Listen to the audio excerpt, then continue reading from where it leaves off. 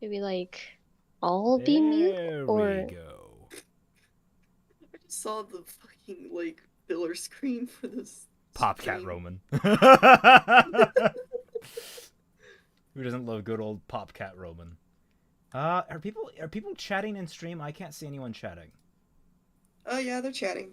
yes. I got the stream open and I muted. gotta reload then. Same here. Oh.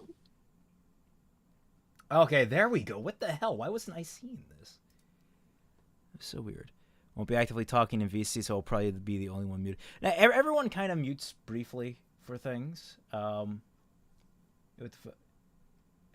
appreciate the Halo music. Halo 2 to be exact. No, Vibing Vampire. That's Through the Trees from Halo Infinite, which, in fairness, it goes back to Halo tradition of having very consistent themes across the whole series. So it's using... I can't remember what song it was that actually is the basis of it. But if you go listen to Halo's 1 through 3 soundtrack, they all have the same songs. Although I'm of the opinion that Halo 2's is the strongest because it adds the most new.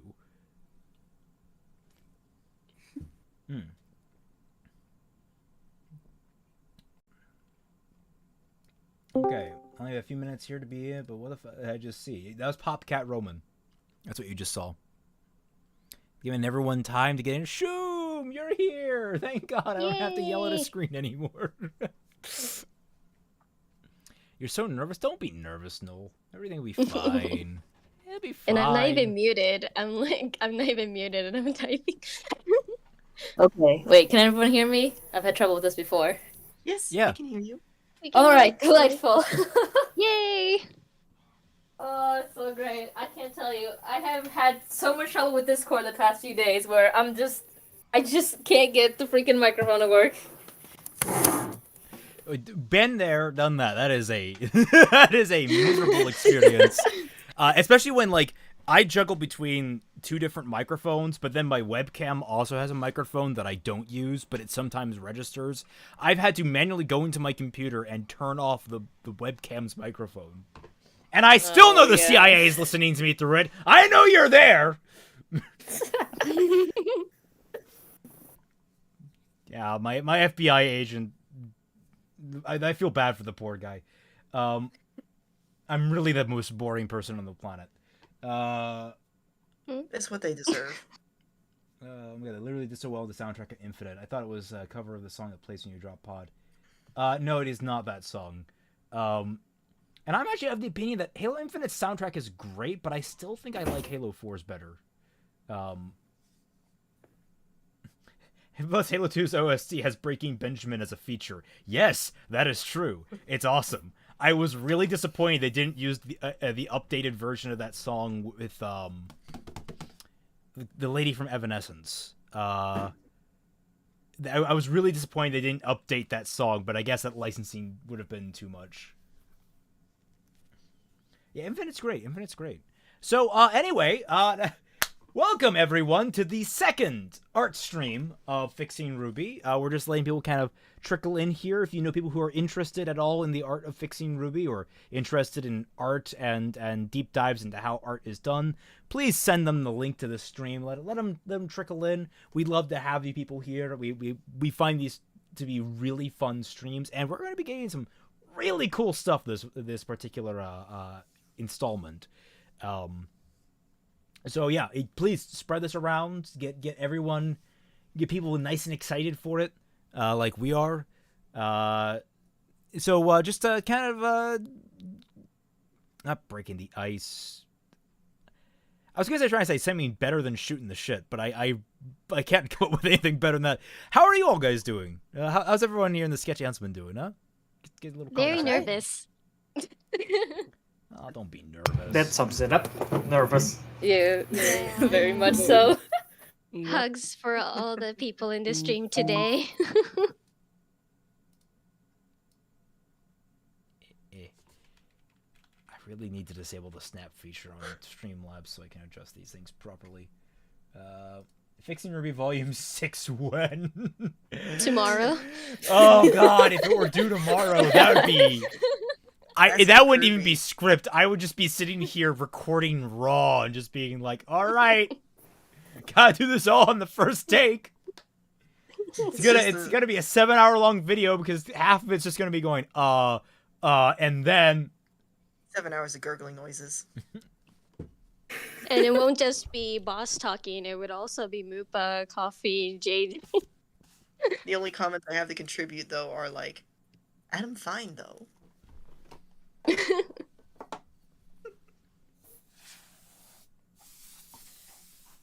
my desk is very dusty. I need the dust. Let's Rudolf the main man. Oh. Wait, Ronin Slayer, are you just an wow, I am just flubbing. Are you just a sock account of Rudolph's? I am apparently not awake today. I feel fine, but I guess I just didn't get enough sleep. Fairness, are you awake any day? Well, I haven't opened my third eye, so no. Okay. Yeah. Let's kick Rudolph again. Yeah, no, let's kick Rudolph again. He's not talking. Oh, no. He's not saying anything in his own defense. Mm-hmm. Everyone in favor, say aye in 3 seconds. Aye. Aye. Before he causes Aye in trouble. 3 seconds. Wait, shit. Yeah, I've either watched because, oh my god, I love this content. Well, I'm glad you're enjoying it. I hope a lot more people find things to enjoy with this. It's been just absolute blast of a volume, and everyone here on the team has just been amazing. Let's see. Null hashtag confirmed. Null equals sponsor chan. Yes. I mean, I guess we can mention it later. But you know, for those that don't know, Null is sponsor chan. She is the voice of the sponsorship before every episode. Yes. So, that was a fun little gag that was suggested. Rudolph. He is here. Huh. Yeah, he's been here, just not talking because Rudolph is being lame. You see, Ronin Slayer confirms he is Rudolph. Rudolph, gotta stop talking in chat, man. Gotta talk here. It's his Neo impression. Oh god, everybody knows Rudolph doesn't have any fucking friends. Well, man, I gotta make sure we have everything I need. Yeah, I guess we all assumed it was a sock and not a friend of yours. God, he couldn't possibly be making coffee to wake up. Well, you confirmed it was you, though. Yeah. Ronin Slayer is either Rudolph or a simp. Either way. No. All right. Well. Yeah, I've got about 10 minutes under our belt. 8 minutes. Whatever. 8 minutes, 10 minutes. They're the exact same. Let's dive right into the art. Starting with Shoom. Shama. Ah, dang. I'm first. That's right. Forgot. Yeah. Remember, I do this by the number of scenes everybody has and their availability. So, but yes, I just so I know, you only did you do anything beyond episode 16? No. I only had episode 16. I didn't do anything else. Okay, well that's good because I'm just like I'm horribly worried that I mislabeled something and I wasn't able to quickly find the art and load it in. So remember anyone on the stream, if I've missed art of yours that should be in here, just let me know and I'll go track it down. But yes, here we go. Starting out, this was in episode 16, the infamous Onsen episode. And do you want to talk about your process here, Shoom? Yeah, alright. So, oh wait, hold on, sorry. Some trouble, computer trouble. Alright, yeah. So, oh no, my computer, what's happening? Alright, no, everything's fine. Yeah, ignore me. So yeah, for my process. Oh man. Okay, so I do have to preface this, because, when I do these scenes, I tend to do a little thumbnail, you know, little storyboards, so then I can actually, like, plan out the scenes ahead of time with, like, placements, characters, and all that stuff and jazz. And I do tend to work on, like, if I have like three different sections in a row, I want to make all those 3 drawings for sketches, then do the line art for all of them, and then like base coloring, shading, yada yada yada. So I kind of just want to keep some consistent like line work, color, all that stuff the same. Oh, but the issue is that it ended up actually effing me over really bad, because I've never had any like technical issues when it comes to digital drawing, but I've had the worst experience for some reason when I was doing these parts. So It's the RWBY curse. yeah. So I done so the iterations that you see now, that wasn't actually my first finished like files for each of these. Each of the sections that you see right now for these parts, I had done them 3 times over because each of my files had gotten corrupted at some point. And that was just yeah. So it's got frustrating to the point that I wasn't even sure if I was gonna do like much beyond what I already had done, because I got like to shading, and I've lost all of my progress. Oof. Oh, it was the worst. Cause like a lot of these, like if you see like with like my main one was like the very first one I had with like Weiss and Yang sitting together, crying, holding each other, and all that stuff. That was like a lot more detailed than like my other works. And the reason for that is because I had some time to like spend on that. I actually used Blender to like block out the environment to keep like consistent perspective and all that stuff. Like I put a bunch of effort into it. But then, with each like corrupted file for the rest, I had to lose more of the background and details and all of that stuff because like I just spent so much time on it just to lose everything later on. So, yeah, that was my whole process with that. I just realized headbanging Yang. Yeah. I just look back and forth. Interesting anecdote. We actually have Noel here because Noel was our reference for Yay! the onsen. Yes. While I was working on Fixing RWBY Volume 5, I was still living in Japan. So I went to an onsen near where I lived, and I was like, "Hey guys, if you want to have reference," and I sent like 100 pictures. Yeah, that was really came in super handy. helpful, actually. Thank you. More Blender people, 3D team. Yeah, we know you're a Blender. We moved you to a different stream. No, I'm kidding.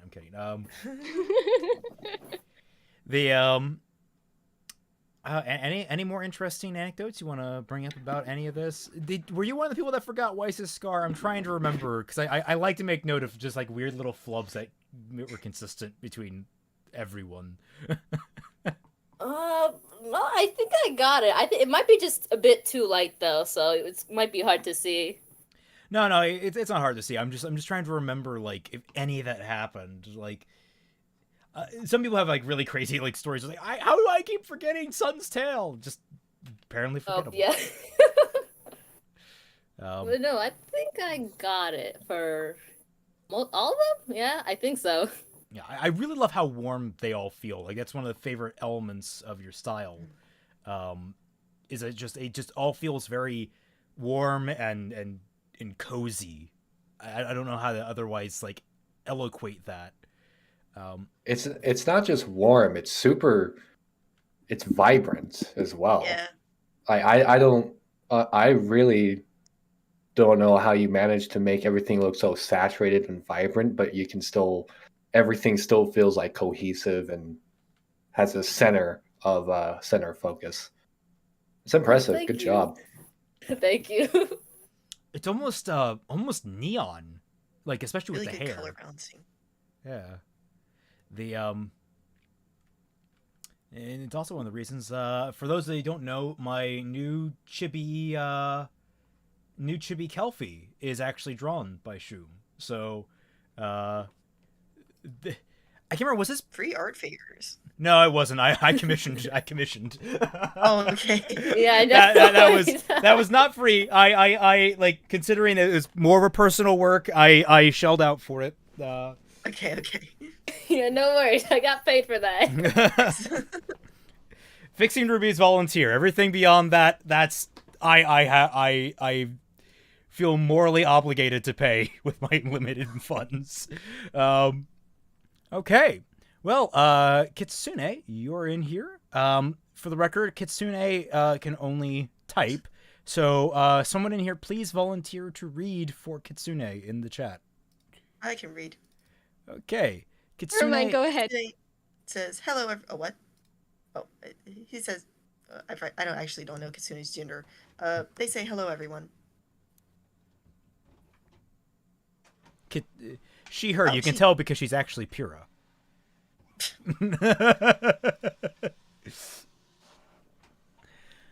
But yes, I believe you only had 2 images this volume. Is that correct? I'm just making sure I'm not missing anything.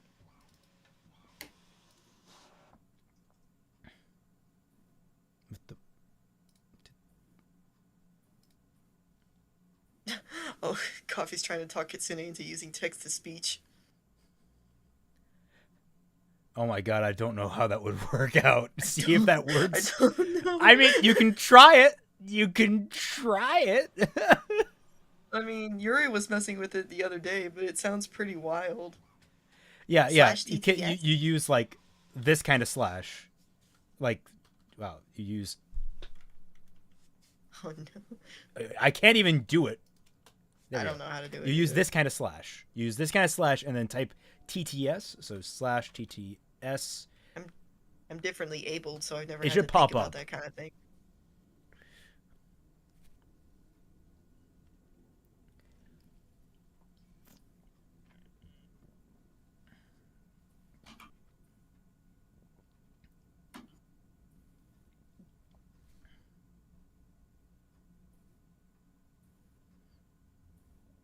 Well, Well, this is. it's a nice picture. It's a very nice picture. I love the purple wisteria. Wait, it's not wisteria. Fuck me, weeping willow. It's just the purple color reminds me of wisteria. Yeah, that was a miscommunication at some point. That's supposed to be the cherry tree. Yeah. I remember that like Kitsune learned that very late on, and like I just hadn't caught it because I was jungling. I was juggling. Coffee said Jungling. testing. Hi, Coffee. Nice to know you're doing that. Hardnets. Did I miss that? Okay, that's supposed to be a cherry tree. It's right? supposed to be a cherry tree. That was a mistake that I should have caught and corrected early on. And when Kitsune, I think, wanted to fix it, and I was like, "We don't have time. We don't have time. That's on me. I'll take responsibility for not catching that." So, Willows are pretty too. it is a very pretty tree. Like that. At the very least, it's a very pretty tree. I It's love the idea that that she was painting this this tray and she's like, nah, purple. It's purple. It's so pretty that you don't care that it's different. Mm-hmm. Oh, Kitsune says, this is my first artwork for Fixing RWBY. I'm usually a bust shot character artist, so going from that to a 5-person full body shot with a detailed background was daunting. I'm so sorry about that wisteria tree. That's my fault since it was in the script and I didn't catch it. This piece has so many tiny details, and the line art was the thinnest I've ever worked with. Well, you did a good job. Yeah, it came out great. Like, honestly, if you're able to do this on your first try, I'd hazard to. I think it's safe to say that you're underestimating your own talents. I'd expand upon this truthfully. Yeah. Rudolf, wherever he looks, he gets imposter syndrome. I feel called out. I think I'm gonna. Don't worry, it's all of us, Rudolph. It's all of us. We're all fucking fakes and frauds. We're all frauds. Everyone go home. Don't ignore the pretty pictures. They're not real. They're in your head. You hear that, FBI? We admit it, we're fake. I love how bashful Vernal looks in that image too. Yeah, that was me and Kitsune went back and forth a lot on Vernal's pose. because we were just trying to get it right. Because at first she was much more. I'm trying to think of like how the early versions looked. It didn't look as tsundere. It didn't convey the right amount of sun that we were kind of looking for with Vernal. Like, you know, obviously Weiss is having a good time, and Vernal likes Weiss, so Vernal's nice. But towards Yang, she's like, your bike is cool. There, you can have that. Oh, she stopped typing. No, there she is. She posted. Scroll down. Why does it stop at line art? Right there. The Discord hasn't loaded her newest message for me yet. I wanted to stop at the line art, XD. It took the longest out of everything, including the coloring. The background was also a big problem, but I can see the mistakes, but I have learned. Vernal hasn't the prettiest eyes, but I ultimately decided to make her facing away. Vernal has the best character design. Fight me. Yeah. Soon or Sun? TSUN. Soon. Soon. Yeah. Oh, there goes all the loading. Damn, what the hell is Discord? Discord is a social media app used to communicate. Wait, no, that was an exclamation of frustration. Never mind.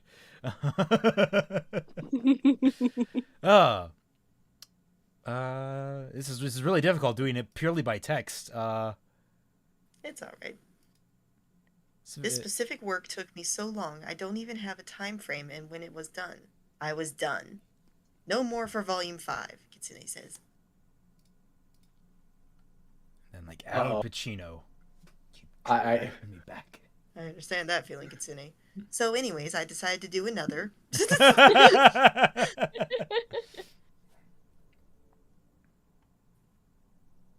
That's like all the artists in the Sketchy Huntsmen. I'm down for the volume. Continues to do more work. The infamous Wow, scene. That's rude. How dare Yang help Blake up into the airship? She can help herself. I have to ask, what's going on with Yang's arm on the previous picture with the yeah. I think the foreshortening was a little Perspective. off. Yeah. Kitsune says I can't do perspective, okay? Okay.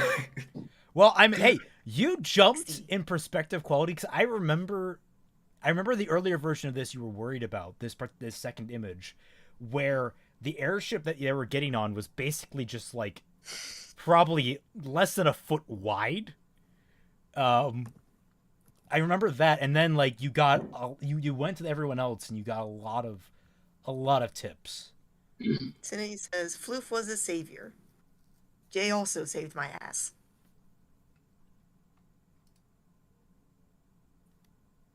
Yeah, Jay saved a lot of people this volume. Yes. Yeah, we'll get to the 3D benefits of this volume, because this volume, like that, not this stream, but hopefully next stream. I don't know. Aiden got angry at me because I said he would be on the next stream, and then it turns out the next stream wasn't the 3D stream. So, Betrayal. Says, the interior of the airship was so barren, I didn't know what to do.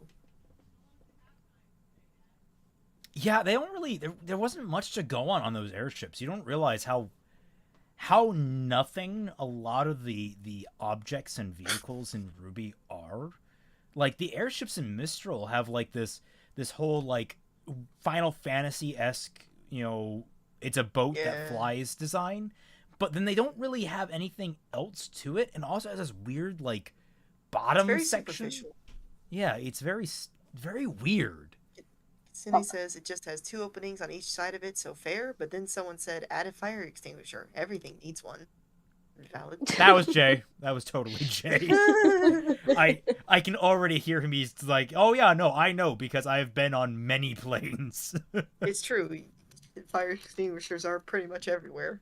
At least OSHA standard. But not seatbelts, because reasons. When you really think about it, these airships are just Super Mario platforms. Just oh my god, you're right. just a little bit more complicated in design.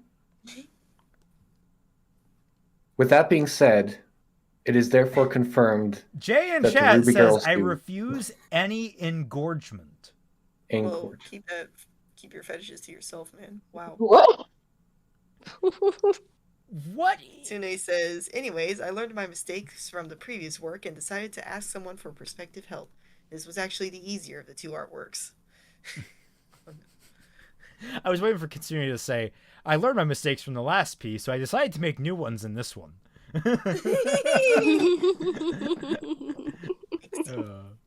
I'm joking, of course. I have a tin eye.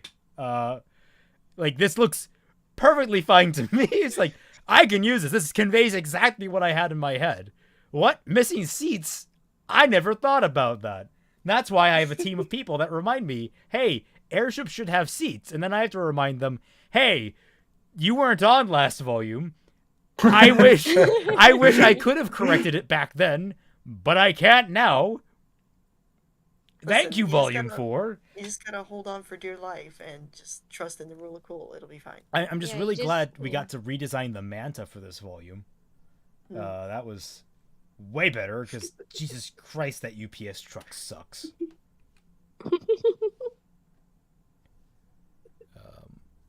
Any more notes from Kitsune? And he says, I tried really hard with the lighting and I wanted to frame both Yang and Blake in a morning light, but mostly so I can have a good lighting and color for them. I tried to add as much purple shading to the black as I could, and add in gold for Yang. Yeah, it all comes across great. It does. Very nice scene of just the two of them, like, finally reconnecting and everything just pops correctly. You need to teach me how to do these clouds, because those clouds in the background are just so I'm pretty. going to take a bet that that's a... Is that a brush? So he says, basically I wanted this to be the bees moment, and it's a brush. Yeah. You guys awesome. The brushes are... brushes allow anyone to do very, very complicated shapes very, very quickly. I swoon for this brush. So yeah, I still have the mind of a pen and paper artist. All this technology. Same. City people. Go. Anyways, that's my piece, Kitsune says. Thanks for listening. Well, thanks for joining us, Kitsune. You've done some great work, and I can't wait to see you more in the future. All right, now let's move on to the biggest asshole here, Rudolf. Hey, how's it going, buddy? Hi, Raymond. Thanks for having me on. I'm so glad I woke up for this. Well, you get to show off your amazing art, which is holy shit. Your amazing art. Thank you. You did all of this by hand, didn't you? You don't know how to use brushes because you're an old man. It's the way it is. When you don't understand technology, it's just easier to do it all the really long and hard way. The kids know this technology. I know the ancient ways, okay? And by the ancient ways, I mean coffee, whiskey, and a prayer. I was gonna say self-torture, but I was gonna say rocks, but I guess not that ancient. Oh god, this piece right here. Didn't you redo this piece? I'm sorry, what? Didn't you restart this piece at one point? No. It's just that Roman and the Goliath are all inked in my sketchbook, and because my sketchbook isn't in a 16:9 aspect ratio, I had to scan in the image twice and then match it in Clip Studio Paint. And from there, I started the digital process. I mean, I had to completely... God, I don't even know where to begin on this. I crafted a little art process for myself before Volume 5 began production, where I would fully ink and illustration in the sketchbook and then color it in Clip Studio Paint. And I did that with a portrait of some random character I created quite a while ago. And I wanted to do that with this, not only because I thought it was appropriate, but as a way to like push myself and make it and push that process to its fullest capacity that I could do at the time. And I think I did a relatively good job with it. Yeah, I mean, I honestly, I think this came out great. I especially love like the smoke effect. Like, I just think that like comes off real strong in framing everything, and the green sparkles, it's all just great. It's all great. Yeah, this was actually, in terms of composition, this was the easiest one for me to do. I only had to lay out like maybe 3 or 4 different thumbnails to figure out what exactly I wanted to do. For this, I don't remember when I specifically chose a Goliath for the framing. I think I was just watching the end of Volume 3 again, because this scene takes place at the same time, or I think, yeah, this scene takes place after the Neo scenes that I illustrated for Volume 4. And I inevitably saw the Goliath charging into Beacon. I thought, you know what? I'm going to take that. And I just ran with it. And oh my God, I immediately hated myself afterwards, because each and every one of those little bumps that you see on the Goliath's skin, that is micron pen. That is actually sketched in my sketchbook by hand, and it just enhanced with Clip Studio Paint.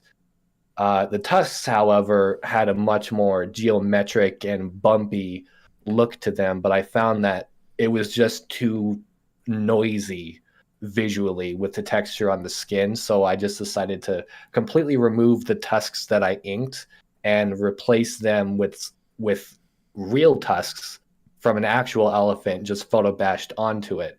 And I think it looks a hell of a lot better. Even the bones on the Goliath's eyes are the same tusk that I just used for, the framing right there with the actual tusk. And the smoke effect, that's just to hide my fuck ups. But thank you for complimenting it. Hey, it works well. It's beautiful. Thank you. When in doubt, just add special effects. Also, Yes. Isn't that the same sky you used last volume? Like you've used similar skies, I recall. No. Don't. Don't. It's not the same. Don't go It's into not the it. same. It's slightly moved. It's completely. There's one stroke in there that's Just- different. Just go back to sleep. Go back to sleep. I would say the most difficult thing about this piece in particular would be Roman himself, because I'm not very good at coloring skin. I can shade halfway decently and add values, but when it comes to incorporating color, that's difficult.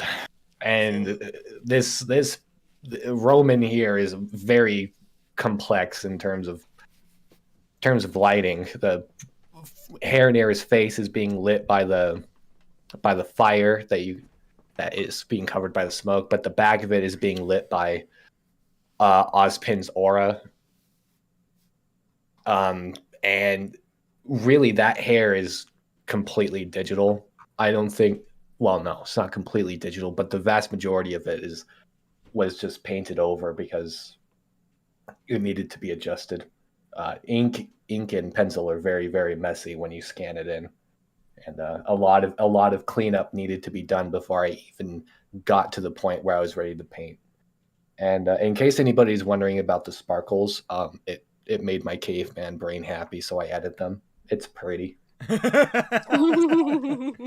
add sparkles and everything. It was meant to be. The people in the 80s, they knew what was up. Adding sparkles and neon colors everywhere. They knew what was up. And I just want like different aura effects. Like I don't know exactly how to describe it, but this I want to see more like this because it conveys like power and presence within the world for aura, and that's just something that we don't get in the show. The show is really just flashes over the character model, and I just think that's kind of boring. We need something more. We need sparkles, especially when it's like transferring into a person. Yeah, it looks great. The sparkle, the aura shooting out the way it does, it looks fantastic. And of course, Coffee pointing out the hat on the cane, which that was something I believe I requested. I'm trying to remember specifically, but I think that was something that was like, hey, it'd be really freaking tragic. It's if Roman and Neo had landed around basically the same spot, but because Roman was possessed at the time, he didn't think at all to look for... He couldn't have. He was basically unconscious. It was Ozpin piloting the body. I was like, that'd be really tragic. Let's make that happen. Yeah, so when you really think about it, canonically speaking, Neo is absolutely comatose on the other side of that rock. Yep. And walked past her. And he just walked right past her. Yeah. American Tail moment. Just absolutely one of my favorite little Easter eggs. Someone is vacuuming outside my room. I don't know why they're vacuuming. I guess it's Sunday. We do chores. How dare they be clean? How dare they? All right. Well, let's carry on to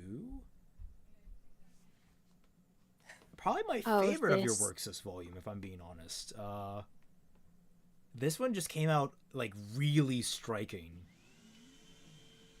Oh, Malachite? Malachite. The reveal of Malachite. And yes, for the record, everyone, it's just Malachite. It's not Melanie. It's not Melcha. It's just Malachite. Her mother is Little Miss. This is Malachite. Mm-hmm.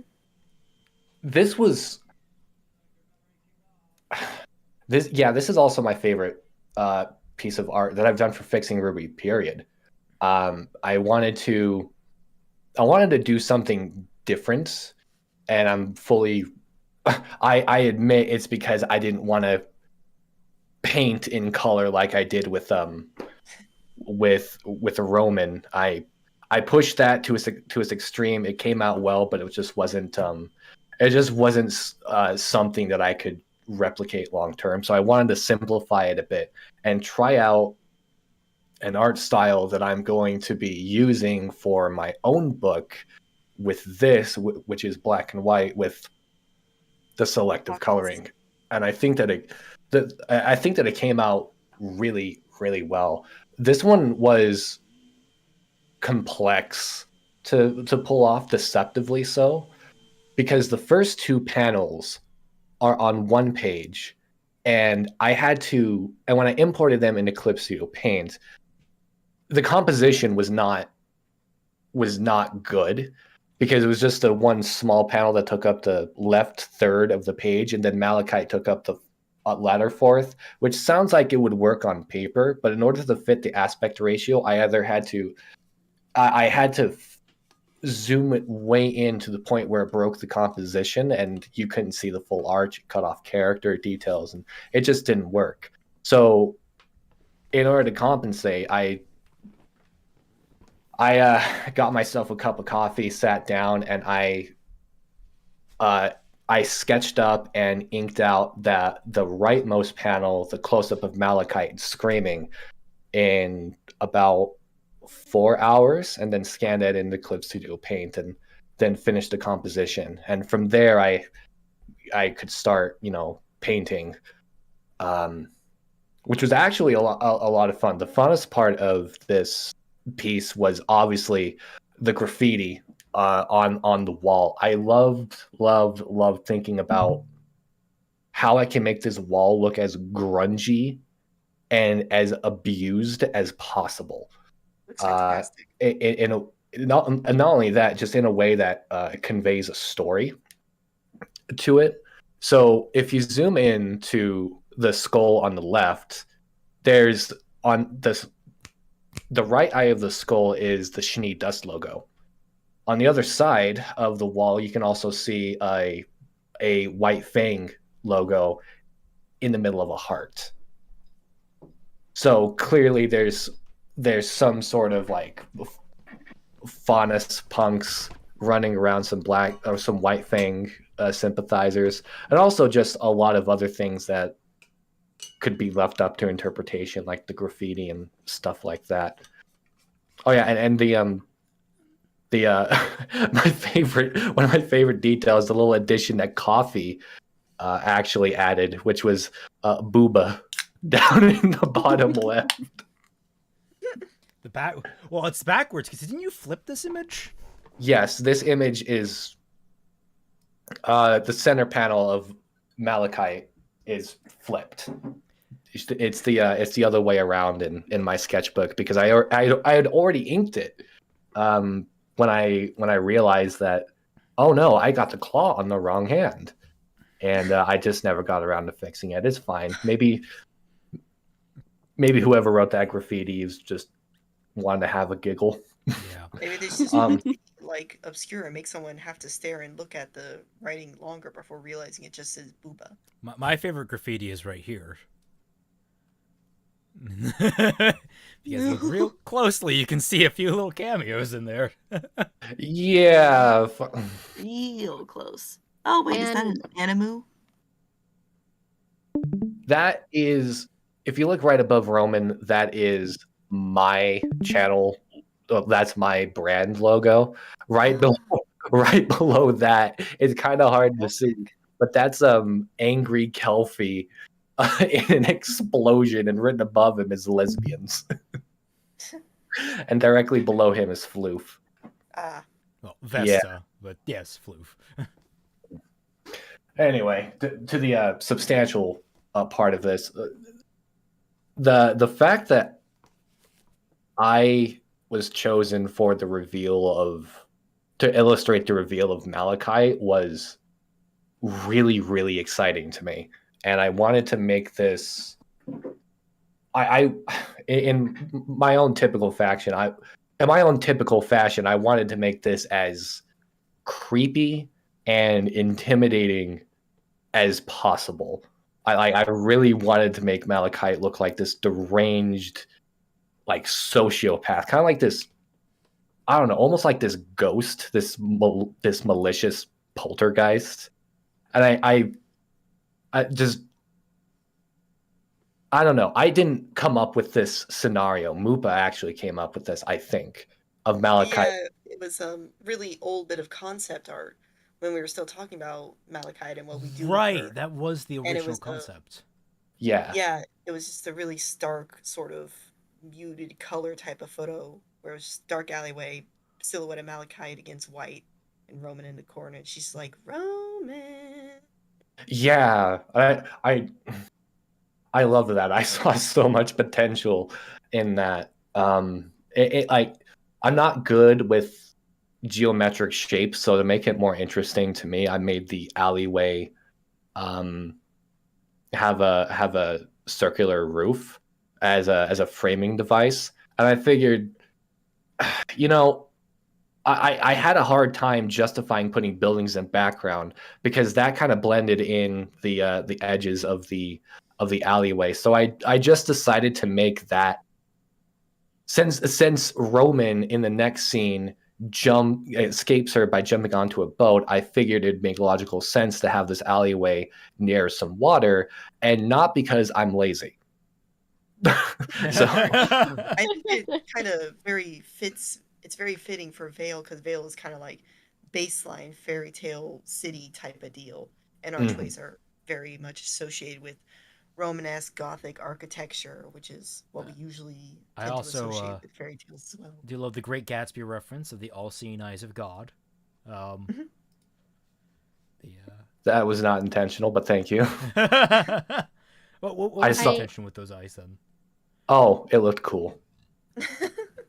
It just looked creepy, and I wanted to put them in. When F. Scott Fitzgerald was asked, why did you have those eyes so prominently in your story? He just went, because it looked cool. It's like, sir, you wrote this. It's in a book. It's like, yeah, but it looked cool. Oh god! And with the background, I figured that some people might take it as like a religious reference, but I didn't intend for the sun framing her head to be a religious reference. That's just to like justify why her face is so dark. But looking at it now, it does kind of look like a halo. Like she's some deranged cult leader. Some deranged, like, righteous avenger. The thing Also- is, oh, sorry. Go ahead. Go ahead. Sorry, the thing is that I thought the eyes on the top was intentional because you framed the, what do you call that? Arch? The, like, because it looks like a, like, face is like, wah. Looks like a face is saying, wah. You thought the arch was the mouth? Yes. Oh. Oh god, I can't even see it. That actually would Thanks. be a really good piece of graffiti. You just draw a little nose on there. I that's why I was looking for the nose, and I was like, oh, I wonder why he didn't add the nose. Maybe this graffiti artist just cannot draw noses and just decided to go with the eyes. I feel called out because I can't draw noses. Every artist goes through that. A nose is such a strange protrusion on the face. Wow. God, I'm so proud of that, of the ground, like the concrete on the ground. That's completely photo bashed with just a bunch of like cracks photo bashed on top of it and some highlights here and there. I don't know how I got that blended in so well, but it looks great. Also on her necklace on the right panel, that little jewel right there on, that's not really jewel, but that little pendant, that's also photo bashed. Oh, wow. Mm-hmm. Yeah, like honestly, there's not much more that I can really say about this particular piece, other than it's. I think that my artwork for Volume 6 is going to look more like this than Roman or Mistral. It'll be good for dramatic scenes. Good, yeah. Speaking of Mistral. Nice transition. Yeah. Yes. Yeah, I hate you for this artwork, Raymond. Last minute I came in and it's like, hey, can you do this image? It's like, well, I need the landscape. Immediately I could hear the groan over the distance. Yeah, this piece, I agreed to make this piece about like 3 weeks after I finished Malachite. And I don't know how he convinced me to do this. I sent you pictures of Nia. He said, "What you?" Oh yeah, I literally just sent you pictures of Nia. That's all you need. It's all you need. You see, this is the blackmail and coercion that I have to fucking deal with in this server. If you don't make me artwork, you get no more cute cat girl. You fucking monster. Now, this piece was hell to make. It every single, this is, I described this in my video when I talked about my own process on my own terms. Every single piece of this illustration is completely patchwork. It's in a different page on my sketchbook. The railing here is not fully in the sketchbook. It's only the furthest right and the furthest left pieces of this railing are illustrated on a different page, and I had to photo bash them in and connect them in Clip Studio Paint, and then just blend in the wood so that it looks as seamless as possible. And I had to do that with my phone's camera because my scanner broke down. God. You were using your phone's camera? Yeah, I did this with my phone's camera. The ceiling, the roof is. I had to draw that twice because I messed up the perspective and I wasn't doing it properly. And I only like drew half of the roof because I was on a time crunch. This was like a week before the final episode of Volume 6 came out. So I only drew half the roof, and copy paste flipped it horizontally, as you can clearly see. And I did the exact same thing with the buildings in the background. I wanted to make it look as complex as possible, but I just didn't have the time, nor admittedly the will to make a vast, detailed city of Mistral. So now it kind of looks like a bunch of buildings slapped onto a mountainside, and I'm not all too impressed with that. I think if I was given more time and I came up with something more interesting for myself to illustrate, it could have turned out a lot better. But I think I did the best with what I could given the amount of time. With the background is completely photo bashed. Well, the mountains and the ground there are photo bashed. The sky itself, I made it. That was only. I thought it was the same one for Volume 4. No, that one is. I'm kidding. Oh. No. I completely. I did that sky from scratch. It only took about maybe 4 hours to do or so. Did you do the little cloud effect in the sky, or did Floof add that? Because I know he loves doing little touches like that, and I know he helped you with this. So he did that. Okay, I thought so. Yeah, he did that. He also did all the quote unquote slide animation that's going on here. Yeah, that's the reason why this thing was so patchwork, was because I needed the foreground, middle ground, and background to be on different layers so that Floof can animate it. And I think that given the hell that I put into this piece, it came out rather well. I think that my favorite part about this piece, it really is the foreground with RWBY and Ronin, because I always love these small little moments where there's a lot of, when you think about it, there's a lot of history and with RWBY and Roman, and considering their past, I think that it was very, very nice and interesting to see them just talking frankly with one another in private. So that was easily my favorite part to illustrate. And clearly this looks more along the lines of Roman's piece than Malachite's piece, because it was the final shot of the entire volume. And so I figured something like that is worthy of full color. Yeah, and to address something in chat, just because I see the little conversation going on about deadlines and the like, Justin Brumet suggests that I shouldn't have mandates on my artists and should let them have time to make the art pieces. I give my artists all like months ahead in advance as much as possible. Yeah.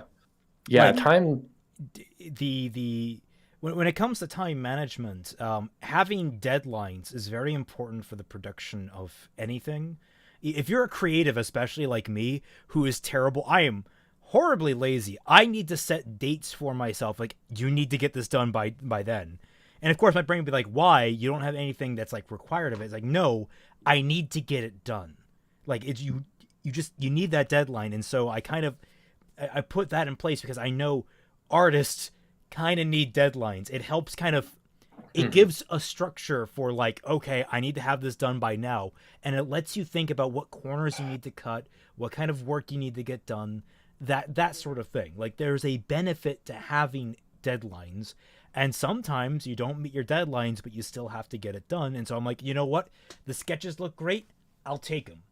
Just throw me whatever you can, because it's going to be better than my stupid stick figures. Yeah. A lot of. Let's see who said this in chat. Justin. Yeah, I'm not accusing you of this, Justin, but we have gotten a lot of accusations that artists are crunched and that we're being exploited because we're not getting paid, and it's nothing like that. Really, we're all like in the know of what the volume is going to be like, and we're all, when actual visual production of the volume starts, when the script is done, we're given like more than enough time.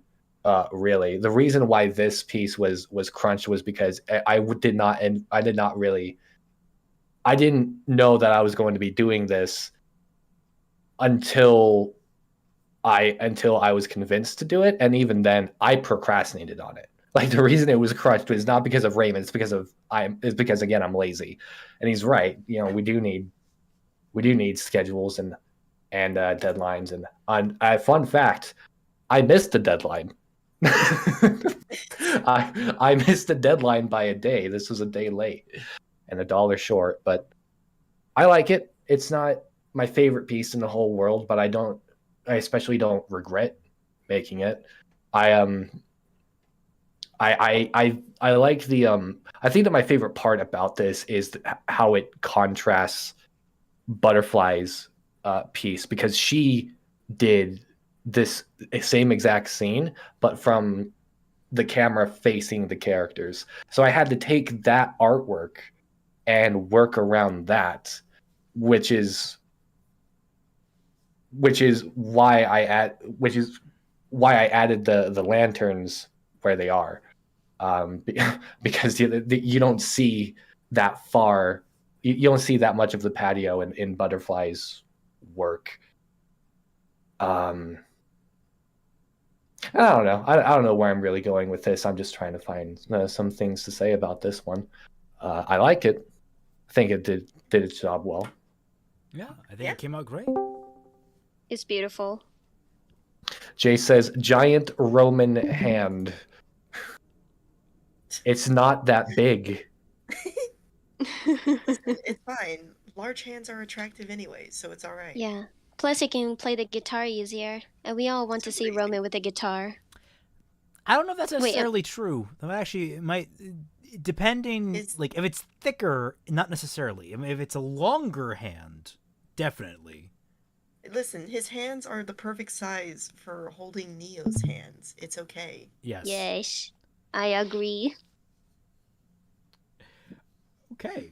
Well, if you're good, Rudolf, do you mind if we move on? Absolutely not. This is my stream. Oh no, we have to praise him again. Oh God, I'll just send him some Nia, and he'll be distracted for like 3 hours. You know. No, I won't. Ooh.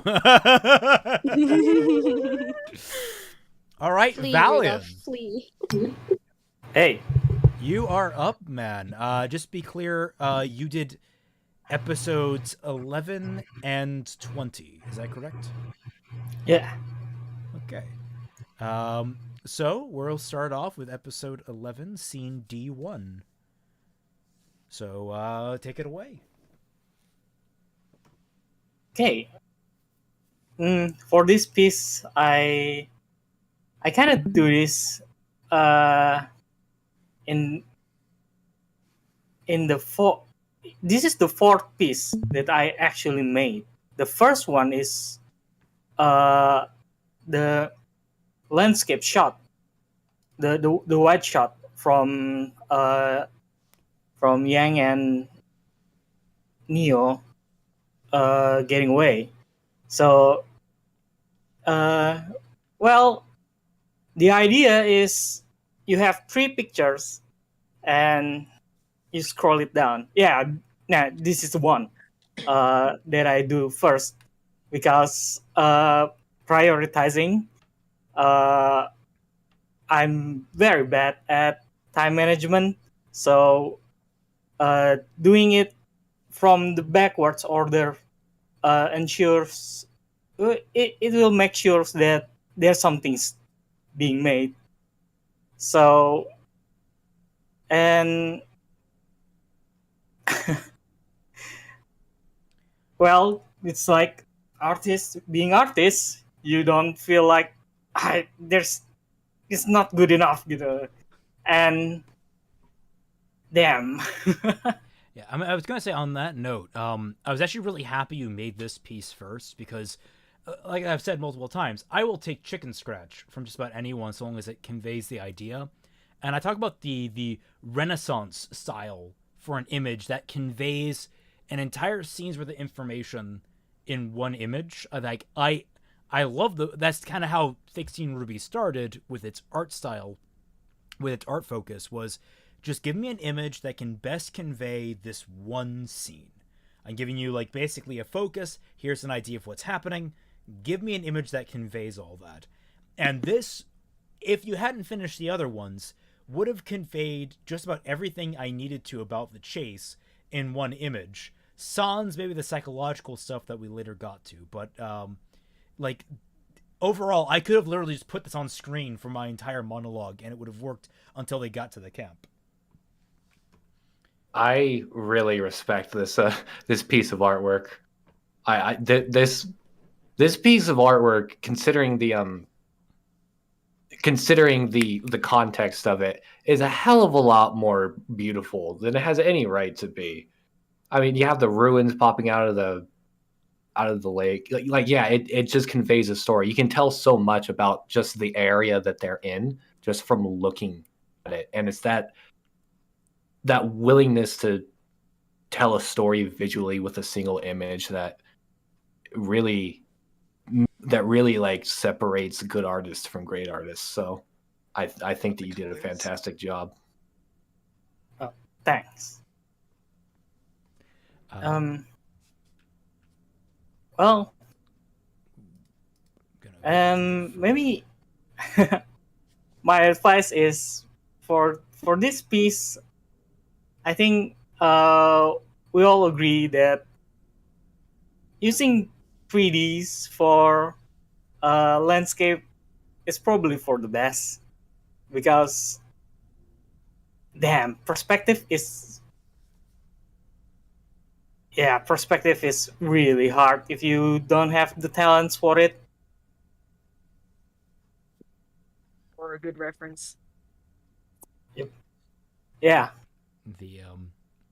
I gotta say, you did something very interesting compared to a lot of people, where like in this starting to get to the where people are making suggestions with my editing, like they're actually doing it where they're kind of like throwing in their own twist on things. And one thing I really appreciated about what Valion did here is he threw me this, but then he also threw this image of Neo so it could be overlaid. And I think you gave me like an example of how it worked. Where's the video? Yeah, like you gave me this to show like how it would happen. Like the basic editing of like, oh, you have the background image and then you have a slide like. There we go. That's really cool. And so he did that and then threw me, this image and then this one, and I'm like, oh yeah, I can do that. And so I looked at Persona videos and I'm like, I can match that. Yeah, it is. My inspiration for this is like, it's like a shonen manga. I mean, many comic styles with the dynamic framings and how well it really adds styles like Persona 5, and I think it's cool, so why not? It came across great. Although I mean, like with also not just shonen manga, but also kind of like classic DC comics, I don't usually see splash pages quite like this, where you see in most manga. I think it's been a while since I've read a shonen manga, but I don't recall splash images that go like up the whole page like this, with a single character have 3 iterations of them going down to convey the movement. I don't remember it quite like that in a lot of manga, but I do think of that a lot in like a traditional American comic book. That's usually what I mostly associate with that kind of like conveyance of motion. So I thought that was a very interesting kind of splice of styles there. Yeah. I do try things, try new things. Spice it up. This is probably my favorite shot of yours this whole volume. this is incredible. Because Yeah, it, looks so cool. it took the idea I had of like, oh, Yang hallucinating to like, it's kind of like this like vague image of what it would look like. This like really hit home exactly what I was hoping it would feel like. It's like this never-ending tunnel of just dark, shadowy figures. You're the one that added the grim outside. Yeah, the running windows. peoples. Like you did just excellent work with this. I love this image. Such a nightmare tunnel. It's great. Thanks. It well, it I kind of use the color, the red color from the Adam scenes, so to make it more like, yeah, Yang really reliving her trauma right back there, but it is contrasted with the ground. So she kind of knew that this is a hallucination because she knew it's the path, the ground path, but like the others, it's like it's beacon, it's the beacon cafeteria. She's right there, but also not there because she riding a bike. Well, that inspiration is like suddenly came and boom, this piece came out to be. Yeah, it has such a perfect dreamlike surreal quality to it. Cat, please do not mess with my microphone, Cat. I can't stop him. If anyone hears my cat, I apologize. Also, you can hear my cat. You should put your cat on the mic. Everybody wants to hear He your is cat. literally rubbing his face against it right now. So if you're not hearing Well, make him purr. I can't hear him. he is like, I think it's Discord, because Discord cuts out like underlying. He has a sound gate. Discord hates cats, confirmed. Yes, Discord hates cats. I want to pet your cat so badly because this piece is making me anxious. Well, then we can move on to the next one, which is even more anxiety-inducing. Oh no! It's this the series of 3 images combined together, which this is another one of those videos you sent me to convey your idea, which I thought was great. I thought this sequence of images was just amazing, and probably my favorite little detail about it is how Neo actually like bit off her glove to she could snap her fingers. Like in most shows, like most anime, even most movies, they would just have the character snap, even though it'd be impossible to snap through gloves. Mm-hmm.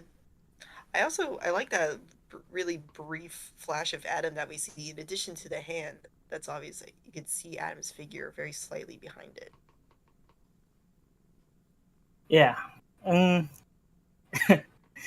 For this piece, I kind of tried to do. I kind of tried to use my finger as reference for Neo snapping, and something came to me. It's like, hold on, Neo used a glove. How did she snap her finger using a glove? So, so I really need to do that part where she take his glove and biting it off. So to make it more make sense, and yeah, adding more stuff is a good thing. So yeah. We have all the images, all the separate images that go into this. Here's the the base Yang, and then I actually edited this myself after the fact. I was like, okay, I use this as a base plate, but in the actual video, I edited it together for my own pacings purposes because I needed to be, I think, longer than what he had eventually. And I think, yeah, okay, I think ultimately I used your style. It worked out great. Neo snapping, Neo with the glove. There's the landscape again. Then the falling scene. Let me do the video version of this so we have it looping. That's gonna get obnoxious. Feels like one of those banners you see downtown. Just like, oh, come into our park. I don't know what places advertise using that. They used to. Except but, worse.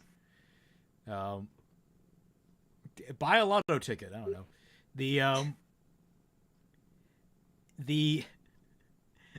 This is another thing. Like, people were really nervous about, like, people didn't know how to draw the weir.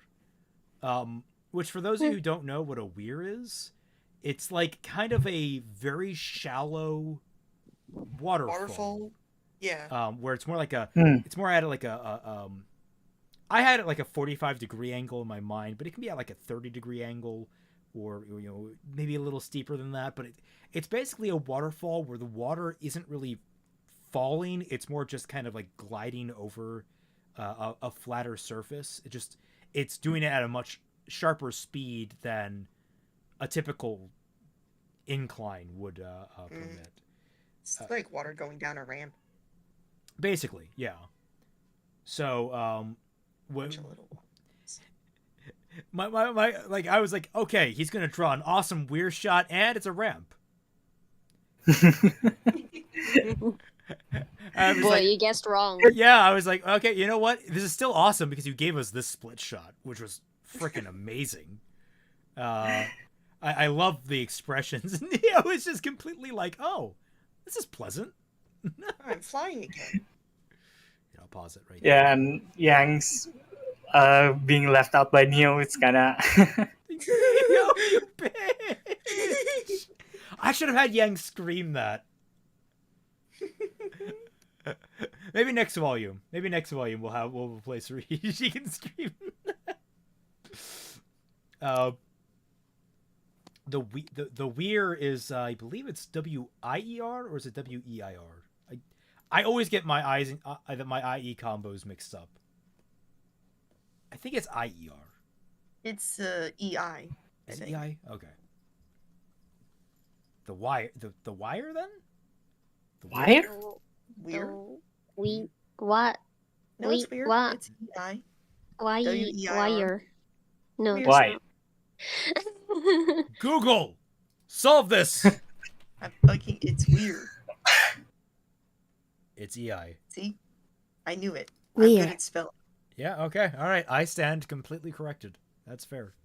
I thought it was 2 E's because Floof typed it in that way. In my defense... Floof seeks to corrupt the English language. Yeah, in my defense, I didn't actually know what that was called when I first wrote that scene. I just wrote a waterfall incline thing, and then I looked it up later, and I'm like, oh, it actually has a name. Because like I didn't expect that to have a name. Oh, hey, butterfly.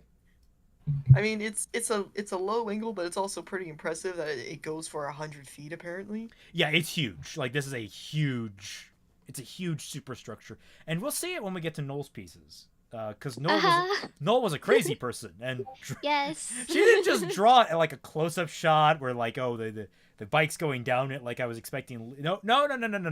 She drew it at a wide shot. Yeah. I almost did every stroke of the water. Almost. Until Coffee stopped me. Coffee senpai looking out for her kohais. Kohi senpai daisuki. But yeah, is there anything you want to say about this Valion, this particular image?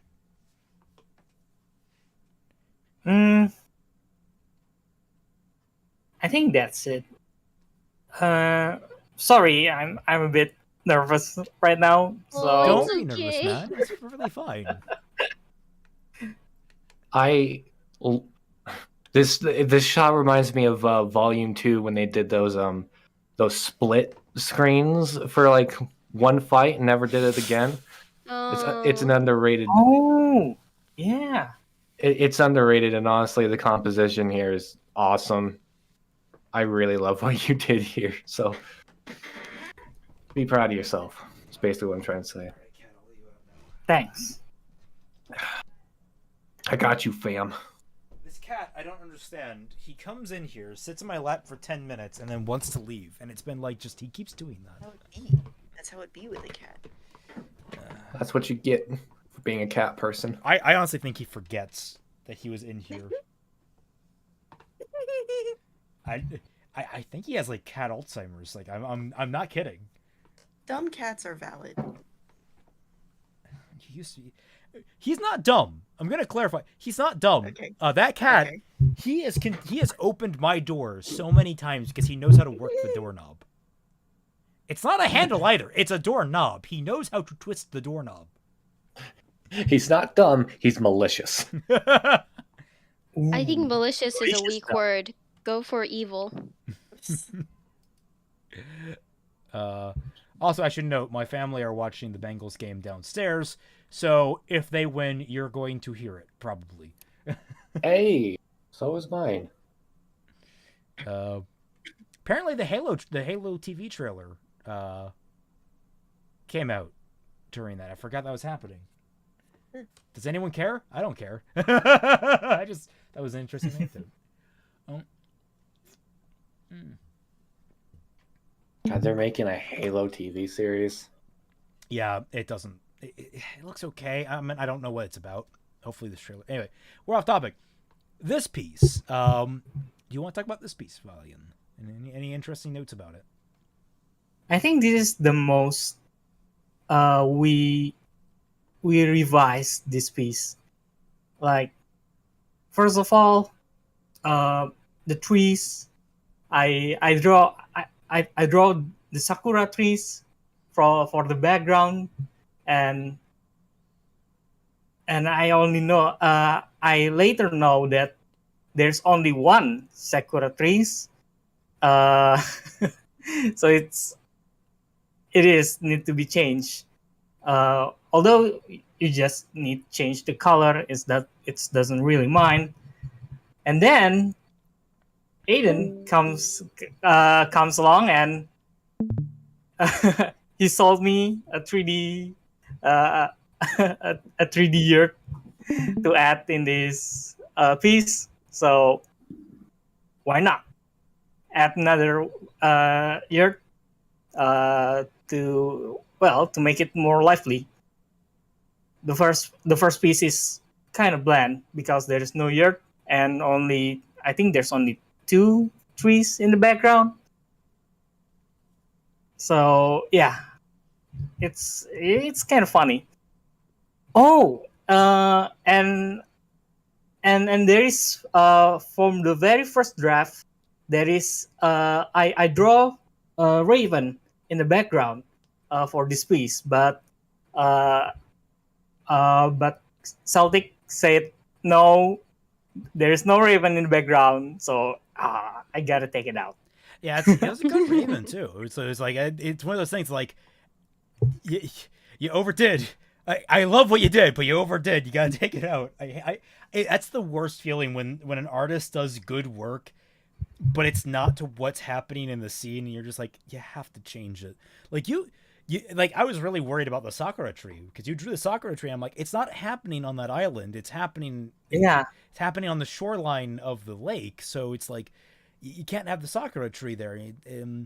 I was about to write off like, oh, there could be sakura trees on the shoreline, but you fixed it. I was like, I was kind of relieved, but I was really worried. I'm like, I really don't want to have him redo all that great work.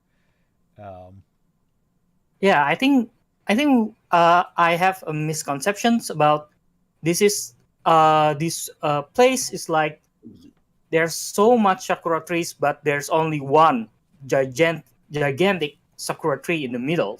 So from the first start, I think, oh, this is just the smaller sakura trees, but turns out there's only one, the main sakura tree. So yeah, misconceptions happens. Miscommunications happens all the time. Miscommunication. Sorry. But hey, we fix them and it all works out fine. Yeah. Let's see. And then we have the final piece, the Hazel moment. Oh yeah. Anything particularly about this one you want to point out? Contrasting from the previous artist, Rudolf, you really makes the aura effect very pretty. Thank you. Here I just use what Rooster Teeth does and splashing some water texture to add to this to his aura effect. I'm I'm kind of feel shame, but No. it is kind of consistent. So Oh god, don't beat yourself up over that. It looks really, really good. Honestly, if you, I mean, if you want to learn how to do it, how I do it, I could teach you. But it looks really, really good. It's accurate to the show. And Phoenix, can I ask you about the aura things? Sure. What about it? What's up? Can we do any other artistic interpretation about the aura things? Because Rooster Teeth's aura is kind of boring. Yeah, no. I let my artists experiment with the aura effect, at least visually, because the people, I've reiterated this a couple times on different streams. While I'm carbonated beverages, man. When aura in Fixing RWBY is damage reduction, it's not like a force field shield quite like it is in canon, although in canon it's really inconsistent. It absorbs damage, it doesn't negate damage, if that makes any sense. Damage still goes through, you still get scratched up and injured, and it just works better as like a... Basically, you're still getting hit with a bullet when you get shot, but it's reducing the velocity of the bullet down so much that it's basically more like you're getting shot with a BB or a paintball at that point, until your aura gets weakened to the point where it can't resist it anymore and you're actually getting shot. So, like, bullets and the like still actually pose a threat. So the idea of like aura having a different effect, and if anyone wants to do them, I think like a cool effect to do would be sort of like an on-point damage type deal where you see it flaring up specifically around the injury as like this kind of like it's shaped to the injury. So if you get like a big slash in someone, it's like just this big glowing slash down their torso that's like slowly fading away, that sort of thing. You could do, but I just never considered just telling you guys have free reign on how you want to portray aura. Just because different artists can have different interpretations. So yeah, you can you can do what you want with that. If I find it's like too much, I will be like, okay, gotta tone it back. But generally, I'm cool with it. Oh, I see. Oh, and last thing, it's not. I kind of somehow got discovery about Ren in this volume. I think Ren is very much different combatants with his fighting styles from the first and second volume. If you remember, his combat styles in first volume is he kind of use his hands. He doesn't rely so much with his gun, so I kind of miss it. And yeah, it's kind of an... Well, in Fixing RWBY, the scene where he uses his hands is actually completely different. Because that's the scene with the King Taijutsu, and I utilize that scene in Fixing RWBY to demonstrate not the use of aura, but the use of semblance. Because he was using his semblance to sneak around the King Taijutsu, and when he got discovered by it, Nora ran by and picked him up while riding on the back of a bear. because Nora. So that's not quite super canon to Fixing RWBY, though I would like to integrate more of that hand-to-hand combat stuff that Ren does. There are ideas for like Volume 7 when we get to the Aesops and what we're going to do with them. One of the ideas floating around right now is Vine being that sort of like that hand-to-hand aura combatant, but that's all very floating right now. So whoever's been editing the TV tropes for Fixing RWBY, don't make that change yet. Although I do appreciate you adding all that stuff. I love the TV tropes for Fixing RWBY. I don't think they finished like adding all the new stuff from Volume 5 yet. They haven't. It's been really slow, unlike other volumes where it's been pretty quick. I'm just like I keep getting more excited to see what tropes did we hit this volume that I'm not aware of. I'm just eager to see that. Yeah, they'll get to it. They have lots of time anyways. Yeah. Any word on Volume 9, Mr. Chief?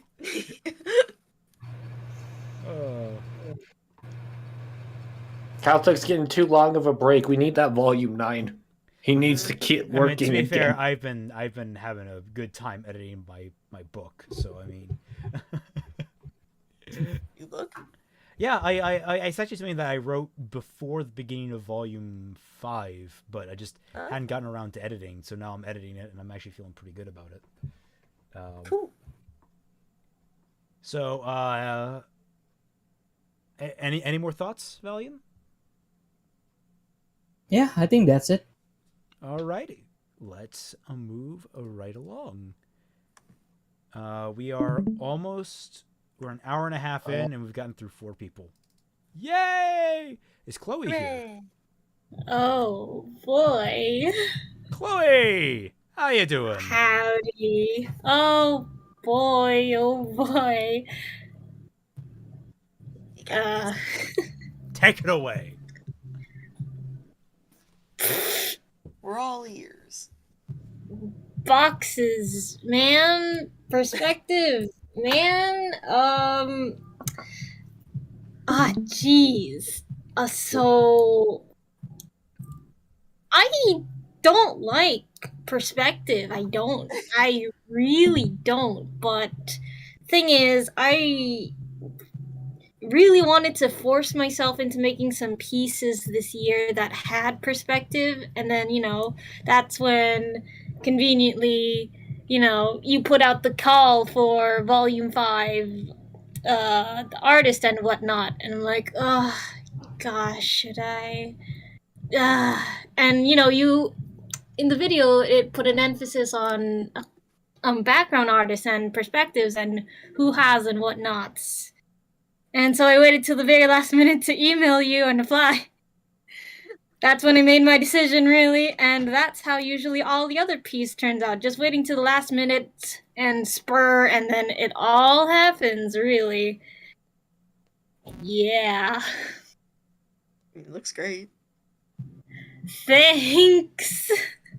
This is the one that took the longest out of all the who has and whatnots. This was the longest one. But hey, it's cool. It was all the ideas came from Floof, I believe. Floof did the design of Mistral, and it was really cool. The Chochin thing. I remember making it too thick, or did I make it too thick? I think you made it. That's right. You did make it too thick because I think you thought like the actual arch was like the full structure as opposed to like it's things on top of the arch. That's the full structure. Yeah. I think that was the big issue with that. You also made I remember you made the bridges really small. That was a thing that had to be tweaked initially. But overall, it came out like after the tweaks, everything just popped. It looks fantastic. I like all those plants growing and creeping on the underside of the arch. That's a really nice detail. It's something that most people wouldn't think about. It's like, how the poor worker that's like, oh man, it's a yearly trimming time, and just it's like dangle there from like a little like swing, just snipping away with like a pair of shears. Yeah, they gotta do it like they do condo buildings. Jeez. Just a whole bunch of scaffolding. We need to hire the guy with the flying semblance. Gotta the poison ivy semblance where you can just like retract the plants for them. Yeah. Well, that's this really. I don't have much to say for stuff because kind of my least favorite piece, to be honest. It came out great regardless. So, but yes, we'll move on to your next piece. Okay, so this piece came out of confusion. But listen, so in the script, you labeled things as like you labeled scenes as A, B, C, and D, and hoo-has and whatnots. But I didn't get that at first. So when everything was labeled A, B, C, and D, and whatever, I'm like, oh, so this must be the artist whose name starts with an A, they go there, and then B, B, and then C. Goodness. Oh, this must be mine, right? So I'll just do this. So I didn't even realize. goodness. I was like, when you did this scene, I was like, I don't remember assigning her it, but No, you didn't. And then I realized your format. I'm like, oh, no. Oh, well, you have it. Wow. Jeez. That's wow. That's great. That's great. You're awesome, Chloe. You have a piece here. You go. Doesn't matter how, where, who. I like how you charged forth with this understanding as well. You didn't try to ask any questions about it. You just No, like, I okay. didn't. I just said, oh, yeah, this makes sense. Let's go. And then you realize later, and like, I'm not gonna say anything. Let's just keep going. Celtic, how do you not even? Why didn't you even? You didn't say anything either, so come on. No, because it was practically done by the time I would say anything. I'm just like, you popped this out. I'm like, oh, she did this. I mean, okay, I'll just mark that down, I guess.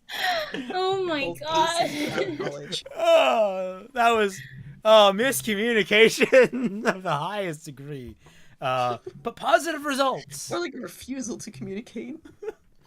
I mean, okay, not even refusal. It's just a lack of communication. Just there was no communication. Just work appeared, and I guess I was okay with it. Well, it's here, and I enjoyed it quite a lot, actually. So, good for me, good for the episode. But I know the format now. Moving on! Oh, this is like my favorite one, actually.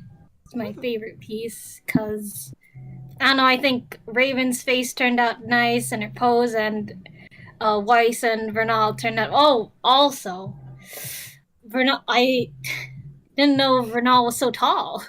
Yeah, she's 5'5" and Weiss is 5'3". I was the one who pointed out, hey, Yeah. Vernal's the one who's taller than Weiss. Surprised me, because I don't know. I mean, always got Emoto vibes, little sister vibes from Vernal, but apparently she's quite tall. Is 5'5" considered quite tall? I thought that was like Yes. Oh. I mean, to be fair, like when like the Emoto vibes, one of my favorite characters in anime is Maggie Mui from Read or Die, and she's the middle sister, but she's also like 6'3", while the rest of her other two sisters are like, well, one's still a little kid who's like 12, and the other sister is an adult who's like 5 foot. I want to say like 5'3", 5'4", something like that. So she's just this giant among her sisters, and I just love that dynamic. She's like this quiet, this very soft-spoken, quiet, like middle sister of the family. So the idea of Vernal being the tsundere, like tall sister. Mupa It's is tall, so adorable. everyone is short. Love- Mupa is small. We love Vernal here. Yes. And you mentioned earlier about little artist quirks that everyone has that everyone might forget about certain characters, like Weiss's scar. Well, I always forget Vernal's flowers in her hair. That's all right. They're just kind of like peppered all over the place anyway. So They're a it's understandable. garnish. They're a garnish. Yeah, a garnish. To like smoke parsley. out the stank because they don't take showers. No, I noticed like they take compared baths, to just not earlier regularly. sketches of this work, you must have flipped the characters at some point. Oh, Yeah, you flipped. there was a reason for it. Right, I remember the reason now. I keep flipping back and forth, but Weiss's ponytail was on the wrong side. That's when I'm like, oh, rats. Well, So easy everything fix. else got flipped as well. Yeah. Well, Raven, fun. Colors, fun. Stretched Vernal, but don't notice it too much. Yeah. Or that. It's one of the dangers of having so many characters with asymmetrical designs. As soon as you flip them to fix one thing, everything else becomes wrong. Yep. Man, I gotta sneeze, but there we go. Oh, that was building for like 2 minutes. I was like, I cannot speak. I cannot speak, or I will lose this sneeze, and that's going to be annoying. All right. I like the guy that's passed out on the ground. Just Raven just knocks a man out in cold blood because he sings badly. It's great. Well, I mean, that's what you usually do at karaoke places. Yeah, Checks out. it does.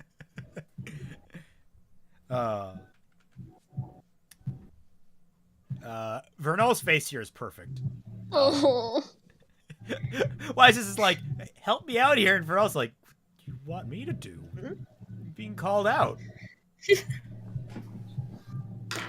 So, I don't know, man. Go sing, I guess. Knock yourself out. Mm-hmm. The most egregious crime Raymond has ever committed is making us care about Vernal. How dare you? My heart was hurting so much. Look, everyone else was on board with this. Everyone else. We were on board with it until you made us love her. We didn't think that she would be our daughter. Listen, there wouldn't be any point to the death if we didn't love her. That's how you know it was real. I know, but I miss her so much. Can we just revive her? Can we just bring Jean? Look, I am looking for a chance to revive Vernal, looking for a chance to revive Pyrrha, but the show isn't giving me it, damn it, and I'm not bending my morals quite yet. We haven't seen Volume 9 yet. It could be the Afterlife land. Like, some people theorize that... Afterlife land. Oh man, imagine that. Like, we see Pyrrha, we see Penny, and they're like, hey, we can only bring one person back, and like... We brought Penny back again! We brought Penny Oh back my gosh, I can't! And then she's human, so she dies immediately again. We didn't bring back Pyrrha, but we brought back Penny again. God, can you imagine how ugly the they'll try and make a 1-to-1 Pyrrha model in the later volume engines, and it's gonna look bad. It's gonna look like that plushie they had. Yeah. Oh god. Oh man, imagine if Pyrrha had a arrow stuck in her heart. And No, she imagine Pyrrha's is a pile of very dust. friendly. You don't have to make a new model. It'll pile of dust. Yeah. Perfect. Or it's just a floating tiara. Oh. It's the relic of choice. Oh, That's not a bad idea. Okay. And finally, Yeah, Spicy time. onsen. Quick to put that on loop first before video quality. Because it's easy, right click. Oh, onsen. Just right click anywhere, you can put it on loop. Also, wait, I'm forgetting one, aren't I? Because you also did. There was a scene before that, which Yeah, was yeah. them taking baths and whatnot. Oh, yeah, the Splish splash. washing. Let me try and find it. Did I not write down? You might have been like, it might have been so late in that I. What? How did this not get picked up in when I searched for it? Okay. You were half asleep, or your cat deleted it. I told you that cat was evil. Wow. But I love cats. Cats are so good. I need to get a new cat. That one's gonna take a little bit to load. So let's talk about this one first. Yay! When I saw Ruby's face, I immediately imagined her saying, "Oh no, she's hot." Exactly. I mean, all of our RWBY girls are hot. And, they're legal, right? Oh god. Yes. Oh yeah, they're all legal. Well, Okay, Weiss- okay. Yeah, Weiss and Yang They're are all legal. really hot in this Weiss and image. Yang are legal. Depending on your jurisdiction, RWBY is legal. Well, we don't see anything of RWBY. Yeah, and we don't see besides anything of girls, RWBY so anyway, so it's not a huge concern. She's fiction. Does it really matter?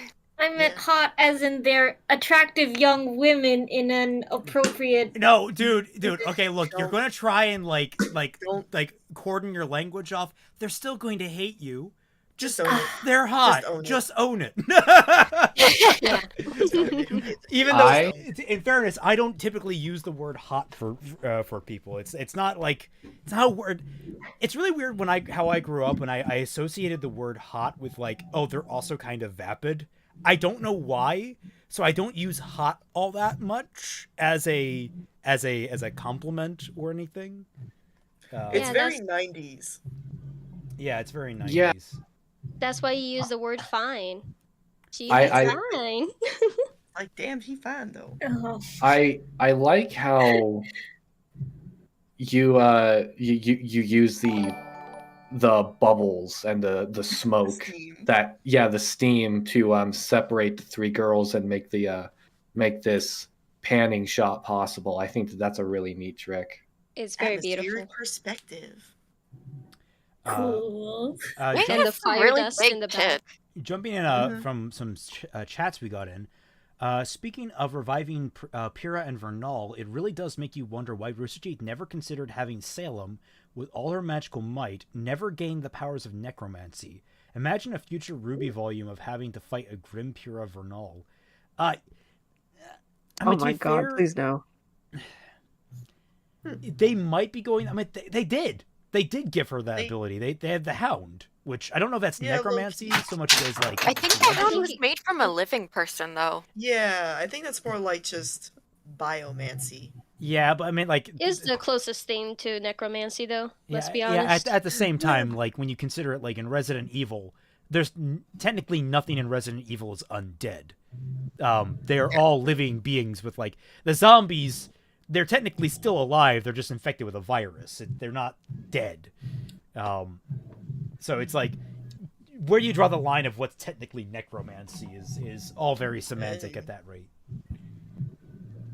But yeah, the idea of like puppeting a corpse or manipulating it using Grim, they've touched upon that with the Hound. I wish it had been done better. They're probably going to make it a more regular enemy type as a threat. And yes, high-powered. Yang is indeed. I will be honest. For the last 20 seconds, I've been looking at Yang, and I'm supposed to be straight. Oh, that's not allowed here. It's Sorry. not gay to admire another woman's body. It's I fine. don't know. I'm blushing though. All right, well, let's see. Okay, the other one looks like it's relevant. Okay, let's go into that one. Bus loop and... I feel like that ended up getting Highest resolution in which we solved as well. because it would not upload in high resolutions.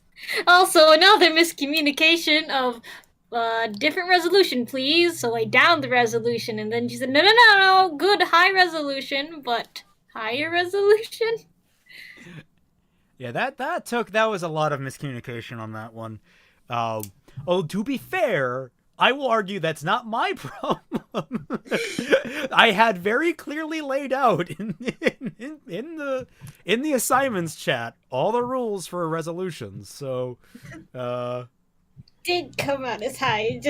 We just have to do it through other undiscord means, cause they love to compress and then recompress and whatever's. But who is the art? It's Chloe.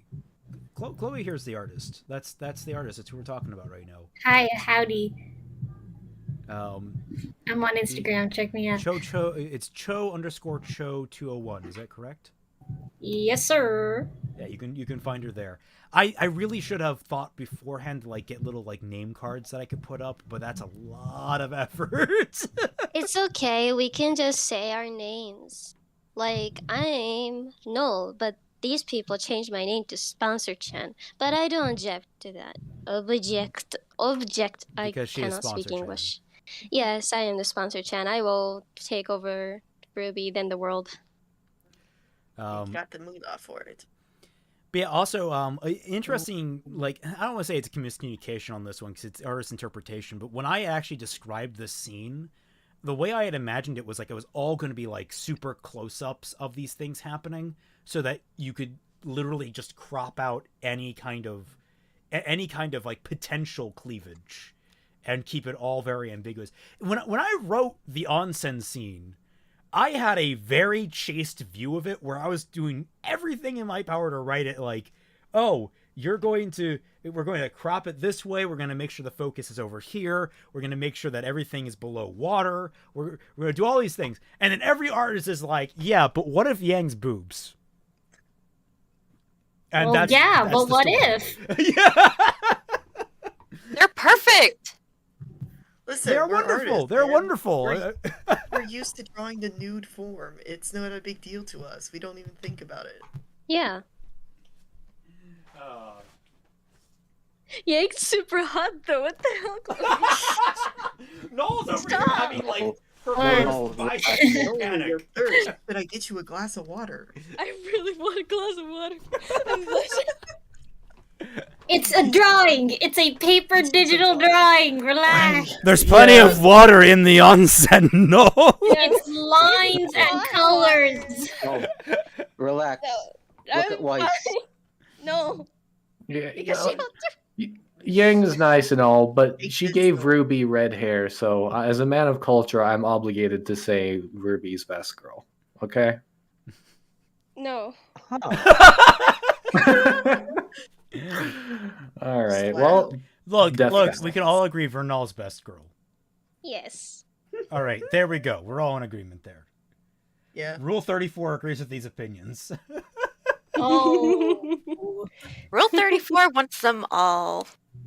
If there was Rule 34 fixing RWBY, I think I would scream. I mean, we're getting close. I feel it. I mean, if it happens, it'd be fucking amazing. Oh man, I'm sweating. Should we make a Sketchy Huntsman Rule 34 account? No. Oh my god. No. We have to make the fans do it. Yeah, it's literally it's not a. If you do it yourself, it's not. It's cringe. It's not cringe. Unless you commission us. Hold on, guys. You could commission any of the wonderful artists you see here. Yes, commission them. Literally anyone. You can reach out to them. All their Twitter / Instagram links are in the description. Everyone here is available. I think most people here would jump at a commission. I don't know. You'd have to ask them personally, but if you like any of the art here, you can look down below. If you need any artwork, and if you need any lewd artwork done, I'm your guy. Send me a message. Do it. Rudolf is trying to take your place as the lewd person in the chat. What's up with that? Oh, no. I just let her have it.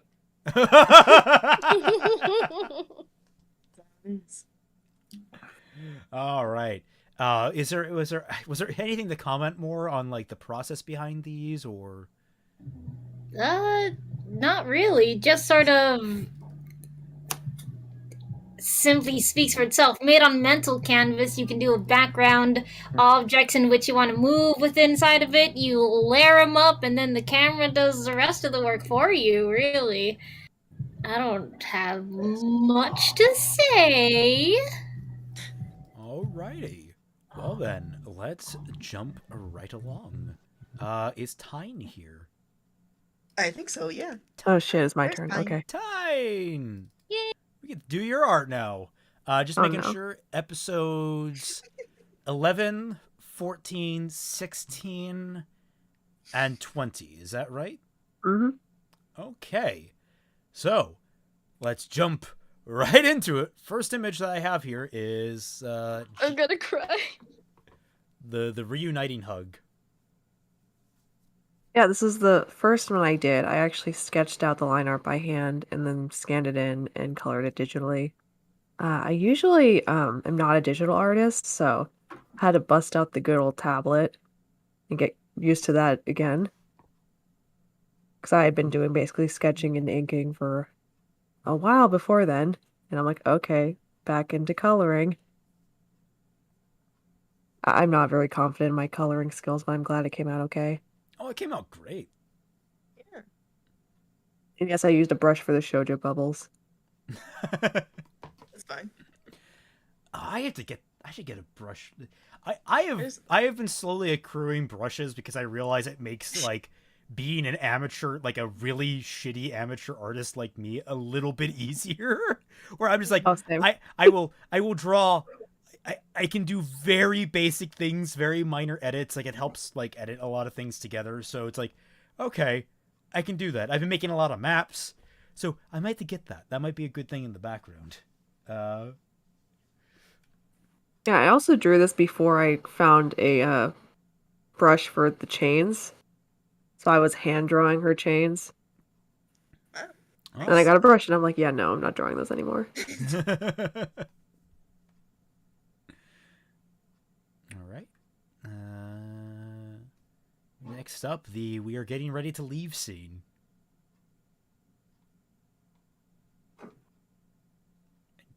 Yeah, so for this one, I drew the background, and then I drew the bike, and then I drew all the girls. So I was like, I'm so proud of the bike, and then I put the girls on, and I'm like, oh, I'm not really gonna see it. Oh. That's a common thing that happens with my art, it seems, because this happened more than once. Where I was like, oh, I put something in the background I really like, and then I was like, oh, they're not gonna see it, because characters. This is probably actually my least favorite of the bunch I've done for with Team RWBY in it, or with Yang and Weiss in it. Anything in particular? Why? Well, background. If you didn't notice from my previous one, I'm like, what the heck is a background? Ha ha ha! You don't need a background. And this one was like, oh, I gotta do a background. Okay. Yeah, and super stylized. stylized. It's hard. It's all just and, Sakura it's supposed to be petals. ruins. I kind of also rushed that one a bit. I like this one a lot better. This one, I mean, they do look a little smooshed. That's the only like downside of it, I think. Yeah, the three on the bike are like really close up to it. You can kind of feel like they're all kind of pressing against one another, which is how they're supposed to be. Have to be to fit. How did you the make bike was Raven very look small, and I had to fit adorable? all of them into the image. And I'm like, okay, how do I do this? I'll cheat by being like, okay, it's two images. You don't have to see exactly how they're positioned on the bike. They're just on there. I just like the idea is like Neo is like really leaning against Weiss to like get in camera frame, and Weiss just confused.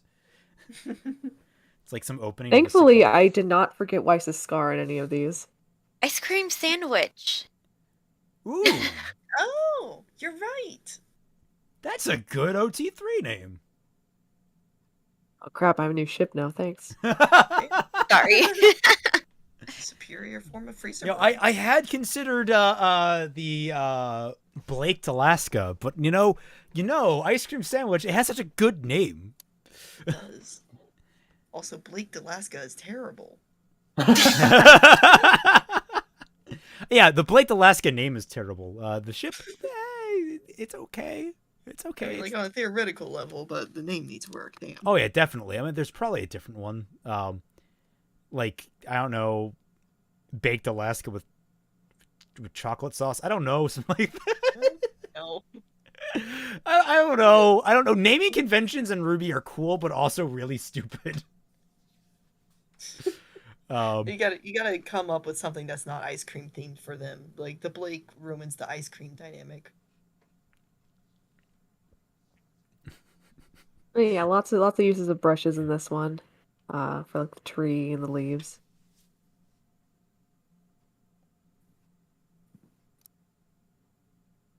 Not sure what else to say about it.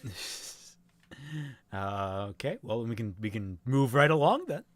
Oh, that's right. Yeah, I colored this one. Oh, yeah, that's a great name.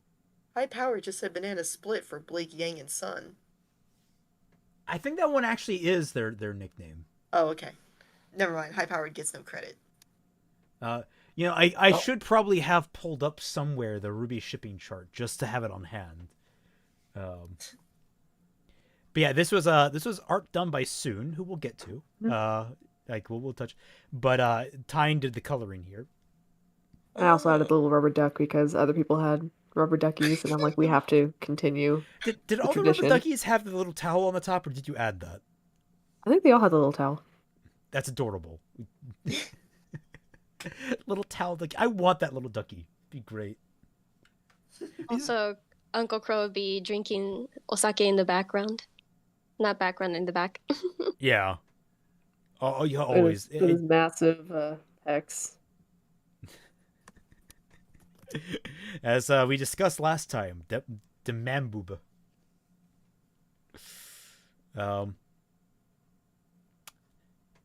Here's a fun one. Oh great, the onsen one. Yeah. You did not want to. You were resistant to doing this. Very reluctantly drew this one. Because like I was like, okay, we need someone to draw Moe John. And I think that was your objection, wasn't it? Mostly just because it was like naked John, and yeah, not my favorite character, even though he's supposed to be Neo here. I'm like, it's still John. Relatable, very relatable. So and then for Roman, I actually I think for one of the images I forgot his scars. I had to look up his scars multiple times, being like, okay, what do they look like again? Let's see. Yeah, this one I forgot his scar in the last one. It's shaded. It kind of looks like it's there. Yeah. Well, no, I went back and I redid it, so because he also had a scar on this one. But when I first submitted, I was like, "Here we go. Wait a minute." Yeah, that is one thing that people like don't even realize about the redesign, because they only see like the PNG, and it's very subtle that he does have significant scarring along his body. Yeah, I mean, like it's supposed to be hidden because like his hair and stuff, but like yeah, it kind of peeks out under. It's like to his jawbone. A little bit. Oh, and also that one, I had a different face for him at first because I kind of interpreted the script wrong. And you're like, he shouldn't look so happy. You should be scolding her. I'm like, oh, okay. Yeah, you get a little more scolding, like you really shouldn't be in here, Neo. Like I can see through you. I mean, he's happy to have her there, but he's just like, you know, there's other people here, right? It's not as great as if I were in the bath by myself.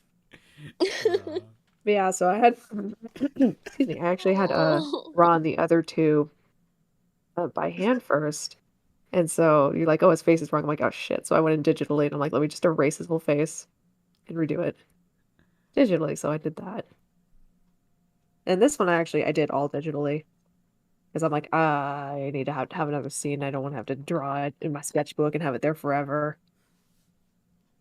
There's enough naked John there. And there's the rubber ducky again. That's where the ducky came from. There's more duckies. There's a lot of duckies in this. Noel, do onsens regularly have rubber duckies? I don't take it. They do. No, they don't. They don't have duckies. I never seen one, and I went to onsens a lot. It would be such a great addition, though. I have seen like a sculpture of a deer. Ooh. And yeah, and I thought, hey, why would you put a male deer in a female onsen? and I put a towel over its head. I honestly think I wish I went to that onsen while working on Volume 5 earlier. So, like, that would be added to the onsen, like, background or something. Oh, that would have been great. Just have, like, Oh, well. Nora big putting deer. a blanket over its head or something. Yeah. Like, right as he jumps in the water or something. Speaking of communications, that just reminds me of the alligator float. Or Yes. crocodile We'll float. get to that. We'll That get was to great. that. I don't want to spoil that story before Sue Okay, can okay. tell it. But, oh, sorry. Like, one thing I really wanted to add to this, as a Japanese person, the amount of respect I have for people who write kanji for their art I is suck at writing just... kanji. There's a whole thing of how to write beautiful kanji, and it took me years of studying it. And just, this looks really good, so I'm like, but respect, like, really Oh, thank respect you. for you. I did like a bajillion times. I'm like, that doesn't look right. That doesn't look right. Okay, maybe that's passable. Yeah, it looks totally fine. Did you look up, like, Ooh. the actual proper way to draw it, or did you just, like... Yes, I did. Okay. I just was like, curious. okay, here's the kanji. Let's find the brush strokes. Yeah, And a it's lot like, of do sites will this. tell And you I'm like, the okay. stroke order. Okay, well, enough staring at naked John. Oh my goodness. No, why are there multiple? Oh, that's probably because I resave. Is that a resave? That's probably a resave.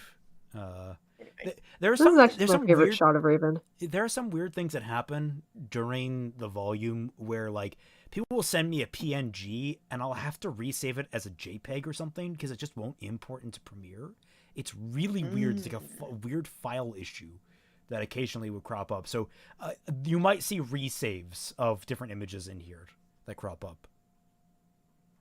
But yeah, you were saying Raven. Yeah, I actually really like this dynamic of Raven. This is very, very interesting because you have a very cutesy art style to your work, and so, like, when we were sitting there, and I remember I was doing reassignments or pickups, and I was like, I need someone to draw this scene with Raven and Cinder. We were floating ideas, and, like, it came across. I think you were in the call. We were discussing. I'm like, you usually do cutesy stuff. Let's give you something a little more hardcore in action because I have to fight my habit of, like, pigeonholing people. It's like, you're really good at this kind of scene. Let's put you in this kind of scene a lot. I feel like I do that too much. So I'm like, let's throw an action scene at her and see what happens. And I think you did a really good job here. Oh, thank you. This was actually a lot of fun to do. I don't know if you can tell, but I do prefer drawing the ladies. Now, like, I get to draw, like, Bird Mama, full view, kicking Cinder's butt. Get these loaded. Get the arm cutting in. Get the ice legging in. I was like, wait, is the entire ground made of ice? No, it's just the floor light. Yeah, because the the environment they're in is pretty interesting. Because we have, the glowing of the tree, and then we have the glowing, like, blue and yellow floor. I mean, it's a really reflective gate. There's also their flaming eyes. There's just a lot of glowing in this scene. And so it was a lot of fun to just play around with it. Also, I completely forgot. Anime Guy sent a super chat. 5'5" is average for the West, above average for the East. I mean, probably. I think that might have changed. I'm not sure though. And then he also says in this follow-up super chat, onsens are for character development, not just for fans, and that is correct. At least this onsen. There are other onsens that are purely for fans. Let's not step around that issue. There is plenty of fan service in anime that's just fan service, but I like. We here, Fixing RWBY, are dedicated to character integrity. Yes. And titty. Not so much that one, but it's okay. The integrity of the titty, that.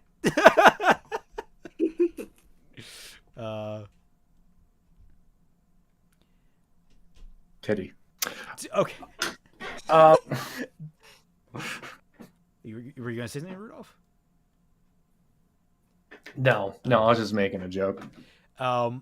So this image, I think actually Vernell is weirdly cute here. Like It's a squiggle mouth.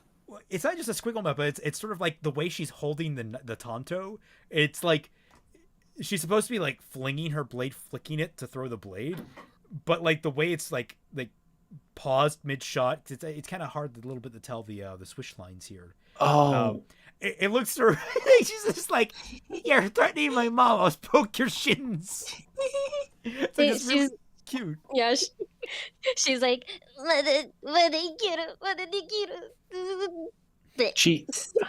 She looks like I that. asked her, like, I'm like, how is she like shooting her blade? And like, oh well, it like fires kind of like Ravens does, where the blade will fire out. I'm like, okay, so she's moving it to aim it to fire at her. Oh no, that's not how it works. I don't know. Throwing knives. Yeah, really. Effectively, the way it works, and the we can get to the concept art. We're going to be getting to the concept art soon enough. The way it happens is that each blade is releasable. So what she does, she flicks the blade and pulls the trigger, and it releases like the lock on the blade. So she just basically, she's just throwing the blade at someone. That's how it works. It's not like it's not a propelled thing. I was doing. I'm sorry about that. Oh, it's perfectly fine. I think it looks fine, all things considered. Like it it's also kind of I was finding it kind of adorable. I don't know why. It just but she's dying. No, she's dying, but it's cute. It's weird. She looks like that Pepe meme where he gets pushed over and he spills his lunch. Oh my god, she does.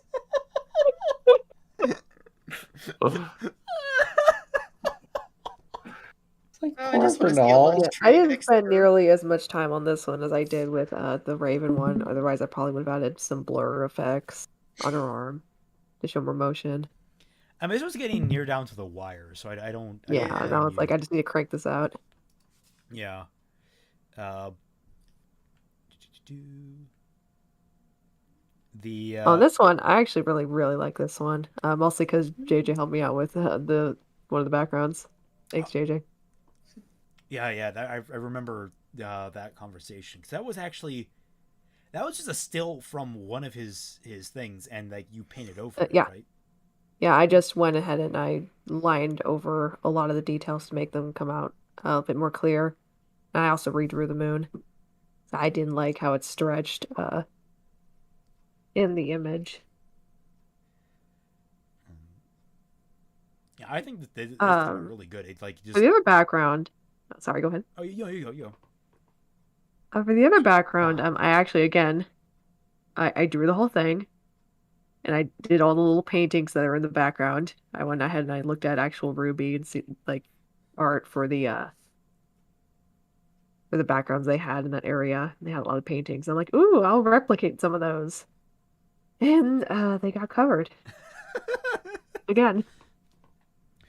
Now I'm waiting for like next volume. We're going to do like, all right, this volume I'm not going to make that mistake. No more detailed backgrounds. Just like I'm going to leave blank spots where I know characters are going to be, and it just winds up that like characters are going to be everywhere except those blank spots, and you're just going to be exactly what's going to happen. Yeah, the thing is, if I make a background, I make the whole background and then I put the characters in.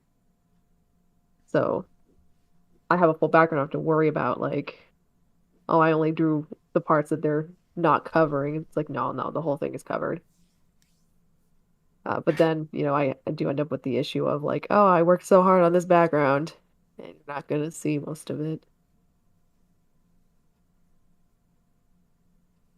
I did have fun drawing RWBY girls and all that. And the lighting on Blake was a lot of fun. Yeah, I think the lighting came out probably the best part of this, is that lighting on Blake is just very...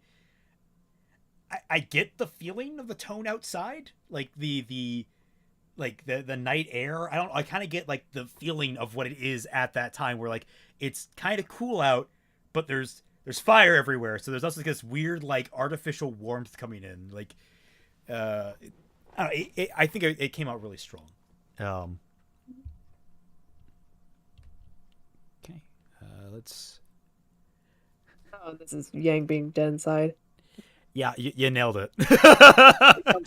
I feel this image sometimes.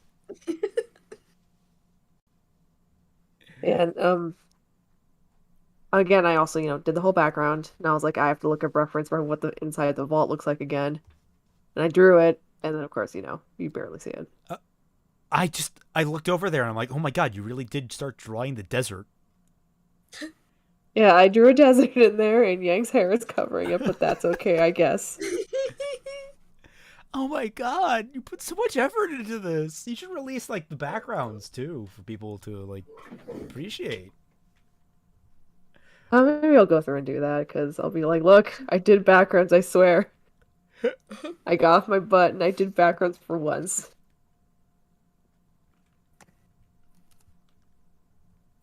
Oh, I remember how people were forgetting details like flowers and hair. Oh, for Vernal.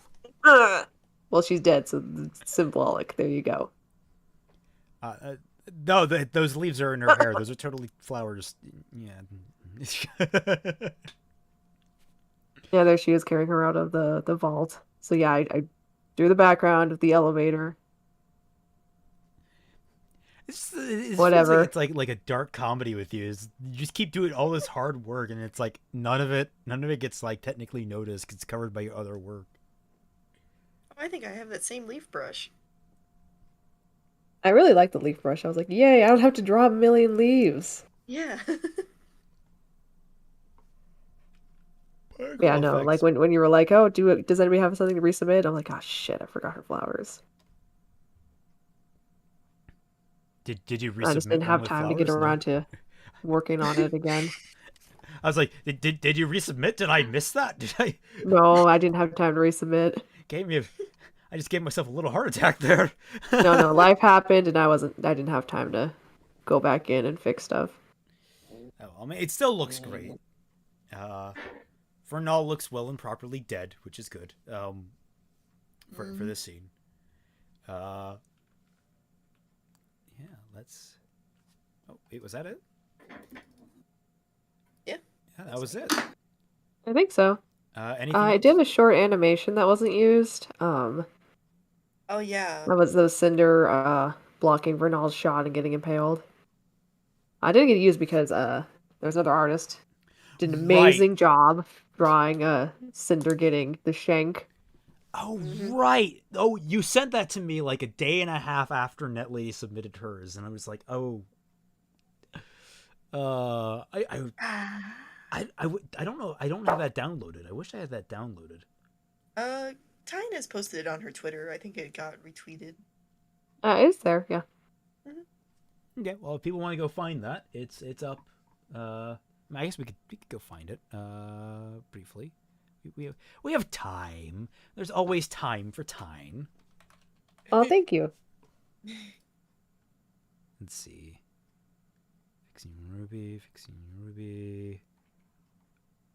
Where are we? Where am I scrolling for it? It's on the right up there. You scroll up. Oh, right there. Here it is.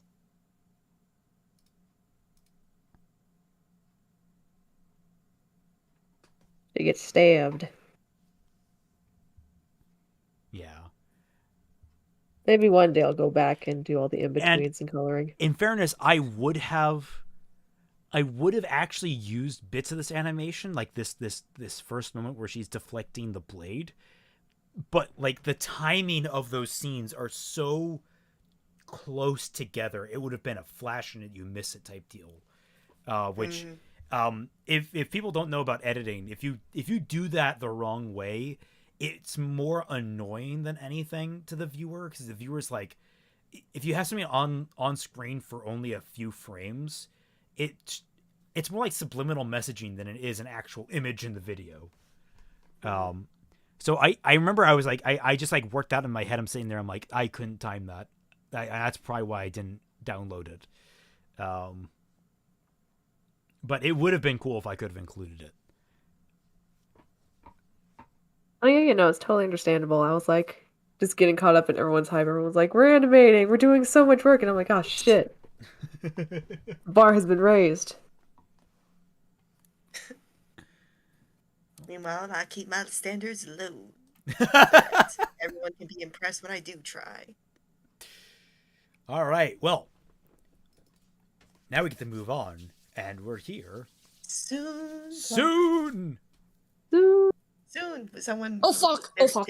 Hi. Perfect introduction. I was called. Flawless. Hi. Hey everyone. My name is Shoom Plonk.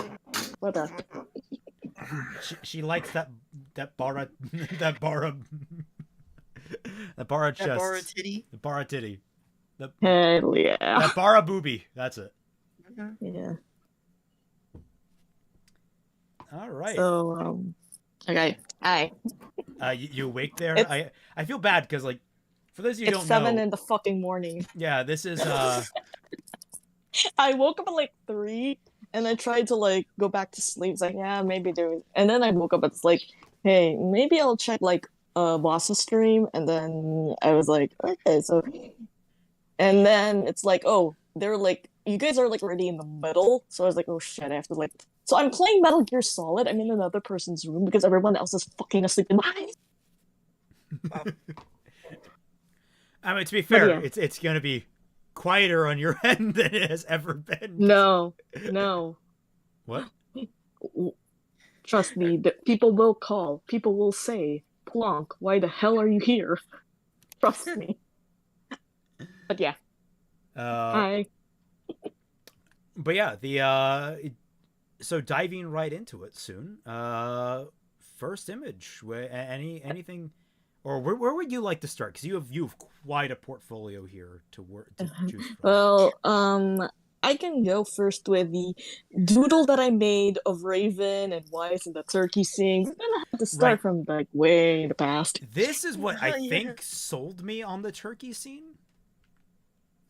Like people don't realize there's a lot of scenes in this volume that I was sold on because artists did these little doodles. Like Mupa did a lot of them for Vernal. They sold me on this. This one sold me on the chicken, on the turkey. Yeah, the story is that me, you, and Jay, you were like already at that midnight time. You were like talking about the turkey scene. It was like, I gotta have to do this shit, and I just sent it like, and then everybody got oh. So when I got the scheduled, when we were already doing the assignments part now, it's like, great. You really want me to do the turkey scene? Yeah, this was like, Soon needs to do this. She makes these perfect expressions. I love them. Yeah, so we got the doodles, now the somewhat final product, please. All right, well, let's go to the beginning of that scene. Okay. So I made this scene like almost to the last in that episode time frame. It's basically just the story about it is that I was supposed to do like this scene. I thought I was supposed to do that scene, but I only had the turkey scene, but because nobody was like doing the scene there, so I just like, fuck, I'm just gonna draw Shiloh. I know Mupa was like kind of excited about it, so it was like, yeah, we're gonna have to draw Shiloh. Yay. Oh, and for any of you that care about sports news, Bengals are going to the Super Bowl. Yay! I don't know.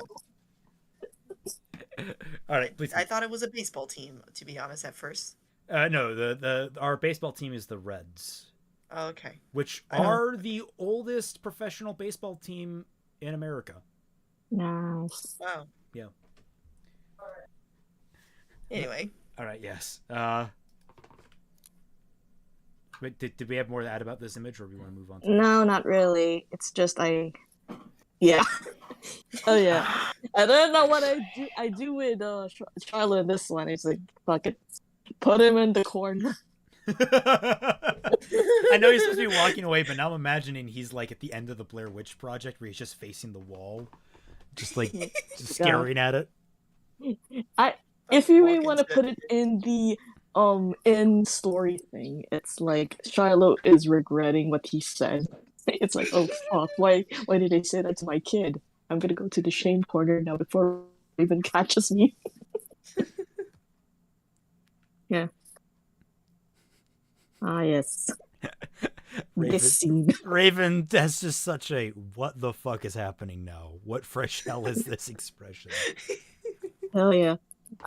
First time that I used a posing software to have Raven sit like that because I wasn't that good at like extreme more dynamic poses, so I was like, fuck it, I'm gonna download. I downloaded like a bunch of stuff from Steam and then I'm just gonna make Raven pose like that shit. There we go. That's the entire scene. And also, you'll see a bunch of people in the background, but we'll go get to that. Raven be like, no more time for RWBY, baseball. It's like, no, I'm just throwing that out there, like, because my sister just texted me about football right now. Carden called it baseball too. Oh yeah, you were the one that brought up like the baseball. I'm like, oh, that's the Reds. That's just because I don't know sports. But yes, the delicious turkey. The turkey is like the most inconsistent thing in the entire. I'm trying to be super consistent with the characters, but the turkey is like, yeah, fuck that. Turkeys of varying shapes and sizes every scene. Fuck that shit. That's all I'm gonna say about that. Just. Oh god, this one is sequential, so it's like the next frame is a different frame, basically. Those two frames are like semi-sequential. I didn't know where. I didn't read much on where Vernal is, so I just like put Vernal in there. I just like that's about it. That's all I'm gonna say. Yes. This scene is also, yeah. Like, I don't have really much to say. That there's like a bunch of background characters that I'll have to like dig super deep in. Not really, but. Oh, sorry, because we haven't mentioned Rock. We haven't talked about Rock yet. Oh yeah, Rock. Rock has an interesting history. It led me to this Sketchy Huntsmen. But yeah, it's just, they're all fighting, and then I tried to like blur the two dudes in the background, but I failed at that because I was trying to get focus on the giant ass sword, but because I wanted to get the exact face of Raven doing, oh shit, I'm gonna goddamn kill you, little girl, blah blah blah, and Vernal's about to like unleash her sword here, but there's a lot of like layering issues that I am aware of, and also to a lot of lighting. The thing about I really, really do like is to do while I'm drawing is, which lighting should I put? Oh, make it fancy ass lighting, make it dynamic. That's all going to be. It's all going to be from here on out. But yeah, that's about it. That's all I'm going to say about this part of the movie. However, next frame, please. I'm gonna show the next frame. This next frame, JJ helped me with Raven giving the turkey back to Weiss, because that's like he put like Myrtle Master in that drawing so that I would get to the perspective, and it somehow turned out really, really good. So the perspective on this is excellent. Mm-hmm. Yeah, but the armor wasn't, to be honest. I am aware that the armor was like a little fucked up, but it's like yeah. Oh yeah. This scene, the legendary scene, and I'm going to tell you that these three people in the background, I fucking made them up. And also, fun fact, the girl named Rock, the girl with the floofy hair person, she's actually used to be the Vernal that I designed back before I even answered it. The story is that Ash like put that Vernal design. One of my friends, a fellow Sketchy Huntsman, really love him. She put that design in that Sketchy Huntsman, and then somehow people liked it, and then I was asked to be in Sketchy Huntsman before the whole auditioning process came. Yeah, me and JJ have like different. We didn't do auditions. We just like got in because Soon and JJ are odd men out in that they were recruited directly as opposed to which we try not to do. There's a lot of artists that we would like to reach out to and be like, hey, would you want to join us? But it's at the same time, it's like they're doing their own thing. Fixing RWBY has some negative connotations, especially on the RWBY Reddit. We don't want to saddle anyone with any reputation they don't want to have. That's why it's purely volunteer. Soon was interesting in that like this was thrown our way by Ash. By one of her friends. By Ash. And we were like, hey, if she wants in, we'll let her. I'm trying to remember. We didn't like exactly write it down, but we just like, if you want to let her in, we'll let her in. So that's how we got Soon on board. And I'm pretty sure around the same time, that's when JJ threw the first RWBY model at us. And that's where we were like, hey, do you want to just come in the server so you can like update these models? And that's how Jay got it. We can talk to JJ about his indoctrination. I mean, his introduction to It's Shanghai. Wait, no, damn it. It's Shanghai. No, damn it. It's Shanghai. Yeah. I literally just turned up. So there's like in one of my tweets, it's like buried within bar art right now. Not really, but there's these three people. It's not like I made them up.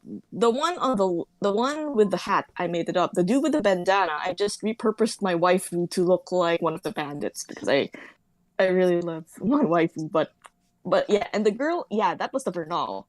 We kind of repurposed her as a background character, and she is now a bird faunus named the Rock Shuvu, and she likes to collect rocks. So if you see like a Mupa's work and JJ's work, you get to see a girl carrying rocks. That's her. And she's like she's another one of those characters that were just kind of like came out of nowhere and we're like, that's adorable. She's just really like, she's really wholesome. She likes like her little rock pile. People help her carry it to new camps. People know if they find like a new and interesting rock, they bring it to her, and she's always delighted. It's funny. The rock collecting thing, it came from because like I was the second person who drew her, and she was just like helping to clear away debris from the plane crash, and then JJ reused that drawing of her, and she's like, yeah, she's still carrying rocks, I guess. All right, it's their thing now. Yeah, she carries. So it's like a little weird like reuse of assets led to creating the creation of a character trait, and it's just great. Oh yeah. And also, I had given her a quick backstory that she was a product of an almost arranged child marriages, but she basically saved her old village. Whoa. She what? But whoa, that's a lot to. We can't unpack right now. That's a lot. It's a little too dark, so we're just gonna. That's kind of heavy. Yeah, I mean that's how she entered the tribe. She was kind of like. So imagine her bloody in a wedding dress. Oh. Okay. Oh my God, that's. I want dramatic. the story. Can we just like follow Rock? Okay, Fixing RWBY is canceled. This is the story of Rock Fixing now. RWBY is canceled. Adventures of Okay. Rock. All right, next one. And this is the first time you'll get to. This is the first of many video arts where I implement cheebs, because I draw cheebs. Cheebs are great. Thank you so much. They are amazing. But yeah, that's all I'm gonna say. It's just cheap. There's like a layer of Destiny 3 as cheeps in the background. It's somewhere in Twitter. I'm on my phone, so I can't really send stuff. So yeah. I see. Vernal in the background's reminding me of something like, I don't know, like the chibi face used for like some kind of like Japanese talk show or something like that. I don't know why he's like giving me that kind of like vibe. Like when I hear it's like, "Soreja, wakarimasu ka?" Just like that kind of voice coming out for all of a sudden. I don't know. Weird thought coming across my mind when I saw that there. I don't blame you. Oh God, these this is the next episode. Oh God, the story about the next episode. I was told to do like multiple locations, one setting. So yeah, that's about it. They're all in like one perspective. This is like the viewpoint of either from the quote unquote bar side. So I had to research on Pinterest how to paint izakaya, to like the izakaya pictures. No matter what people will say, it's fine to grab some inspiration from Pinterest, just don't like flat out steal. If you want to flat out steal, get it with like the super free, not royalty free, public domain stuff. Public domain is like, yeah, it's all good. Oh, Sun, if you had Yeah? just told me, I would have went to izakaya and took pictures. I know, I'm sorry. This actually I had- might have been during a period where you weren't as of. When did you moved? I mean, like, I was in Japan for almost the whole time, except Yeah, you I could've, was on yeah. a plane while drawing the Nevermore summon scene. Oh, yeah. Right. No, it's okay. I don't want to like trouble other people, so it's like spirit. The pretty ass izakayas. Okay, so we got the thing is just get a little bit of the texture, get a little bit of the background stuff. Don't get everything. A little bit is fine, and just put your own spin on it. Don't like directly grab it. But yeah, oh yeah, pet found. I was about to mention that pet found. I love that, like, there's that little mini arc that was started by, was it Sino? I think it was Sino. Yeah, it was Oh, wait, Sino. no, maybe it was Mint. It might have been Mint. It was right. It was Sino's art first, then Mint did like the scene before it after that. And he added in that little Easter egg, and there's a little art going on in the background. But I like the idea that someone put up posters of pet found. It's like, I want to continue this somehow in Volume 6. I'm all for that. Yeah. I love it. And the background details are great. We need you. we need everyone to draw in the doofy bird. Please do. Doofy Kelpie. Yeah. So this scene is actually an odd scene out because it's like, oh yeah, there's this like, oh, if you look at this again, there's like a window outside. So I had to like draw the window outside. I was like, oh, okay, this is kind of harrowing, but I gotta do this. I gotta make the detail, and yeah, I don't like Crow's pose here, to be honest. I wanted to improve on. If I wanted to improve on it, I want to improve Crow's pose and make it more like, oh shit, this dude's gonna kill me if we disturb more of his window watching and drink stuff. So. Also, I just realized that the line art of Crow's art, because it's a little scratchy down here, it kind of makes him look like he has a goatee. Mupa, He does. do you think maybe Crow T Volume 7? Crow T. I don't know, man. I mean, I like his little stubble thing he already has. Yeah, I'm just maybe we'll see. Maybe. Well, I'm just saying, throw it on the idea pile. We'll get to it. I mean, I always kind of low-key thought he had a goatee anyways, but okay. Also, I like the yak. Thank you. No, I got it I just got it from another picture because somebody said, "Oh, can you give me some caravan art?" It's like, okay, I'll just draw this goddamn yak. Bye. All right, this is actually the first in that episode that I drew. This is the first. That's about it. This is all the first that I drew. The one before it was like the last because I was like, oh shit, there was like next place, and I was like, oh shit, I forgot. There's like 4 places that I have to draw. So this is like the first one. I like that. I remember like we were just talking about how we were going to do this scene, and like you popped in, and you were asking for more work, and I'm like, okay, I have work here. You can have this. Yeah, it's me. It's like I want more work. It's kind of how Soon works. So like, as soon as it's like I want more work, it's like, oh, good timing. Yeah. The little sign in the background, a little bit of background for people. No pets, no animals. Little. Yeah, the animals are basically, Farms. I'm trying to put in the racism that Critters. Yeah. Yeah, this is a sequential art, basically. So the fun fact, the Roman I did like a while before all this because I wanted to make like Roman doing the fun pose using some dude's Twitter posing. It's some dude's Twitter posing and like in a empty alley somewhere, but I kind of give up. It's like, let's just gotta repurpose this shit. Put Roman like that. Yeah. Good job, Plonk. I like when you flip between the two of them. Like, all this looks completely natural, but then you just see, like, look at Nora's face when this happens, and it just like explodes into chibi. It's just like, oh my god. Yes, that's basically the point, because again, I was trying to add a little exaggeration to some of the artworks there. She got stung by bees again. off Hi, these are my This is my life. This is my dad's birds and dogs. Do not bother. But yeah, the idea with this part is that I tried my best to make it as cohesive as possible without, every time I have to like paint something, I have to check if the next painting would have the same lighting so it won't mess up. I guess that's all I'm gonna say about that. Oh yeah, another area. This is where the fun began. Not really. They were actually playing like Magic the Gathering type cards, but I don't know what to put in there, and I don't want to make shit up aside from the like bird, the anti-pursuit bird. So the three arts below you are like my older meme arty style. So the one with the red card is actually my cousin's wedding art. my wedding art for my cousin who got married. I think they knew about that. The second one is from Fate. I'm a Fate Grand Order fan. I have a doodle account called Mom Juna. That's one of the memes. Is basically me promoting because Arjuna Altar has a rate up, and it's the only rate up for like 3 years. So it's like, don't do that rate. Don't do the Space Star rate up.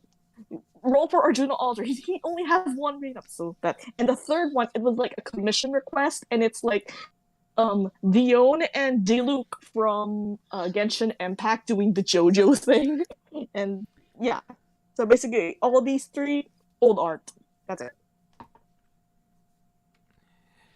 And then there's this last one, which had an interesting little development history. Okay. Basically, first off, this is not. I was trying to differentiate the three izakayas. So the fourth one is a Greek taverna. If you look at like the upper right portion, that's Pyrrha. Pyrrha is eating a gyro. She won an award. She won an award there for like finishing a challenge, or was it a like famous person visiting here? Maybe both.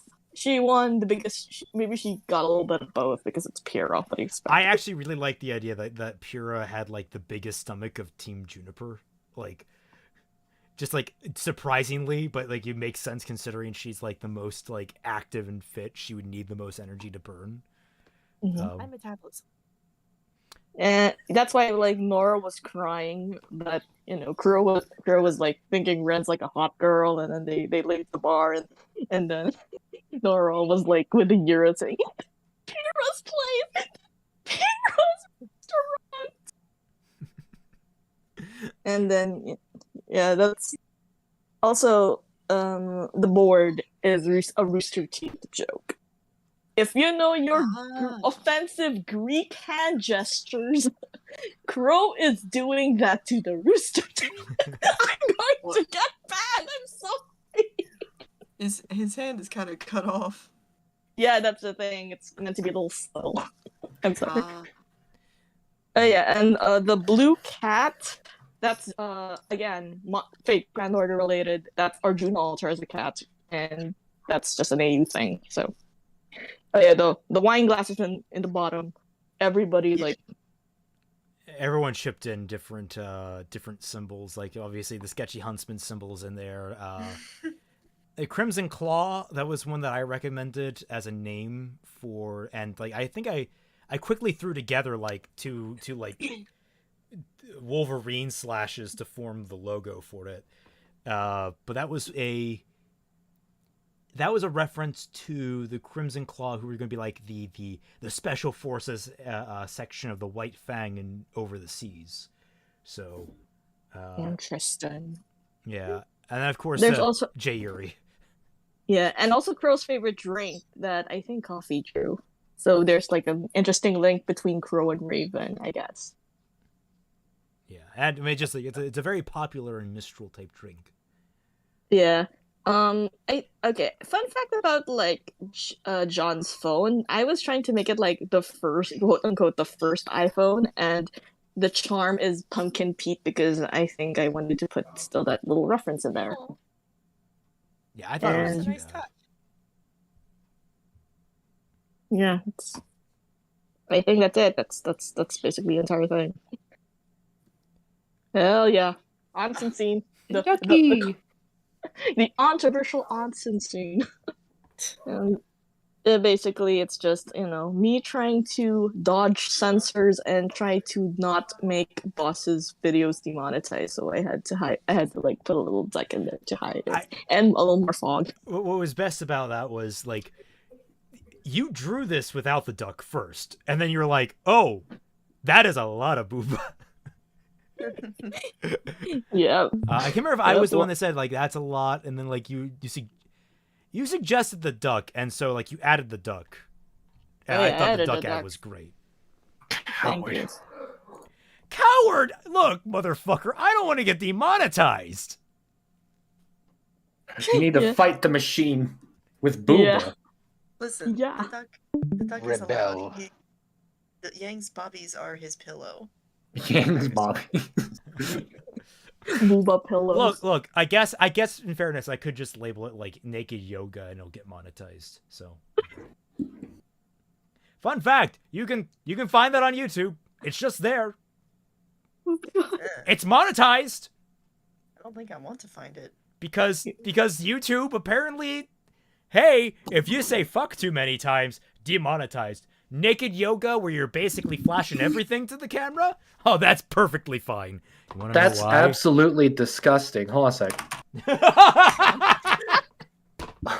You want to know why? It makes them so much money. Money. Oh yes, all us peasants. We're not in the proper class. This is the Oh part where god. Rudolf finds out it's actually a male person doing the yoga and not a woman. Joke's on you. I'm in. Never mind. Okay. This one. Now that's a katana. I'm sorry. All right. Okay. This one. It's technically sequential art, so I try my best to like make this coherent. And then the whitish chibi was a little unintentional. I wanted to make this really more serious, to be honest, but because it's like, oh, we're trying to like ease in to make it a little more comedic instead of being too left field. We're trying to ease it in, so it's like, oh, fine, I'm just gonna make it the head sheep. So I wanted to honestly make this a more serious scene, but it's fine to be a little loose. It's like you're easing in on the looseness, I guess, of that scene. But I did like the fire in the background was like from Clip Studio Paint, but the whole bubbling and the steaming is like, hell yeah. We got this. We gotta make it has the dynamic light thing that I wanted so much. And here we are. And the extra detail of the duck like floating away. That's great. Yep. Just little details makes it great. Yeah. All right. The infamous. So, I didn't know it was called this when I started, so I don't blame her. But basically, when we were writing this scene, the idea was that Nora was going to be floating in an alligator float.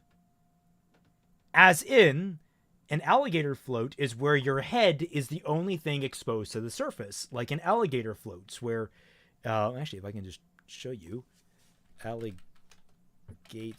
float. Not floaty. Alligator. Definitely floaties. You mean like similar to a dead man's float or something like that? Well, kind of like just like this, basically, like with your head sticking out.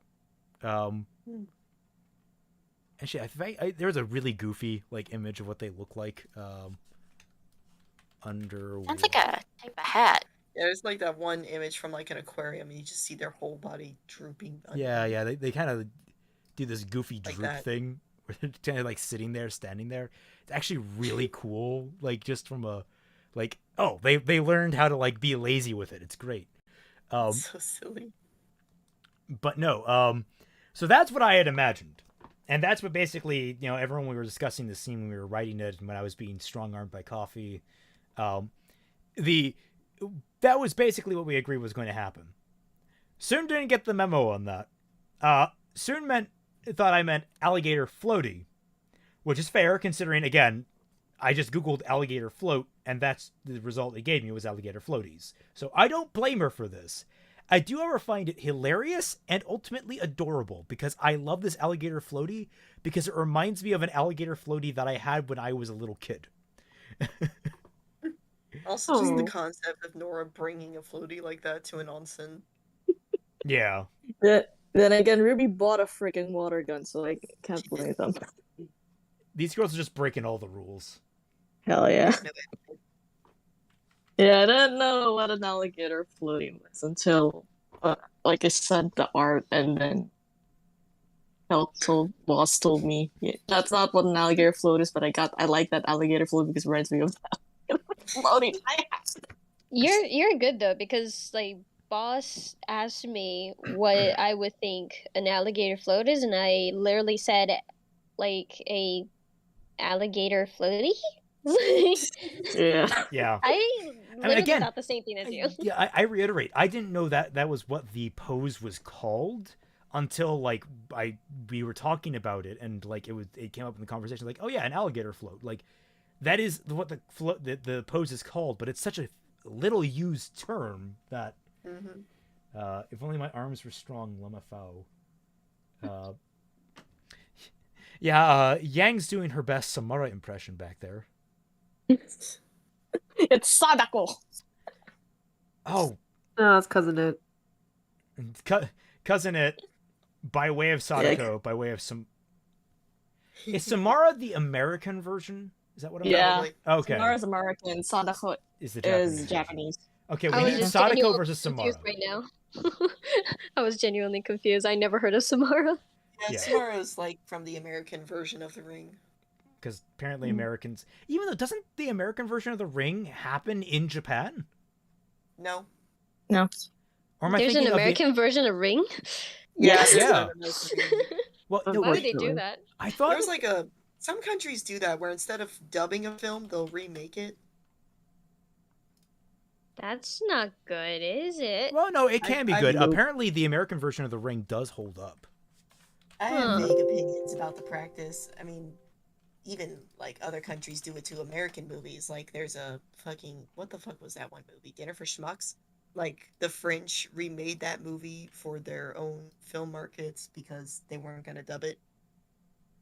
Oh, okay, Old Boy. Old Boy was a big fan. I think what I was thinking of the Grudge, where the remake still takes place in Japan. I mean, Sadako is best girl though. Hell yeah. But yeah, basically, I just put the duck in there because the duck flew. That's all I'm gonna say about that. The duck goddamn flew. She jumped in. The duck like bounced perfectly onto the rocks. Yeah. I remember like when I saw the one I did like one more scene. It was like thyme colored the doodle that I did because there was like the only scene left. It's like screw it. I'm just gonna make it I was gonna doodle it as awkward as possible, and I told Thyme colored as awkward as possible. Yeah. I mean, yes, they have no scars, no additional details. It's just meant to be, oh god, this is goddamn awkward. That's why Crow with the big booba, he drank. He drank in the background. Like I have been through the drunk Ren mistake Ren for chick thing. So what? Oh my god. Yeah, this worked out so well for the comedy of the scene. Just like Ren's expression of like, what is happening, and Roman being like, no, really, come on. Yeah, and Neo with the Jean hair. I was just like, this is Neo with a Jean hair. They won't mind. And yeah, Crow, big booba in the background. Yep. Was that it for your art this volume? Yeah, I think that's about it. Oh wow! I thought you just mean the later in the later episodes, but I guess I was wrong. No, I actually requested to end it at like onsen because I was like super tired. What were you gonna say, Rudolph? So something I wanted to say really quick about Soon's art before we move on. Like she's the queen of facial expressions. I don't know how she does it, but so many great expressions. Go to the one with the first one with the chicken, where it's like a split between that one, yeah. That one right there. Look at Weiss's face. Like she's so disgusted. I fucking love it. And just like the next one. Next one over. One more. Yeah, this one. Vernal looks like broccoli. She does have the great eyebrows. Super thick eyebrows. Yeah. And the fucking death glare that Raven is giving Weiss. I can't praise the facial expressions enough. I need to learn a thing or two from this. Thank you. Just learn to like don't limit don't sacrifice pretty. Sacrifice absolutely proportions. Try to be a little more animated because sometimes we get to be a bit animated when it comes to like facial expression stuff. Well, it's what a lot of people like. I've been meaning to do like a video on like why it's so difficult for people to adapt anime, and that's because people don't realize that a lot of the tropes in anime are shortcuts needed to convey emotion that you can convey very subtly in live action. So like a lot of the characters being over and emphatic, being like over emotive, having like those super expressive faces, is because you can't convey, unless you have a really damned good budget and a lot of time. It takes a lot of frames to convey the subtle expressions of a human face, very, very quickly. Unlike with live action actors, they can go through a whole slew of emotions in a couple of seconds. So like in most scenes, you're going to have like this shortcut of like these very simple, not very simple, but like very expressive singular emotions on a single face, on like a single frame, that sort of thing that you're going to hold on. So it's like I wanted to do like a little video like kind of dissecting that, and I think Soon nails what's great about that style. Like you can convey a lot of emotion with a single image, and that's all you need. Thank you. And actually with that, I'm gonna go dip because it's really yeah. I need some sleep. Get some sleep. 3 a.m. Okay, all right. I'm gonna see you guys. Right, please support the Sketchy Huntsmen. Please support Fixing RWBY. Please support the Celtic Phoenix and all that other stuff. Okay, bye. Bye. Bye. Oh, Soon's awesome. All right, we're going to get to Noel next, but first I need to get a drink because I am thirsty.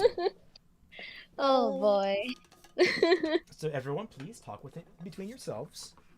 I will be listening. Oh fuck, he's left us to our own devices. Hurry, let's speak bad things about him. He's a bird. Quickly, Right, he's a that bird. doesn't mean he doesn't deserve to hear bad things. Quickly show everybody the uncensored booba. Do it. Show everybody the onsen without the rubber duck. I think I'm gonna start posting the memes I've prepared. The memes. Oh yes, Buff Weiss. Yes, Buff Weiss. Fuck.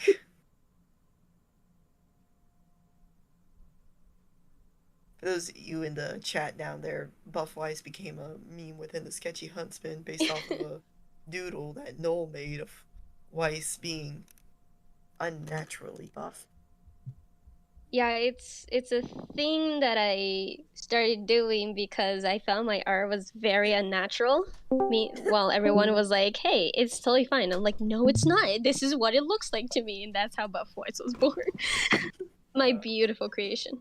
Oh, yeah, we need to. Also, someone send that in chat so I can open it. Because I don't think I have it in my files. We stand Buff Waifus. Buff Weiss and Hi Brunel.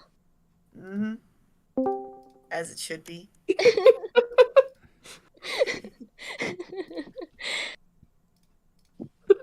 I didn't shit. Fuck you, go. What? Didn't strong arm shit. I thought you were gone, actually. I just came back. Ah, dang it. Oh, well. Be back. All right, so the progression of buff voice. Yes. Going from I'm fine. Why is your eye? It's a buff voice. Such a good drawing. Buff buff winter sneeze. coming soon. She broke my foot.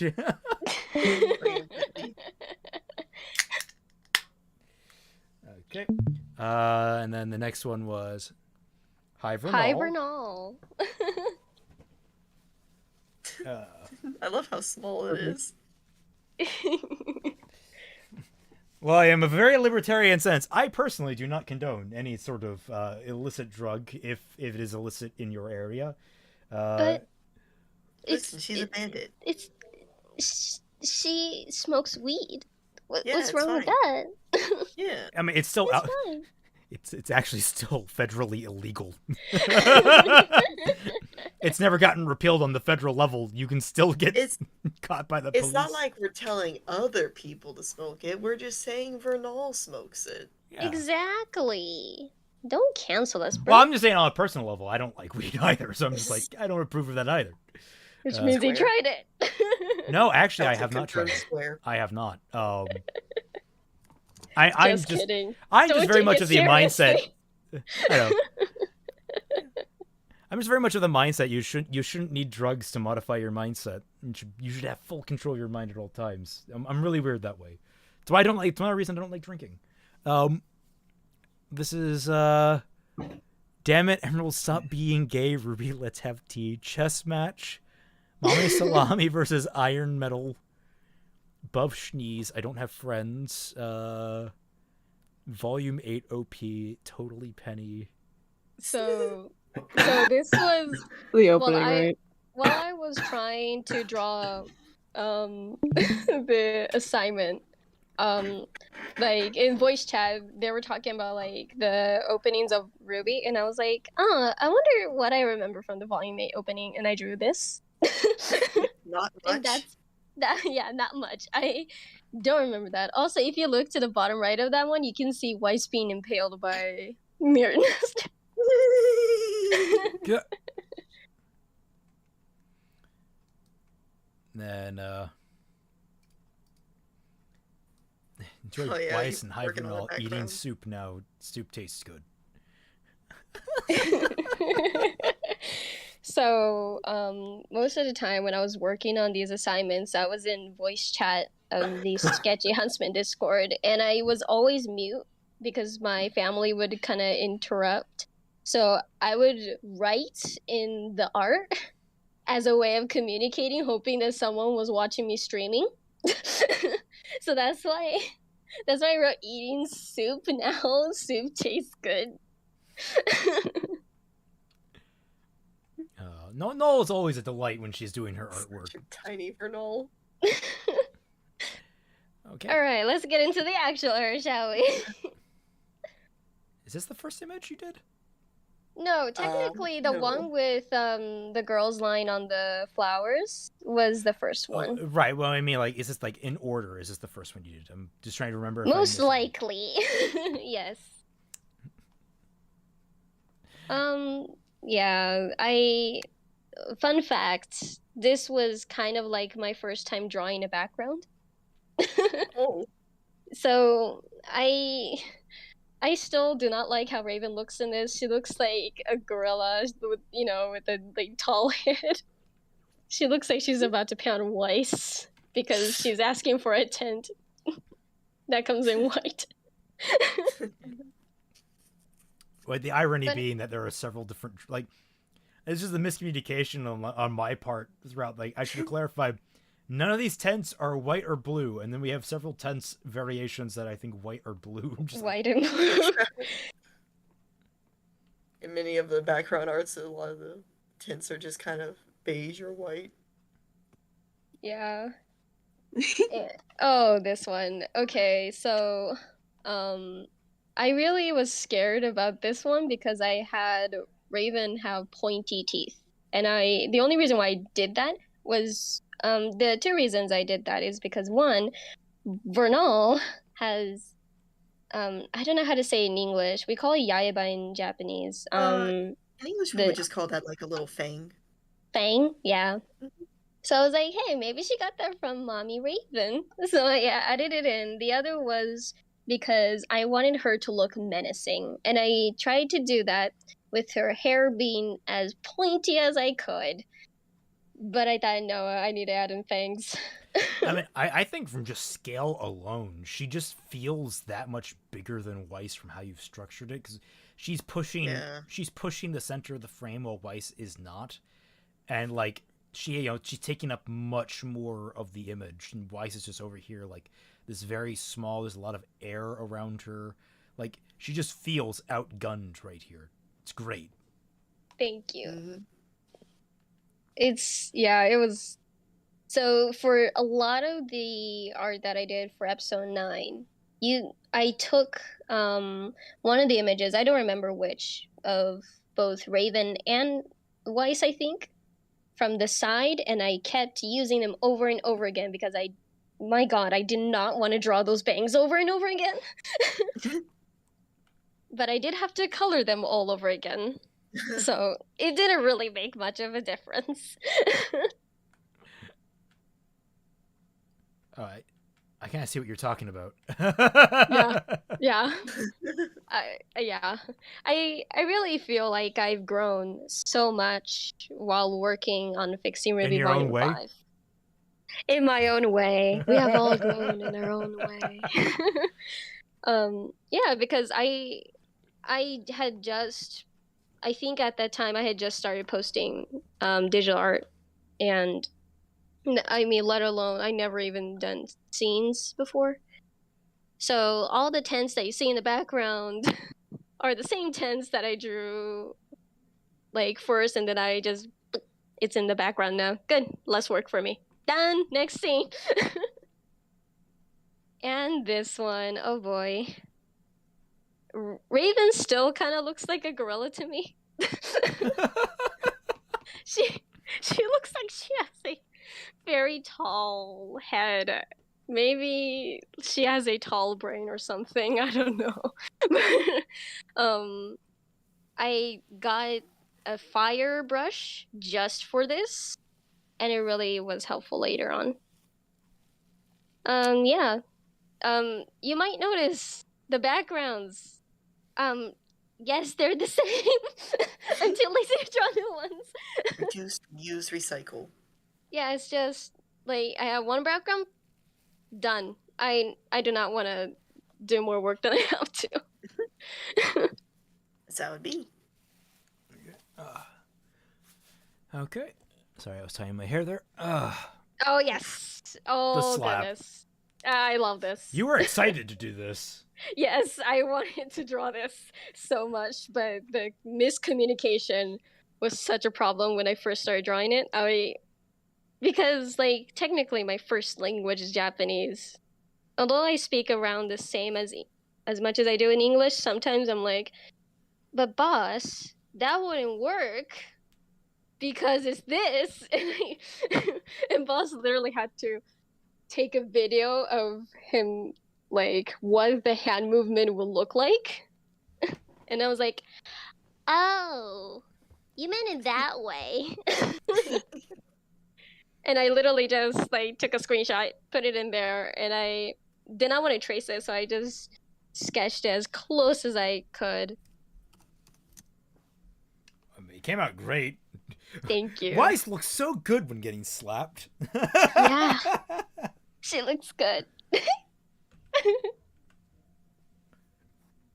Oh, sad Weiss. Sad Weiss. I love drawing tears. I love drawing characters get tortured. What? Nothing. Yeah. There isn't really much I have to add to most of these. Yeah. I think how many people helped me out with this? Because I remember a couple of people helping me out with the pose for this. Soon maybe Coffee. I don't remember There were a lot of artists that my helped brain out. automatically said coffee, but I don't know why. Yeah, because she helped me out with a lot. By the way, the Shiloh figure you see in the back, I actually got the picture of Ty standing, and I added more hair and made it look more like Shiloh. Wow. That's great. But you wouldn't know that, would you? Because I No, made the wouldn't. figure black. That's amazing. That's Less work. hilarious. All right. Oh boy. Okay. So I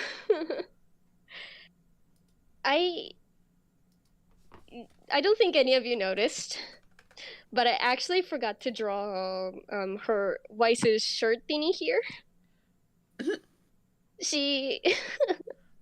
She's not Weiss wearing... is going really full native here. She's getting used to the bandit life. But yeah, drawing the grass was such a pain. You can tell because it's a mess. I do get used to it over like a few months after episode 9. I can't remember, were you the one that suggested adding that pattern to Shiloh's boots, or was it someone else and you just ran with it? I don't remember. I think oh no, I think I was the one who did it. If someone else did it before me, I'm gonna take your credit. So I remember there being a few the Ainu kind of what do you call it? Patterns in the references, and I thought it would be cool if Shiloh had this on his boots. Yeah, so I drew that and I was like, yeah, this looks good. Comes off great, and it really helps him. Like, it's weird how such a little detail helps cement him in our redesign for the bandits. Click. I'm glad. And this is just her with her mouth open. She looks so bad. But oh yes, this is where Buff Weiss was born. She was born because of this. Isn't it that your first pose? You just couldn't like get it right. I couldn't. I just could not. So what I did was, I took a picture of myself sitting in that position, and I took a picture of my hand, but I was too lazy to draw it on my own, so I traced my hand. And then like I thought, oh, wait, no, Weiss's shoulders look so broad. And everyone was like, no, it looks fine. And then Buff Weiss was born. My creation. And yeah, this I think I wanted to reduce the amount of images I was going to make, because they would be going way too fast, and I didn't want to add more stuff to do for our boss in the editing. So yeah, I decided to make it a 3-panel thing, also because I saw Rudolf doing it, and I thought, hey, maybe I should do that too. And then the next art, this. No, but really, I'd have to kill you. Oh, kind of look. Really, I was really inspired by a lot of artists in the Sketchy Huntsmen. Like, these expressions, I wouldn't have thought of them without Soon's art, because Soon's art really expressive, and I wanted to do that with this scene as well. And just, yes, I love how it looks. Weiss's little like cracking smile is just excellent. Just like, what? Kind of Sudden concern. Sudden concern. Oh boy. Here we go. The weir, everybody. That's what it looks like. This took a lot of time. I feel really guilty about this, because I was complaining about, oh, no one's drawing the weir. I really like the weir idea. It's really integral to the the design of this place, and then you just like heard that, and you're like, I'll draw the weird. I'm like, no, wait. And I was like, yes, please draw the weird. As an Asian, I feel dedicated to take everything to the next level.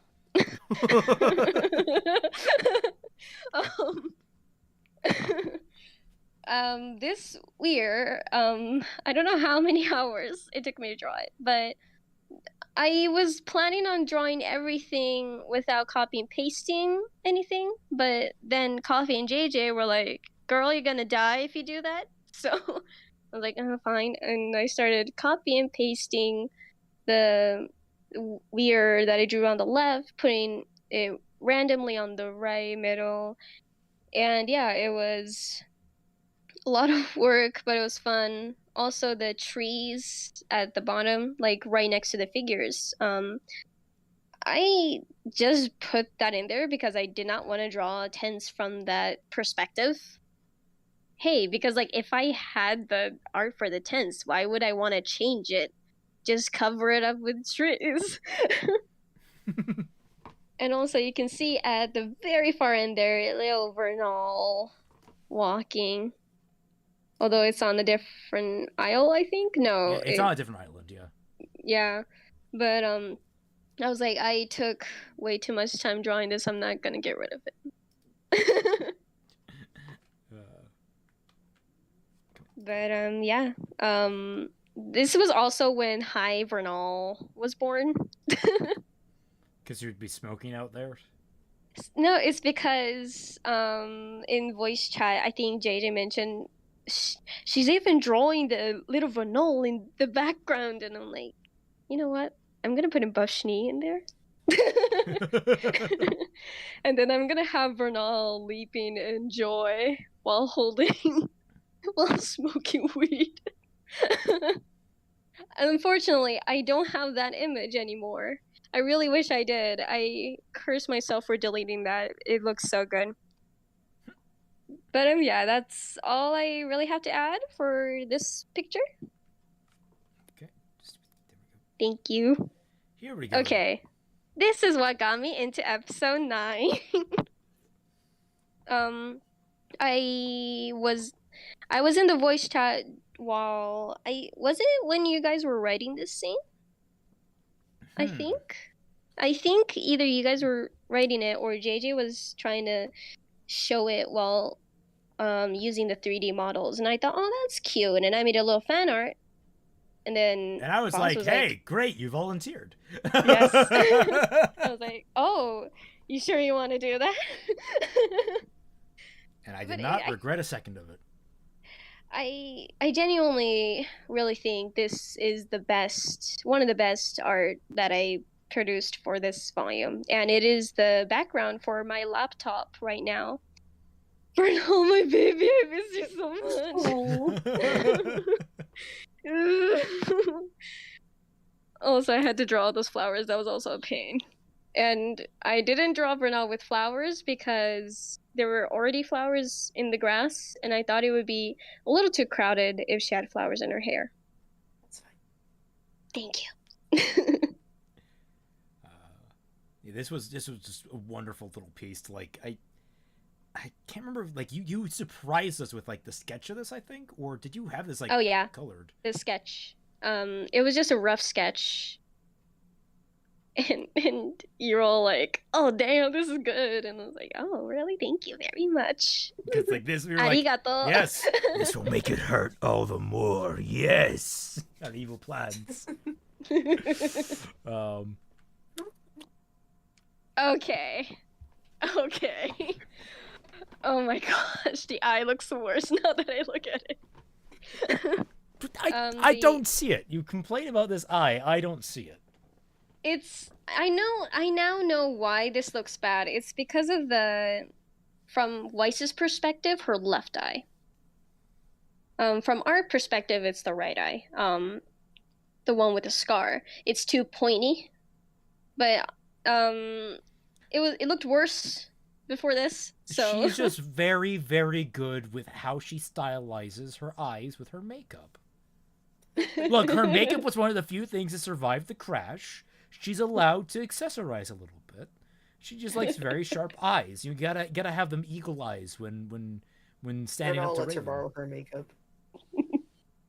Also, I call this the eyelash phase. I had this phase where I would draw the eyelash all rendered. Because I'm insane. But yeah, this yeah, they are. But yeah, this was when the Lice, your eye, I'm fine. Oh, meme. that's where that came from. Okay. Yeah, this is where that came from. God, it has been so long. There have been so many memes. Oh, so many. Just so many. Moving along. Did we have a? Yeah, there we go. Oh God. We'll do the far up version of this. I really dread this. I did not like drawing this. Because first, it was my... it was kind of like my first time for everything. Because first, I never drawn a character with this pose. And it's the first time I drew the sky in this perspective, and this the first time I drew the morning sky. It is the first time I drew everything like this. And I mean, it looks fine now. I think I did well for the art level I had at the time. Yeah. I mean, I think it came out great, and the pan up worked beautifully. I love the curve you gave it to the sky. This was an excellent little piece. Thank you very much. Yeah, honestly, if I were to redraw this, I would try to make Vernal as big as I possibly could, or like have her knees fill like half of the screen. But yeah, the proportions, the anatomy was really hard. I took about like 2 hours of my time scrolling through Pinterest looking for reference pictures. Yeah, it take hard to take reference photos of yourself with this pose. Yeah. Yeah, that's all I have to add for this one. That's right. You did the table for this scene. Yes. Oh boy. Coffee did the background, but you did the table first. Coffee did the background to match, and then I put posts in the models.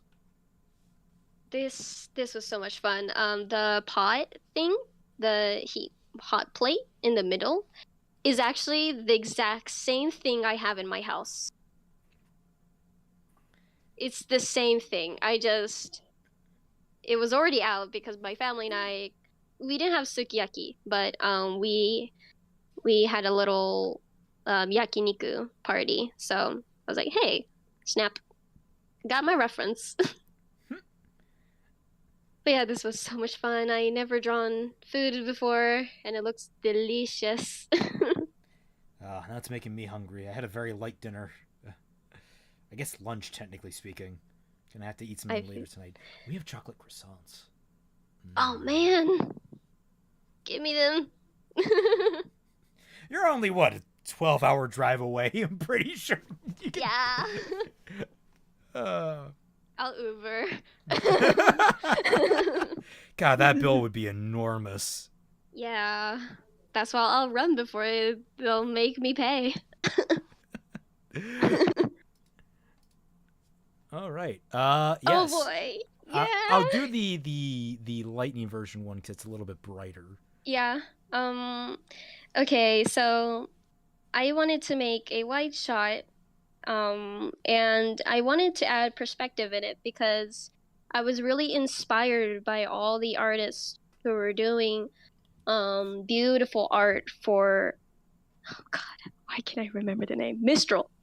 And I thought, hey, I want to do art, like background art, so I should start to learn perspective as well.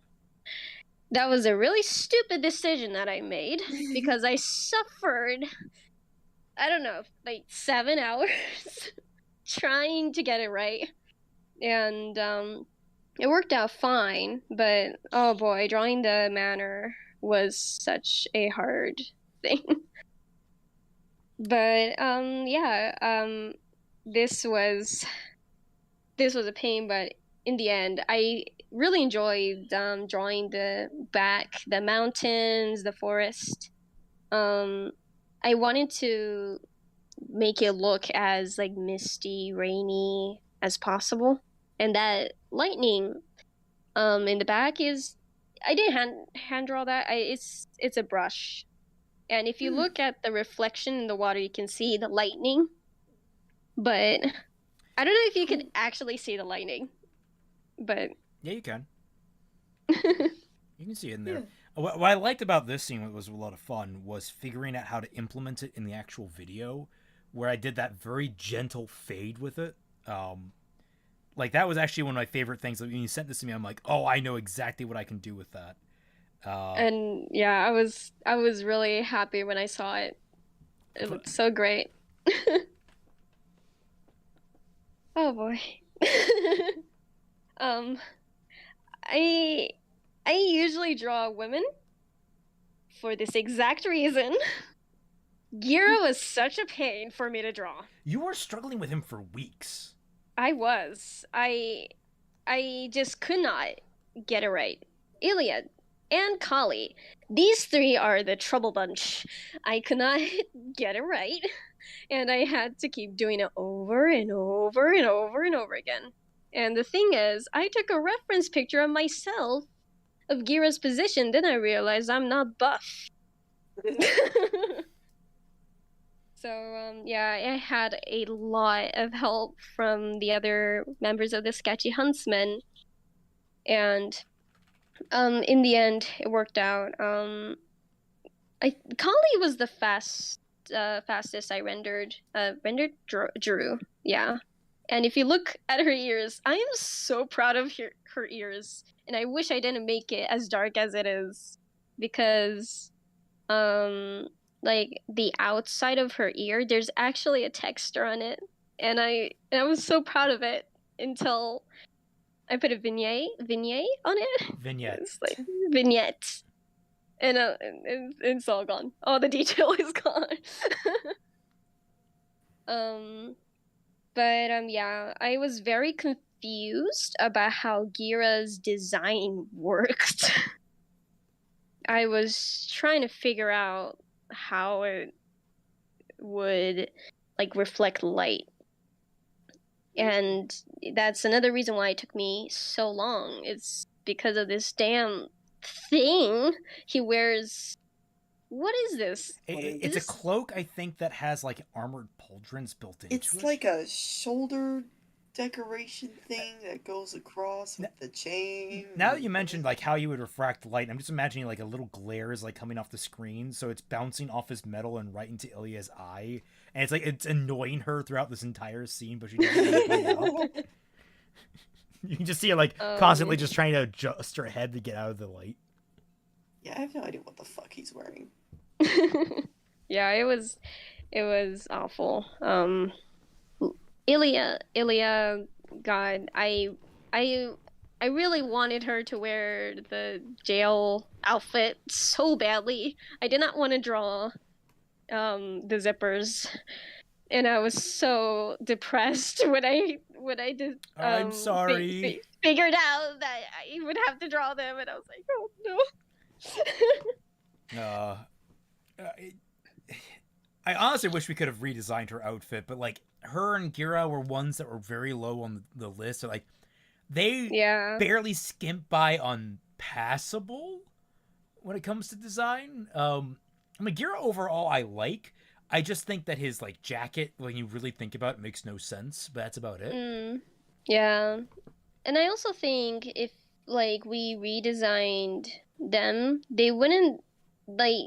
They had a lot of moments, but they didn't have nearly enough to justify why they would need a redesign, you know? Yeah. So, like, understandable on that part. This is just me as a beginner artist going like, no, not the zippers, not the metal. Hey, Saito, I didn't even know you were here. He's really complimenting Callie's hand. Oh my god, thank you so much. Oh my god, I think my face is red right now. Yeah, and Blake. Oh my goodness. Yeah. This didn't take me long for very good reason. I just want to get it over with. Yeah. Had to figure out that Bella booty though. I remember that was a whole discussion. Oh yeah. I was like, what? How would the booty look? Yeah, there isn't really much I need to add on this part. I just really wanted to get through it as fast as I could, and I noticed that some of the artists were doing selective coloring. So I did that as well, with only her eyes being gold, yellow, yeah. And then, next, what did I draw after this? Oh boy. Okay, this. Oh my goodness, this. Oh, Blake drawing her like that was a bit of a pain, but I managed to do it. So the painting above her. I love that. That's like my favorite detail in this. Yes, I just really, really, really love ukiyo-e. I got a few references and I was examining them and I drew that all by myself. I didn't trace anything. It's everything I drew was like that. Just I did it on my own and I'm so proud of it. If you look closely, she has horns. I imagine she was like the first faunus huntress. And just having her have horns, like, oh yeah. And like she would have been interpreted as like evil in some regions because of her features. And that would have been such a cool lore. Yeah, yes, Floof, you do hear Cat. Cat is back in the room. Also, Sun holding 2 donuts in his tail. Those are gonna be some hairy donuts. Yes. No wonder why Blake was resistant. Camden Hauk? H-A-U-C-K. Camden Hauk. Is there a place we can go to get the stats of your characters in the series? I want Hazel numbers. I bet it's Z number ridiculous. People misunderstand my purpose for having those numbers. They're to establish that in universe there is a system for tracking that. Like there is scientific research into how aura works. There is a cataloging process. It's not supposed to be any kind of measurement for them. Actually, like the writers understand exactly how much punishment a character can take. It doesn't come up super frequently as oh, he has this kind of aura. He has a Z-level aura with 100 minutes. It's like, no, that doesn't happen. People don't talk like that. People don't discuss it. And it's like, at best, you'll probably get, it's like, man, he's got to have like a Z aura or something. Like, I can't crack him. Like, people don't discuss it that way. We don't have these. That's something that kind of annoys me with a lot of power level type stuff. Like, people off to the sideline making commentary about, oh, this thing is happening. I must now comment on what exactly is going on. So the reader has all the fine details instead of insinuating all the details instead. So there's not really a firm list so much as that I understand the strengths and weaknesses of each character when it comes to their combat potential, and I know who would win in a straight up fight, who needs extra circumstances to win in certain circumstances. It's more like that than anything. It's not like there's a tier list or even like a full on list of aura. We have an understanding of the characters more so. And yes, Floof, I've pet the cat, although he jumped off my lap again. All right, so that answered. If I were to add anything else to this, it would be Sung. Okay, Sun I had a lot of trouble with because I'm not used to drawing men. And I had the awkward 30 minutes of scrolling through Pinterest of up naked men, and I was like, oh no, I shouldn't be watching this. As I Nola's too scroll pure. through not anymore, you guys have corrupted me. But Embrace the darkness. but oh boy, I've been told that the muscles that I drew for him looked off, and I thought, oh well, I guess I have to change it, but I honestly didn't know how to fix it, so I just left it as is. Now the boy looks tasty. But yeah, that's all I really have to say for this one. Another Blake face. Also, Sun is totally going to become a donut mascot in his old age. I can actually, yes, because of his puffy cheeks here, I can see him like ballooning up. He gets like really like he's like 40 years old. He's kind of, you know, let himself go. He's kind of like this chubby, jolly guy. Probably dresses up as Santa Claus. He's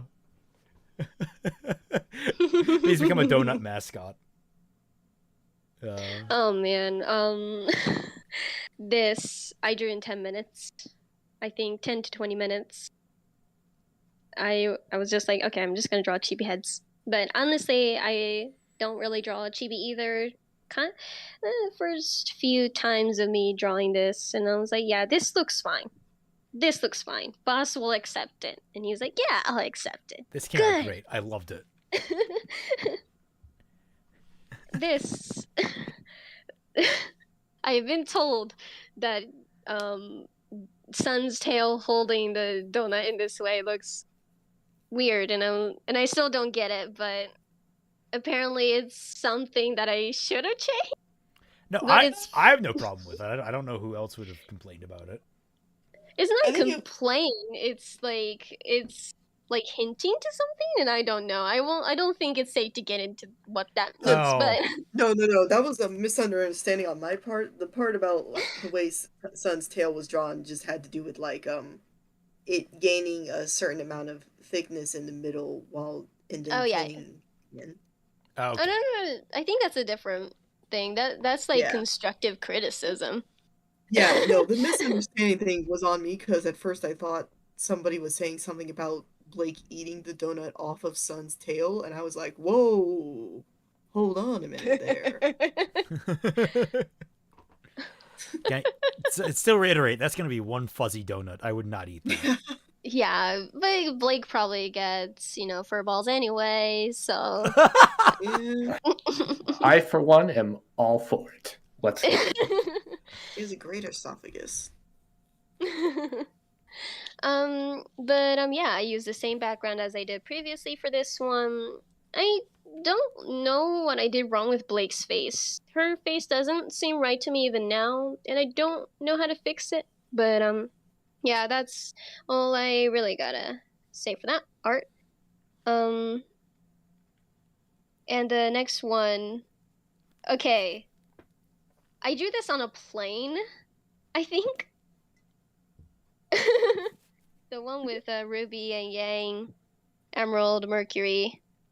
So at that time, I was just about to move to the US from Japan, and I was like, hey, I've got like 12 hours of nothing to do on the plane. So boss, give me a scene. And I drew the Weiss Raven, Nevermore summoning scene, as well as this one. And it's the first time? No, second time. Second time I drew a RWBY weapon. And yeah, it was really hard, but I managed to hide as many errors as I could with Lionheart's shield.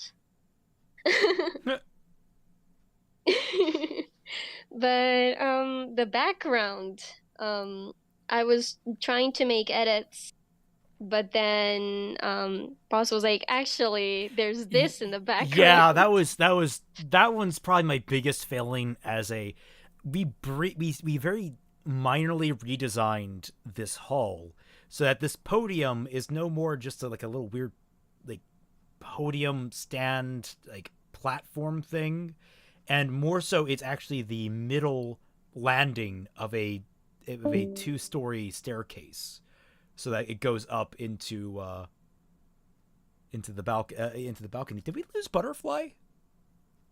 Maybe? I don't know. I just realized because she hasn't gone yet. Oh no! I hope she comes back. There's supposed to be a door behind Mercury's head, right? I think there was supposed to be a door behind it. Yeah, but I'm not gonna draw it. That's such a weird enough perspective. Yeah, so basically what happened was I didn't save the progress that I made. So I accidentally deleted all the progress that I did for the background in a way. So I had to take the existing picture I had and shade the background over it without changing the color of the characters that I already put in there. And it took so long because I did that. But yeah, I also had to look for multiple references. The references that I used were, I think, mostly Weiss being. I didn't see that Butterfly wasn't feeling well. Oh no! Oh man! Oh, now I poor feel Butterfly. guilty. We should have gotten, because I was saving all the character design stuff for the end. Oh, I don't want to do that I without hope Butterfly feels better. her. I hope she feels better. Oh no! Oh, I want to give her hugs, but I don't know where she lives. All right. Well, let's carry on. So this was any more about this particular image? I think nothing really. I just really struggled with the posing of Mercury, and I think Sino helped me out with that. I really appreciate the other artists in the Sketchy Huntsmen for helping me out with all the posing and such. But yeah. Next is this. Oh boy. I can't believe that I drew this on a plane. I just mindlessly sketching in the plane, not being able to contact anyone. It was a very lonely experience, but I managed to do enough progress while I was in the hotel. So the Sketchy Huntsman was like, "Oh, you're gonna draw every single feather of that bird?" And I was like, "Yes, it can't stop me." And you were like, "You'll stop yourself eventually." And I did. Look at the back feathers for this bird. It's just streaks. I did not want to draw anymore. This is actually around 7,000 pixels wide. I think 7,000, 8,000. Where's details? View details. It was a very large art piece, and the only reason why it looks this detailed, the only reason why I made it this big was because Modded Joker, whom I was in the same episode with for episode 9, it was like, yeah, my canvas size is about like 7,000, 8,000 pixels wide, and I thought, I never really considered making my art that big. Oh, I would be able to be more satisfied with all the details I could add. I kind of regretted it, but also it was worth it. I mean, it was one of those things that, like, not even I had considered back when I was making my early YouTube videos. I could be rendering out at higher quality. I thought I was rendering at high quality, but then I talked to a friend, and it turned out I had all these settings that were, like, not turned on properly, and my videos have looked so much better ever since. I mean, even today, like, even this volume, I was learning tricks of the trade. Like, rendering in different frame rates really messes things up, and because, like, you edit in a certain frame rate and then you render in a different frame rate, and if you don't do that correctly, that's another thing I'm going to keep in mind for next volume, is, like, if anyone does animation, we need to have a standardized animating frame rate to make it all look cohesive. So it's like those types of things, little technical things, make big differences. Yeah. Yeah. Looking back on this, I really wish I had done a better job with these, what do you call them? The streaks that I added in between the Nevermore Summon and Weiss. Because I was just, okay, I'm gonna make this look epic. I'm just gonna draw streaks over and over and over and over and over again. Because when you're drawing after like a few hours, you're already tired. But when you're 8 hours on a plane, you start to get a little too tired. I think the last two of this effect that I added in really made it better. It filled in the empty space that I was really not satisfied with. Yeah, I think that is something I would like to work on more in future art. If I do any action scenes, would be these kind of streaks of energy or elements. But I think really look nice. Drawing Weiss, as epic as this, it was such a great honor. I really wanted to do that thing for a while, and when boss was like, "You want to do it?" I was like, "Yes, very much. I'll draw it on the plane." She was so excited. Yeah. Yeah, this was great. Ever since I drew this, almost all of my art has been 7,000 pixels wide. But yeah. I have evolved. I mean, that really is like the best part of this. Just like learning, like, oh yeah, no, I've stepped up my art for this, and it's like, oh really? You'd be surprised how much having a little bit of a framework can really put an artist to like actually like push their art a little bit further than it used to. It's nice. It's surprisingly nice having just a backboard of some sort. Yeah, having all these art senpais in the group is really great. The Sketchy Huntsmen Discord server also has a chat called Tutorials and References, which is really helpful. Whenever we find a tutorial or references, like for drawing buildings, trees, and stuff, we put it in there. And I cannot begin to tell you how much that helped me. And it's really great. I really was happy when I first joined, and I'm even happier now because I can see how much my art has gotten better, and it's thanks to all of you guys. Alrighty. Would we, anything else to note? Should we move on, or it's your call? I don't think I really have anything to add. Yeah, this was nice. Thank you for letting me be on the team. This is great. You've been a delight, Noel. Quickly, can you do your read off of your your sponsorship off the top of your head? この番組はご覧のスポンサーの提供にてご提供します。わかんない。All right. Here we go. Quill. Yay! We unleash the Quill. Oh no. He's gonna cancel us. Yeah. Holy moly, Quill. Why have you summoned me, Celtic? You know why I summoned you. Yeah. I accept the summon master. Oh, whoa.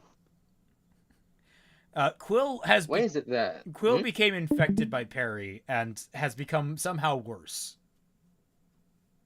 Hey, I'm not that bad. Yeah, you are. You literally shit. have a hole that you have to return to every time you make a horny joke. I mean, not compared to like the original Perry. You're not as pure concentrated The bad as original that, Perry. but you're getting pretty close, and that's a level of like radiation Aw. poisoning could permeate the rest of the server if we're not careful. Oh, damn. Then I'm gonna be on my best behavior today, just for you guys. All right, so Quill, let's talk about your process. Here we are with, chronologically, I think your first piece in this volume. I actually don't remember. Damn, process. Quill just being like, I don't remember doing art for you. Why am I here? What the hell? What's going on? Wait, I remember making this. Thinking that, okay, the opening sounds really cool. I think I could make it look like a Quentin Tarantino shot. Like, you just have the three, like, badasses in the background, and then a dead guy at the front. And then I just drew it. And then somehow it became this picture through months of, like, revisions and stuff. Because the original one I submitted, I think it was, like, it didn't have the same refinement as this one. This one... Yeah, this is the updated one. Yeah. That was after, like, we actually finished the finale. Because fun fact, I typically just save over those old versions because then it just updates automatically in Premiere when I re-render things. Yeah, I don't know how Premiere works. I don't have Premiere.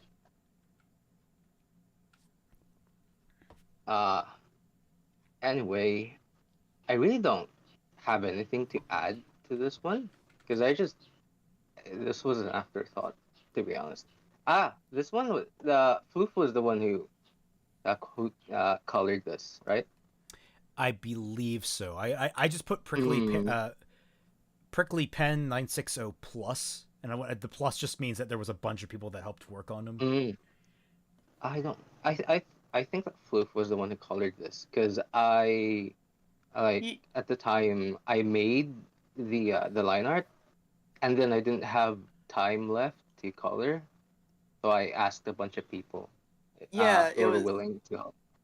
It was almost Erod who colored it, but Floof colored this version that got used in the video because I think something came up with Erod. I don't remember the specifics, but yeah, that's probably why the plus is like that, because it was technically Erod and Floof slightly competing with each other to color it. I think it's because like Coffee helped with one image at some point, and like I just wasn't confirmed on which one it was, so I just put plus, and I'm like, I'll figure it out later. Just why some of the credits are wrong. There were a lot of people. There was a lot of people that helped out.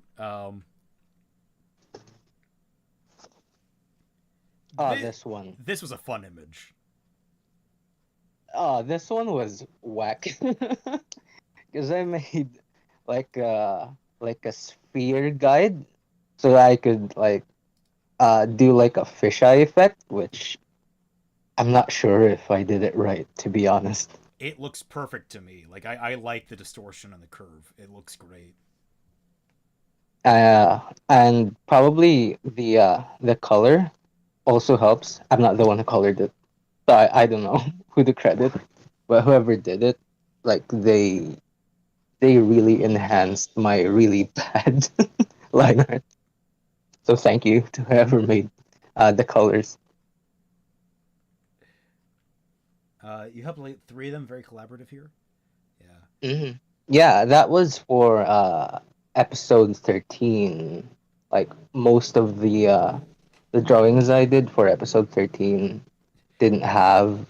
Let's just be real. You did most of episode colors. 13. Wait, really? Yeah, you carried episode 13. Who was it that also carried it? Like there was. Oh, we talked to them last time. Was it Floof? It was not Floof. It was not Floof that carried it. Because remember, they were like, "Oh, you're carrying it. I'm going to carry it back." That's Prickle Pen. JJ was in there. Was it someone else? Who am I thinking of? Coffee? Question mark. Coffee. It's not Coffee. Maybe it was a different episode I'm thinking of. I can't remember now. Or was it? No, was it It was Redlock. Okay, I'm thinking. I mean, you did carry this episode. Don't get me wrong. You carried, but Redlock carried his episode, and I think it was someone else that was inspired by him. We'll figure it out later. My brain is like starting to run dry on energy, so let's. I can't think. I can't brain. Oh no, it's the brain rot. The brain rot. I blame Sino.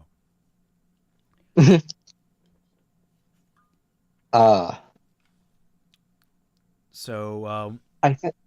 Yeah, you go. I was gonna say, like, I was gonna ask basically, is there anywhere in particular you want to focus on, anything you want to look at in specific? Because you drew a lot. You drew a lot of images this volume. Yeah, I drew a lot of images because I think that I just thought that. Wait, hold on.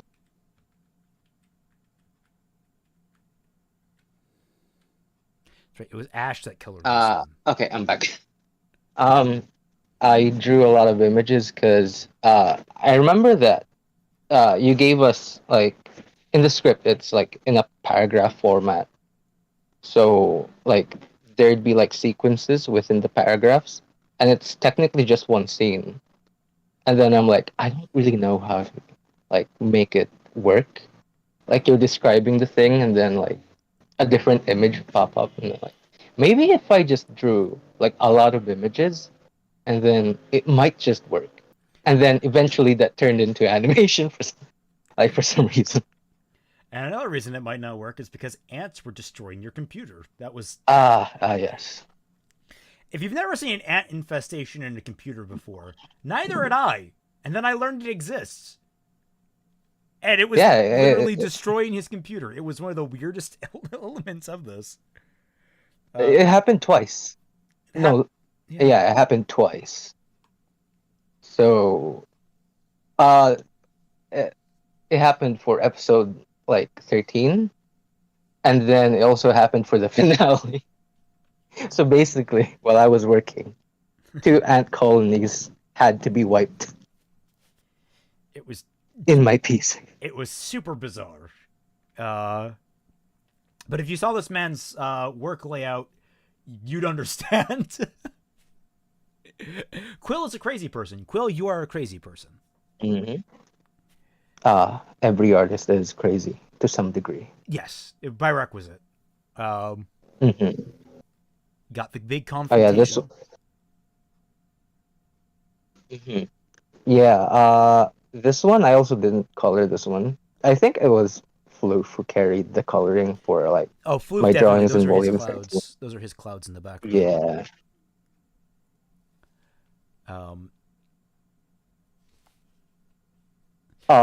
This one I really loved. The how it all came together. Yeah, this one came together excellently, and it also is the one that infuriates me the most, because this is the one that Floof gave me the cloud background and said, hey, have it gently scrolling the entire scene. Extra work. No.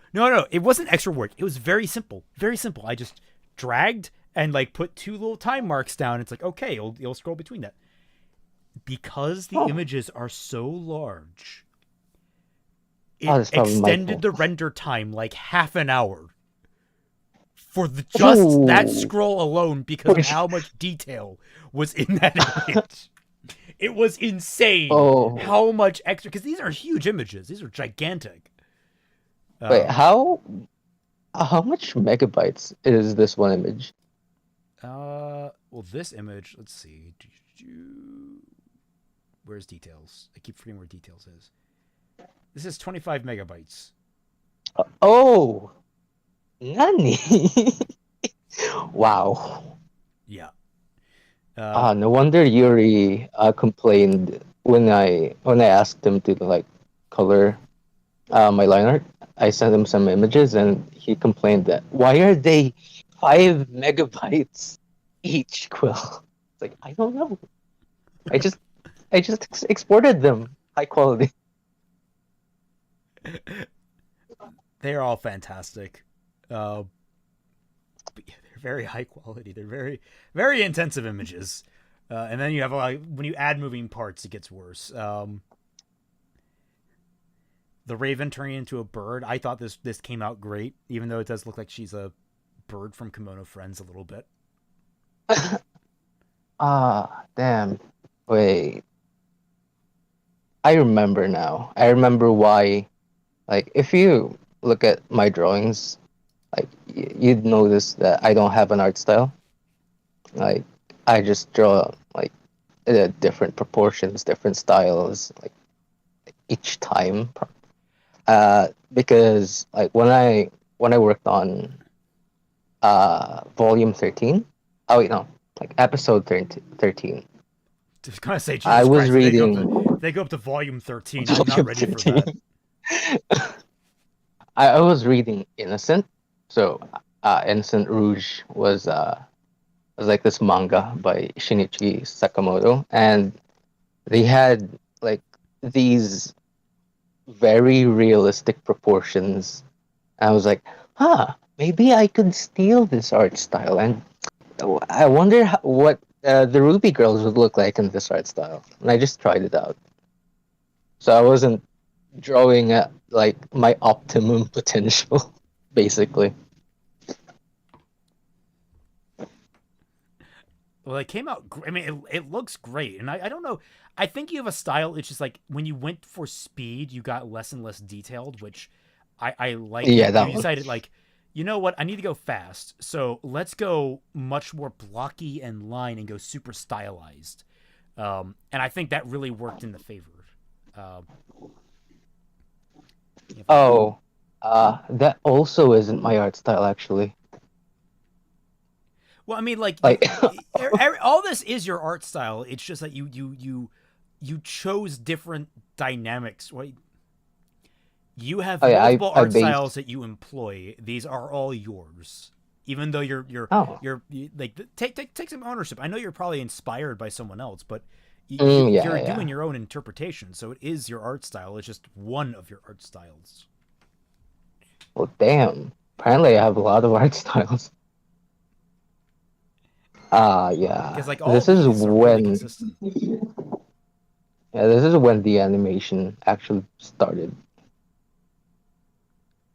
Because I was actually trying to, because I saw everyone else like they made like really detailed and really like beautifully rendered images, and I was like, I don't have time for like making my drawings pretty. So what if I just entertained people by showing them a slideshow or like a basic animation? I was like, okay, let's try that, and I simplified the style even more. I mean, I think it came out just excellent. It conveys everything it needs to. It's very clean, very stylized. It's very pleasing to look at, and it flows really smoothly. Roman and Neo just being like, "Yeah, let's get the fuck out of here." Like this is one of my favorite moments to write, because it's like, what would they do? They would fucking leg it. They don't want to be involved in this shit. Yeah, it's very Roman of them. I don't know. Oh yeah, this one was funny. They have to stop. the hat just flew off. And then, surprise, it's Hazel. What I love is like you went back to super hyper detailed just for his head, and like it like has that anime effect if we're like, you know, this is my serious face. Just like everything else is still very cartoony, but then all of a sudden just hyper realistic threat. Hazel. Yeah, because like, I think this is the sketch version. That I was supposed to clean this up, but then I was like, you know, this actually works. It kind of has that anime like trope where like people, when they're trying to be serious, like it has like lots of like scratchy pencil like details to them. I was like, yeah, let's keep it. This is Prickle Pen 960 on Instagram. He's Go follow me. Yeah, he and you have a Twitter, don't you? Mm-hmm. Yeah. Wait, what was my Twitter handle? It's in there. I forgot. It's in the links. It's Pen Prickly or whatever. It's some Yeah. variant. Just follow me on Instagram. I'm more active there. Hazel the Cinder. Oh, this one was adorable. Oh yeah, I like the little chippy Neo off to the side, just being like, "What is happening? What is happening? Who are you talking to, woman?" Wait, did Neo already know about Oz at this point? Yeah, she was actually very unnervous about it, but it's like the idea that he's reacting in this way. He's like, "Oh crap, what do you mean by that?" And Neo's just like, "What the fuck?" He is on Twitter, Anime Guy. So let's see. This one. I animated this one. Yeah, this one was a surprise to be sure, because like I hadn't like considered this to be like very, very fanciful and flourishy, but then you were just like, let's make it fucking like fancy as fuck. So Roman's just the thing is, you go. The thing is, this was an accident. This wasn't supposed to be animated. I was trying to find like a pose for Roman, and like I accidentally made different frames that looked like they could be connected, and I was like, "Huh, this could be an animation. Let's just make it work," and it kind of did. And then they vanish. I was really sad. I wanted to do like an actual crystal breaking effect here, but I just couldn't get it to work. It kind of worked though, like on the actual video, it kind of did work. It didn't work as well as I had wanted. Like the image ultimately worked out great, but it just I need to still learn more about Premiere. That might be my big learning arc going into Volume 6 is learning how to After Effects. Oh damn, Celtic Phoenix, the training arc. Got Hazel coming in like the kind of closed eyes, just sort of like, so did you order the beating? Oh damn, I heard that people didn't like drawing Hazel. I wonder why, because I don't think it's that people didn't like it. It's that they were focusing on other things. I just joke. I'm like, no one wants to draw Hazel because he's literally like. For those of you who don't know, we didn't have an easy way to add Hazel into scenes because we didn't have a model of him at the time until Aiden made it. And by the way, Aiden, don't think I didn't realize you sneaking in here. Yeah, thanks for realizing for about an hour and a half later. No, I noticed. You've been here for a long ass while. I just didn't say anything because that gives you attention. Sneaky deaky. No, but I was gonna say like so basically whenever I gave someone a scene, I was like, okay, Hazel's important, and everyone's drawing like Hazel at like either not drawing him or like drawing him so close you don't see anything. Like it's like, what's the point? It's Hazel. We need Hazel, and so like Quill drawing Hazel was always for relief. Because I actually enjoyed drawing Hazel. You see, Kitty, I didn't discover that until after Net Lady joined within like the last week. And then I realized, oh, you really are the Bara Titty committee. Like you What? Just like Quill is the trap committee. I mean, we don't have a trap committee. No. Quill, Perry, and Rudolf make the trap committee. We all know this. No, that's a secret society. I hate every single one of you, and I'm pressing charges. No, Rudolf, no. This was also sort of animated. This was actually probably the most animated of your things. Like, mostly Weiss and Vernal got this really cool, like, back and forth animation stuff. If I can find it. Oh, yeah, because I actually wanted to, like fully animate this thing, but then I lost Like, I didn't have enough time to basically work on it. This back and forth with Weiss and Vernal is just... This was one of my favorite things you've drawn. Just this, it perfectly conveys the intensity of this, like, emotional breakdown of a friendship. The little touch of, like, I hate how these images have to load, because it takes forever. Weiss doing her little breathing and then, like, drawing her sword to ready position, and Vernal putting on her mask. Like, these nice little touches that breathe so much life into how these two do things. You know, let me just load it. Okay, there we go. Scroll back. Right. Oh, but what happened? There we go. Oh, nice. Yeah, so we get the little animation. And then them talking to each other. Lining up with my dialogue. I thought it was all great stuff. I really regret. I regret, Raymond, that I didn't continue this one. Because this was supposed to be a lot longer. I am perfectly fine that you didn't, because we needed you doing other things. But I wanted to so badly.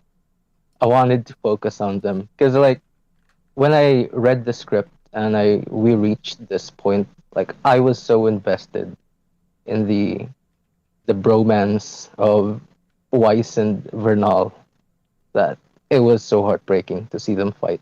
And I was like, you know what? Let's put some extra effort into these scenes. I mean, it really comes across. Like, I felt all the emotion, and I mean, to be fair, you got up to the end of that scene, so it was perfectly fine. Oh no, because there was I still have the rough sketches for, like, an extended fight scene where they actually, like, crossed blades. Before they crossed blades, they were, like, just slashing at each other, but eventually I cut it out. So, like, ooh. Well, to be fair, I don't think that quite would have worked with how he did all the cutaways. Yeah, that is true. More Hazel being a Bamf. He really gives Ren and Nora the ring around. It's great. The characters that get very little focus in Volume 5 get to, like, duke it out. And, like, no, we get to take... If we win, we get your share of the screen credit. Oh, Hazel would have had more screen time. Because, remember when I told you that I wanted to, like, also animate this fight?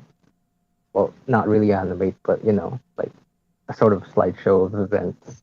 But then you said, no, stop, just one image. I really would have loved it, but at the same time, for people who want to know, like, why don't you give your artist time to work on these things? Because things need to get done eventually. And Quill here is the guy that I keep having to say, to stop doing so much work. I need I just need conveyed this image. And it's like, okay, 12 images? No, just one. It was constantly that back and forth. You could play that on repeat. It was me always fighting Quill's desire to overachieve, which I highly appreciate, but is also very frustrating. But it said on the script that there's more sequences, so you add the sequence. Oh, and also abs. Yeah. This one, there was supposed to be other things happening, but then I was like, shit, I gotta pick one. So I picked this one where Crow got slammed on like a pillar. Yeah, it's Crow abs. Crabs. Wait. Mm-hmm. Fan service moment. Thank me later. The way you drew Leo here was unnerving. Like, something about his teeth are unnerving to me. And, like, it works. It works because, like, he's supposed to be kind of like this kind of pathetic looking, like, he's supposed to be pathetic at this point. He's like, what was I supposed to do, Crow? She had big mommy milkers. You don't. I'd be convinced too. You don't understand. You left me here with big mommy milkers. I copied Voltron's art style on this one. Damn, I copied 3 art styles. And then for different Crow's face is images. also excellent. Just like, what the fuck are you talking about? But the mommy milkers, Crow. You gotta think about the mommy milkers.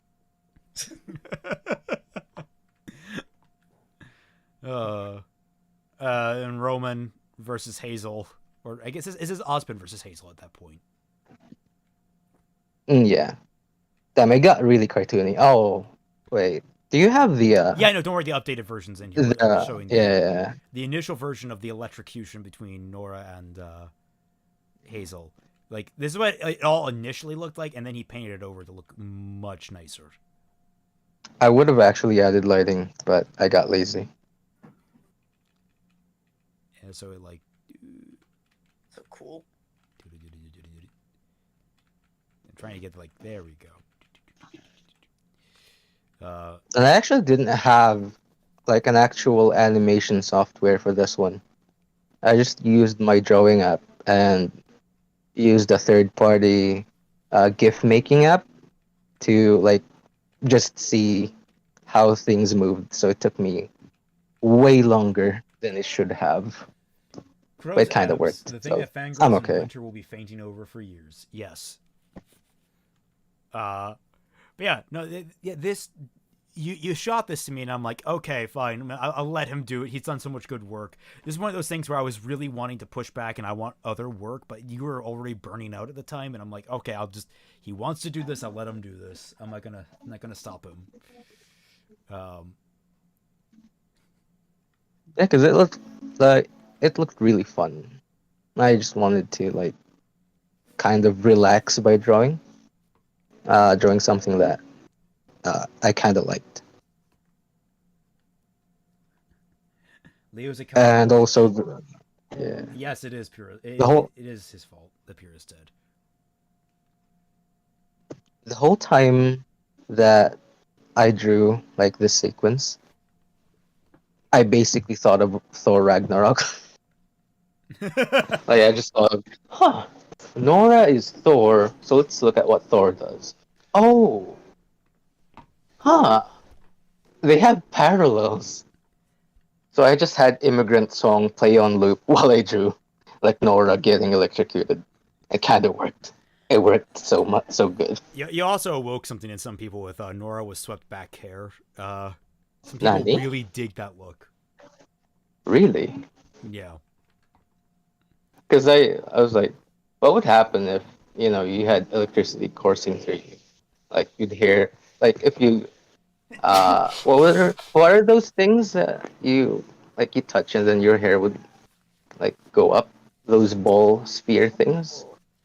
I don't know what they're called. What are those called? But I know what you're talking about. I was thinking of something like that. I don't know. Yeah, I was thinking of those. I was like, maybe Nora would have those. And also, yes, Nora does look hot. You can commission me if you want. So.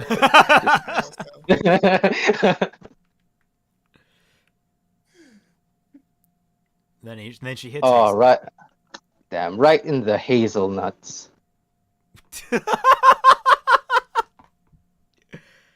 was actually Floof's joke, so I can't take ownership. I don't remember that joke, and now I'm just laughing at it because I probably heard it before, but that's just oh god. You heard that a lot of times, but it's still really good. It's still really am funny. Probably just mildly, easily amused. Actually, that scene, he wasn't supposed to get hit in the nuts. It was supposed to get hit in like the abdomen, the chest. Yeah, but it does kind of look like it. It does. No, I mean, it you really hit him does. square on the belt. That's fine. I get it. No, I mean like it's Nora. She's probably gonna aim at your nuts if she's pissed off. Yeah, that rings true. Yeah. Then you have Sun getting corn. And then we have. I'm sorry, I'm going through these kind of quick. It's just like that. You have so many images to get through. Yeah, I know. They don't really have a lot of them. It's just basic like composition stuff. So I can't really comment on color. because I think at the time that I was. The thing is, before I joined, like, the Sketchy Huntsmen, I really wasn't that good at drawing. Like, I was really bad. I didn't know how color theory worked. Most people would disagree with you. I'm just gonna point that out. Really? Because like the whole volume was like my training art, and after it was done, like I could noticeably see that I improved like a lot as compared to like before. Because I wasn't even supposed to be an artist before I discovered Fixing RWBY, so I actually blame you guys. Damn. Because I was gonna be an accountant, and now I'm an artist. Damn it. Oh damn! Look at look at Cinder's face. I love the. It's so cursed. I love how she's just kind of constantly cursed though. glaring. Yeah, she feels much more like confident and evil. It's honestly great, the expressions you give her. She feels so much more human in this volume. Cinder's supposed to be evil. Like, damn. You gotta give people what they want. The very hot yet evil salami slice. Lost this world a great accountant. Yes, we did. Stairs. Oof. Oof. I was supposed to draw that one. Oh yeah, Blake was here. I didn't know. Yeah, no, she wasn't. I didn't know Blake she wasn't supposed to be here. So what I did is actually, like, in editing, I whited her out and I used this image of Yang and I made it like a cutout down below. I saw that. I was like, oh, Blake isn't supposed to be there. Damn. Mistakes were made. Also, they kind of look like a rock band for some reason. This could be the other cover art. The cover art. That is a cover. Straight out of Patch. Cinder being like, yes, my shadow is on the stairs. I hear birds. You got birds? This one. I really love this one. Yeah, I'm gonna go. It's one of the few. So you can. One of the few drawings that I really liked. Yeah, I liked it because just like the impact of the shot was great. Yeah. Oh, I never noticed the shell casing popping out. That's a great little touch. Oh, really? The only downside to this is that you got her hands backwards. She's left-handed. Ah, damn. We could always just flip it, but then the bangs would be all wrong. Listen, the animators of the canon show fuck up her hands as well. We're supposed to be better, Mupa. No. She's ambidextrous. That's I mean, that's she kind of is, canon. but like she is primarily left-handed. Ah, there you go. Emerald just conk. Remember, that's what aura does. Instead of being a 50 caliber to the brain causing your head to explode, no, you get bashed on the head as though you just got hit by a brick, which is still very dangerous and deadly, but not enough to necessarily kill you automatically. No, a brick to the head would actually kill you, though.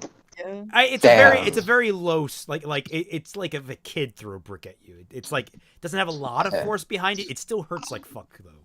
And just it's a foam brick. It's a foam brick, or maybe a Nerf dart. No. It wouldn't be a Nerf dart. No. It'd be way more impacting than a Nerf dart. Maybe a little less than a brick. I wonder where I had the reference for this one, or did I just make shit up? I don't know. And then you actually pseudo-animated John's helmet sliding on. Oh, John's helmet. I really didn't know what it was supposed to look like. Like it looked like in the character reference sheet, like it made sense, But when I tried to draw it, I was like, I'm confused. Where do parts go? Oh no. Yeah, it was kind of just meant to be like every piece just goes inset into the mouth guard, which was like supposed to be the largest plate. Yeah. But then I was like, I don't know how this works. So I'm just gonna. And I found out that there was actually a 3D, like a 3D model version. Yeah, a I 3D was like, model version got dang made, it. but that version actually functions a bit differently from how it's like shown on the reference sheet. So Oh, really? yeah. Oh, we could always just pretend that it functioned the same way. Who would It's, win, it's a just an regular art brick style. to the forehead at 1 foot per second or a foam brick going Mach 1? That's actually a legitimately good question. I don't know who would win. The foam brick would disintegrate before it reached you, so. Possibly. True. Maybe if like the foam Mach brick were 1 is compressed enough down for like stability. Mach 1 that'd is kill enough you. to break the sound barrier, though. Yeah, So, the like, foam a brick's foam gonna brick kill you. traveling at the speed to break the sound barrier. Yeah, the foam brick's gonna kill you. It's so, if it survives. yeah, if it survives. It's also gonna at the break very through the least, you're gonna skull get barrier. showered in shrapnel. Like, You're gonna But with inhale a cloud of foam dust. Oh, the asthma's gonna kill you before the brick does. the asthma will kill you before RWBY does. Jumps in like a bird of prey. Also, Neo looks kind of cute. Hello. Neo is always cute. Excuse you. Weiss stand forever. German Weiss. Let's go. Is it German Weiss? Yeah. I wish our Weiss was German. I mean, that is one thing that's really cool about the Switch, about Saito's RWBY Remnants, is that having all those different accents. That is one thing that I failed to conceive, is like all the characters would have different accents. But I was thinking, because like they all have the voice actor pool from America, you wouldn't be able to necessarily get that. Yeah. That would actually also sound awkward if you force it. Yeah.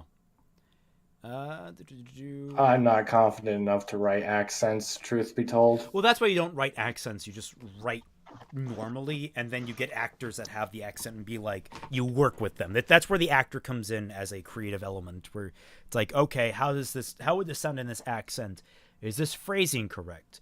Like, if I wrote an Australian character in my books, I would write what I want to write in dialogue, and then I go over with an actual Australian person with the context and be like, hey, how would you phrase it differently? How would you phrase it this way? I want to convey this sentence, but how would you say it? That sort of thing. And get like feedback on it. And I think this is the last image of yours. Is the ice. Is there anything more you did? I don't think there is. I don't know. I don't actually remember much.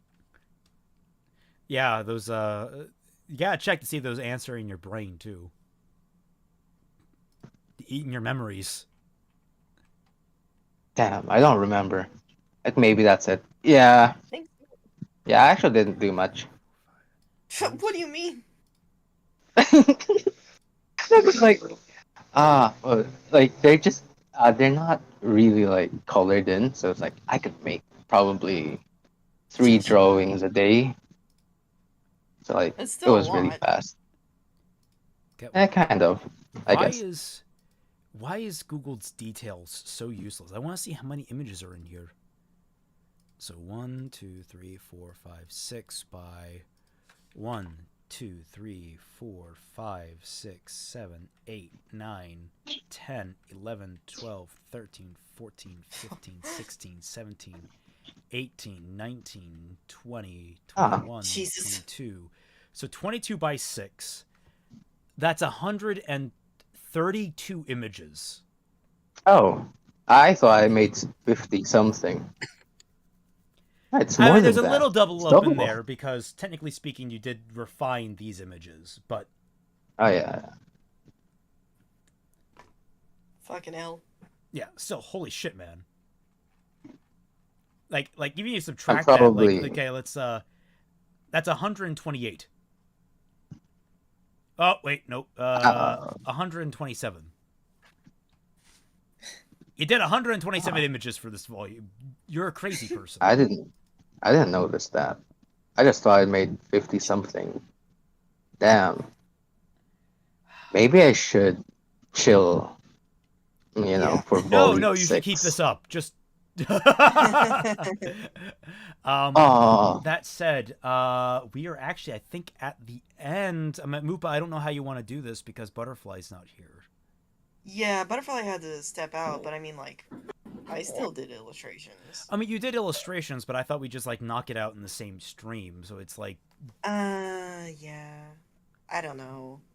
Do you think she would mind if we tried talking about the character designs? Shit, I don't want to leave without her. And we've been going 4.5 hours now. Yeah, I'm gonna pop out. I had fun. Thanks for having me, guys. But I need to go. All right, see you, man. Take care, guys. Thanks everybody for watching. Yep. Yeah, I think we'll leave it for another stream. We'll just call this Illustrator stream 2. Okay. I feel guilty about that, but like at the same time, I wish, you know, I wish I had caught her being ill earlier. I feel like personally, for me, I'm perfectly capable of talking about the illustrations without going into the character designs. Oh yeah, you can, but I'm just trying to think like time. This was like the whole like arranging thing is like I wanted everyone to be talking about like one and done. So it's like, you know, everyone would be on like only need to be on one stream instead of splitting it up and having to like worry about extra people on the stream, that sort of thing. Oh yeah, but then you put me and Butterfly at like the very end. Well, yeah, because I thought then we'd have like the ending segment would be character design, like it would be like actually covering you guys and then the character design in one chunk. That makes sense. Yeah, I mean I can see the logic though, but then it's just like that combined with how you didn't want the stream to go for 6 hours like last time. Fair, but I mean, like I kind of expected with the character designs that was going to be covered that way.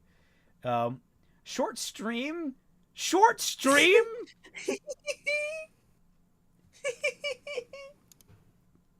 Well, I'll yes, short it is sheet your stream. bed. How's that? I'll short sheet your bed so far it'll spread out to Mexico. I don't know what I'm even saying anymore. I am tired. Dude, have some respect for coffee here. I'm sorry, I'm spoiled by EFAP. Sorry. Yeah, no, I get that. But EFAP is a much different format than us. I'm just saying though, like Aiden sat in on multiple streams just because he wanted to without getting to talk about. I mean, like, to be fair, Aiden hasn't talked. I haven't really let him talk, and he's only sat in here because I didn't have to bother to remove him. Yeah, but then how's it gonna look though if I got to sit in here and like make little comments here and there? I suppose. And Butterfly has only really one full image to her name in terms of like illustrations. So I suppose we can round out with you, Mupa. Okay. I suppose. All right, so let's begin with episode 4A by the looks of it. Mm-hmm. Reunion between Roman and Tyyne. I forget their fucking name. Ranger. That's right. That's what they're fucking called. I was helping pick out assignments for all the artists with you and Floof, and this is one of the scenes that I especially requested. I remember that you were one of the few that like you reached out and were like I want to. When you were helping, you were like, I have these images in my head. I want to do them. You chose the assignments for yourself, but basically took them and just ran with them, and then like very rarely. It was only a couple of times then you came back and you're like, okay, I want a different scene, and we hashed it out. But it was more so that you just had like scenes you wanted to do. Yeah. It was like because I was one of the people who also got to like read the script before everyone else, so it was like there were certain scenes that I could remember and like try to make requests about. Yeah. And yeah, this was one of them because it was fucking hilarious in my head. But it was also one of the few scenes where I did like multiple images to get the story across, because like reading about it in the text, it's like, okay, well obviously I can't convey all of this in one image. It's just gonna have to be like a whole string. And it turned out great. Like Roman's expression, this came out perfectly. This is exactly like, was that a table? Like, holy shit, RWBY that just took like my head off. I do want to point out, RWBY looks so small. She is small. She's 5'2". She's I adorable. actually think she's 5'3". I don't know. I forget her height. I think she's But 5'3". yeah, she's 5'3", and Roman is 6'3". He's got a whole foot on her. I mean, it's a really big door. Yeah, it is a big door. I have to make the door huge just to make everything else look normal. This was really fun. And this was one of the occasions where Jay saved my butt, because he had all of the 3D models for the weapons, and he threw RWBY's scythe at me, so I could just be like, oh wow, I don't have to actually think about it. I can just position the scythe and trace over the model. This is great. There's a lot of details that you don't realize the scythe has when you're just looking at really shitty reference images online, because the lighting is terrible in the show. Yeah, and also this is where that background that you passed off to Coffee and Jay came from, isn't it? This image, I passed off.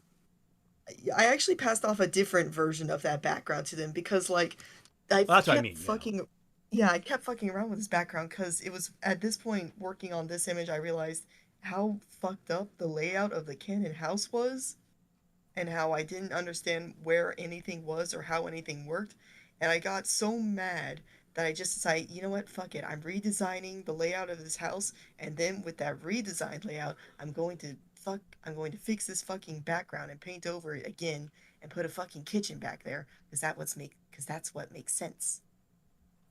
And we'll actually get to that layout in just a bit. Actually, we can get to it because it's in here. Oh yeah. And yeah, this was there were a couple of images. This was one of them where I did some of the poses that the characters were doing, and Roman's pose here was one of them. I somehow managed to reach back and grab my own ankles to mimic the feeling of the pose. Mupa, so dedicated to the craft, she expertly hog-tied herself. I hide my poor comprehension of perspective with just extremes, so that you're more distracted by the insanity of the pose and just everything else that's happening to not notice that it's a little weird looking.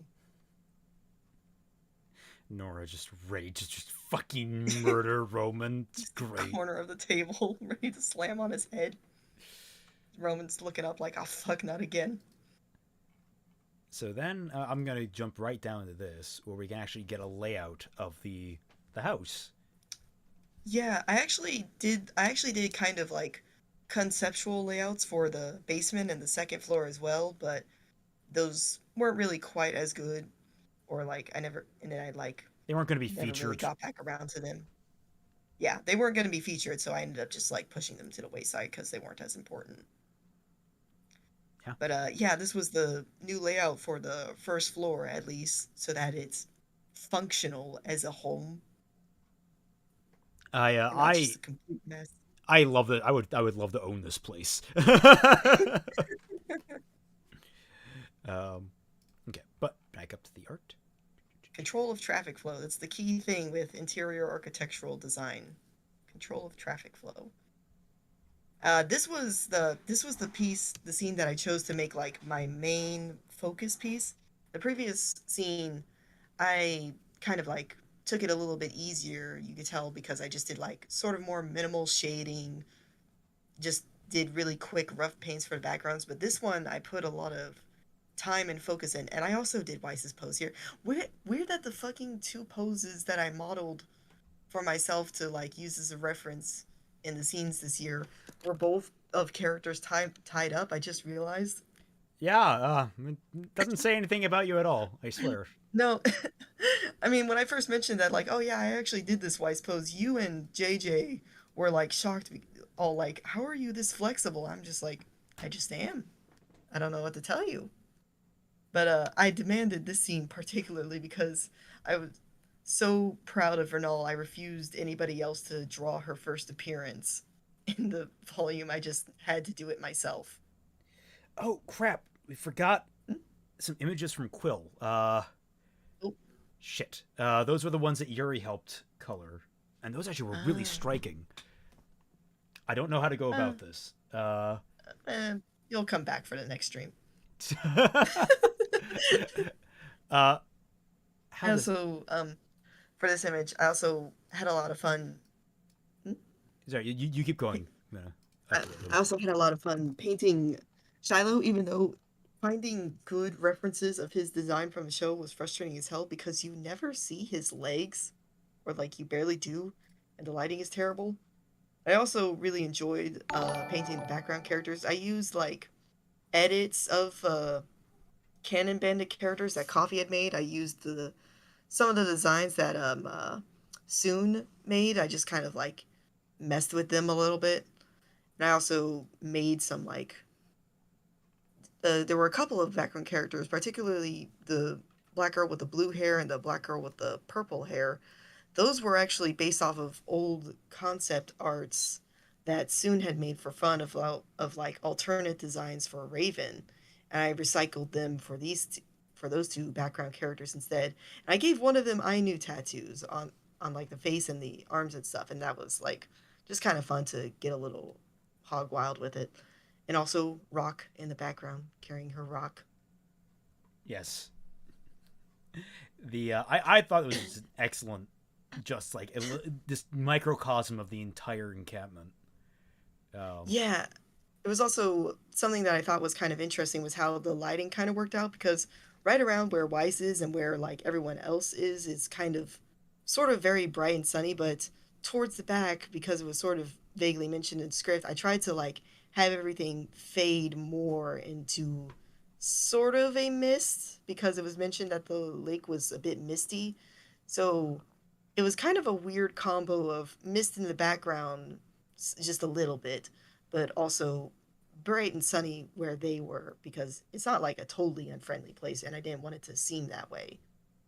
Like, despite the circumstances, Weiss is in a good place right now. Yeah. All right. Also, I found the images. I know why they didn't wind up in the thing. It's because they weren't labeled with pen prickly. They were labeled with Yuri? Yeah, Yuri. Like, they were labeled with combined arms. This wasn't the first speed paint pickup that I did, but after those first two scenes, I just started doing a whole bunch of pickups where I was just like, okay, I want to see him with this character, I want to see him with this character, I want to see him from this episode. Just because, like, I was determined this year to have at least one illustration in each video of the volume. You caught mint disease, or was it mint that caught the disease from you? I don't know. I don't know who caught it first. I just wanted to make up for last year where I only had one picture that showed up for 10 seconds, and I was like, oh. So that was like my primary motivation, and this was one of them. This environment that they're in is actually from a real place. Like, it's from a real sushi restaurant in a local town nearby. And I just like looked at Google Images for it and like roughly projected how it would look if the characters were sitting in a certain area of it. I also came up with that one Donkey Faunus guy's design on the spot. Yeah, he has an interesting sense of dress. It was supposed to kind of like, because I saw one image of a donkey wearing like a halter thing around its neck, and I thought, like, I'm going to mimic that.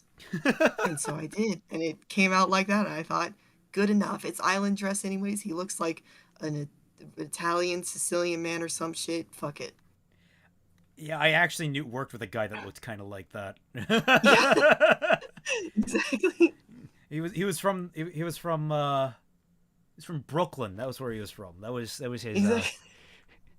And he had the accent. Like, he was the stereotypical Brooklyn guy. This is what I really enjoy doing, this quick little speed paint, particularly like for not only because it was drawing for Nolligan, but also like her expression with the puffed cheeks, and like just She's the proud little. of herself. She's not proud of herself. She's holding in laughter. Everyone thought she was really proud of herself, but I'm just thinking she's going like. Oh yeah. Like she's trying not to fucking laugh at Weiss's carving. And it's just the Leyren's bow in the background as well, which was kind of fun to paint, but also kind of hard to find references for. I'm always going to complain about references for fucking RWBY because they're so hard to find decent ones of. Or they just haven't come out yet. 4 years after the fact. Yeah. Hi, Raven. How's it going? She's totally showing up in Volume 9. But they just showed their hand on that one. Yeah. Oh yeah, I think this was one of the last ones I did actually, but it was a really nice one to do. It was fun. I wanted, in particular for Blake, I wanted to be able to like draw her in her different outfits, like her casual outfit in the last one, and this one being able to paint her in her new Volume 5 design was really nice. And I also just really enjoyed painting the size difference between her and Gira because he's just like massive. Like he has to bend over double in order to rest on the handrails, and she just like can stretch her arms out. That Just anime little guy, things. I genuinely wish I could commission you guys, but my dad has me hogtied to buy a car that I'm just sitting on over $5,000. I want to support you guys. Dude, get the car. Like, they'll make you'll be able to get a job and make more money. That is what a car is useful for. Get the car, and also I'd be happy with $3 to my Ko-fi. Hey, thanks. Yeah, please do remember to support these artists. Like, that's why I'm linking all their Twitters and the like. You guys go there, find every way you can to support them. They all do amazing work. This was one of the ones where I didn't do it as a speed paint because I was like kind of getting bored with myself doing all the speed paints. I still did it for the background just because I'm lazy like that. But I was really keen on like fixing that awkward hug from the Canon show, and like I was looking at a lot of images of Ghibli and like Ghibli hugs and the way they just squish and encompass the form. And I actually learned a couple new things about drawing people and bodies interacting from that. So this was a good learning exercise for me as well. It came out great. Oh, and this was a I'm series gonna of speed through images these, actually, so I can get them because all I didn't. Yeah, there we go. Okay. It was one of those kinds of things where I knew I wouldn't be able to portray it in one image, but I also didn't want to fucking do anything like I did with the first scene. I just didn't want to spend that time, so I just decided to do it in like the style of like these animatics I used to make fucking 7 years ago now. Sheesh. But yeah, it's basically just like a storyboard animatic style of just a bunch of quick and easy stick figures doing stuff. It came out And, great. yeah, And the it's just- expressions from Shiloh were always great in this. Although That's one thing I like. I do think his do head like nod is about- a little subtle here. Like, you only have that little swish down there too. Yeah, I mean, I didn't want it to be like a big head nod. I wanted it to be like normal, but it was also like the kind of thing where like, well, it's not gonna read very well. So I felt kind of like my hands were tied in that moment, but it was just one of those sorts of things where I decided to shrug and move on. Yeah, it still works. hmm Like if I had bothered to draw an extra frame that you could have like flicked through of him doing the nod, then probably would have read better, but I didn't care enough. And it was on for such a quick period of time. Yeah. Yeah. This one was one where he looks like Pearl. I can't I mean, unsee that's that. I was like, he looks like someone, and it just hit me. He looks like Pearl from Steven Universe. That's how Mercury's hair is. It just goes back like that. It's just pointy and swept back. It's more the face, I think. Maybe, yeah, because I do like the pointy noses when I'm drawing like this. One thing I was particularly glad of with this one was how, like, the gunshot came out of just, like, portraying that whole motion. I thought it came across really, really well. That's the kind of thing I usually tend to struggle with. Well, emotion came out really fluid. I like the line of action. And it's like, I love how shaken up Shiloh looks after that. Just like, I almost died. It's like, I fucking saw my life flash before my eyes. And then just mad at Watts, like, are you serious, man? Oh. This was the first pickup. No, this was the second pickup I did. This was the second pickup because there was a different pickup I wanted to do first. But this was the second one that I specifically requested for an onsen scene because, obviously, onsen scenes are fantastic. And also, I just really like drawing wet hair. It's just so satisfying the way it, like, is just flattened and clings to everything and the way its shape changes. So that was another motivator for me wanting to do this scene. It's just being able to draw wet hair. I love Weiss's hair fanning out in the water. It's a nice little detail. Ironically, she's kind of doing the alligator float. Yeah, I was going to point that out. Down. She's doing the alligator float right now. This was also a scene where I fucking forgot Weiss's scar, and I didn't realize I forgot her scar for weeks. I didn't realize her scar was missing for weeks until I was just like idly browsing through like older images, and I looked at it and I realized, shit. So I had to fucking open the old file up again in my computer and quickly paint in a scar. Also, again, I was just gonna comment that I also really like the Ruby's hair curling under her eye like that. Oh yeah, that where it's like sticking to her skin. Yeah. Yeah, that's nice. You have some nice touch. Your wet hair. You're right. Beautiful. Mm-hmm. I love my clings. This was also I was happy to get another onsen scene, but I didn't really want to go the whole painting thing because I didn't feel like I had enough time or energy for it, so I just drew them normally. But one thing that I enjoyed doing about this was giving each of the men slightly different body types, like because Crow, Jean, and Rin are all very muscular. They work out a lot, but Roman I didn't see as being muscular. Like he's like strong, he can pull his own weight, but he's not toned like the rest of them are. And I made sure to give Crow the most angular muscles because like he's always read to me as being a bunch of sharp edges. And I also really liked being able to draw him with his hair slicked back again because like they never do that anymore. I'm glad Weiss's racism has arcs to where she's comfortable to do an alligator float. Nothing, just a comment I found amusing. I'm glad Weiss's racism has arced to where she's comfortable to do an alligator float. You see, no, her racism has evolved that she's co-opting the culture. She's appropriating. She's doing alligator face. And Rin, though, I gave him the roundest muscles and also like the largest pecs because it was literally just the joke in my head of, Dan, Rin, you're bobbies. Of me still trying to drive home the point of him being like as sort of like as much of a bisexual disaster as possible. Of him very looking like he could pass as either way if you didn't look close enough.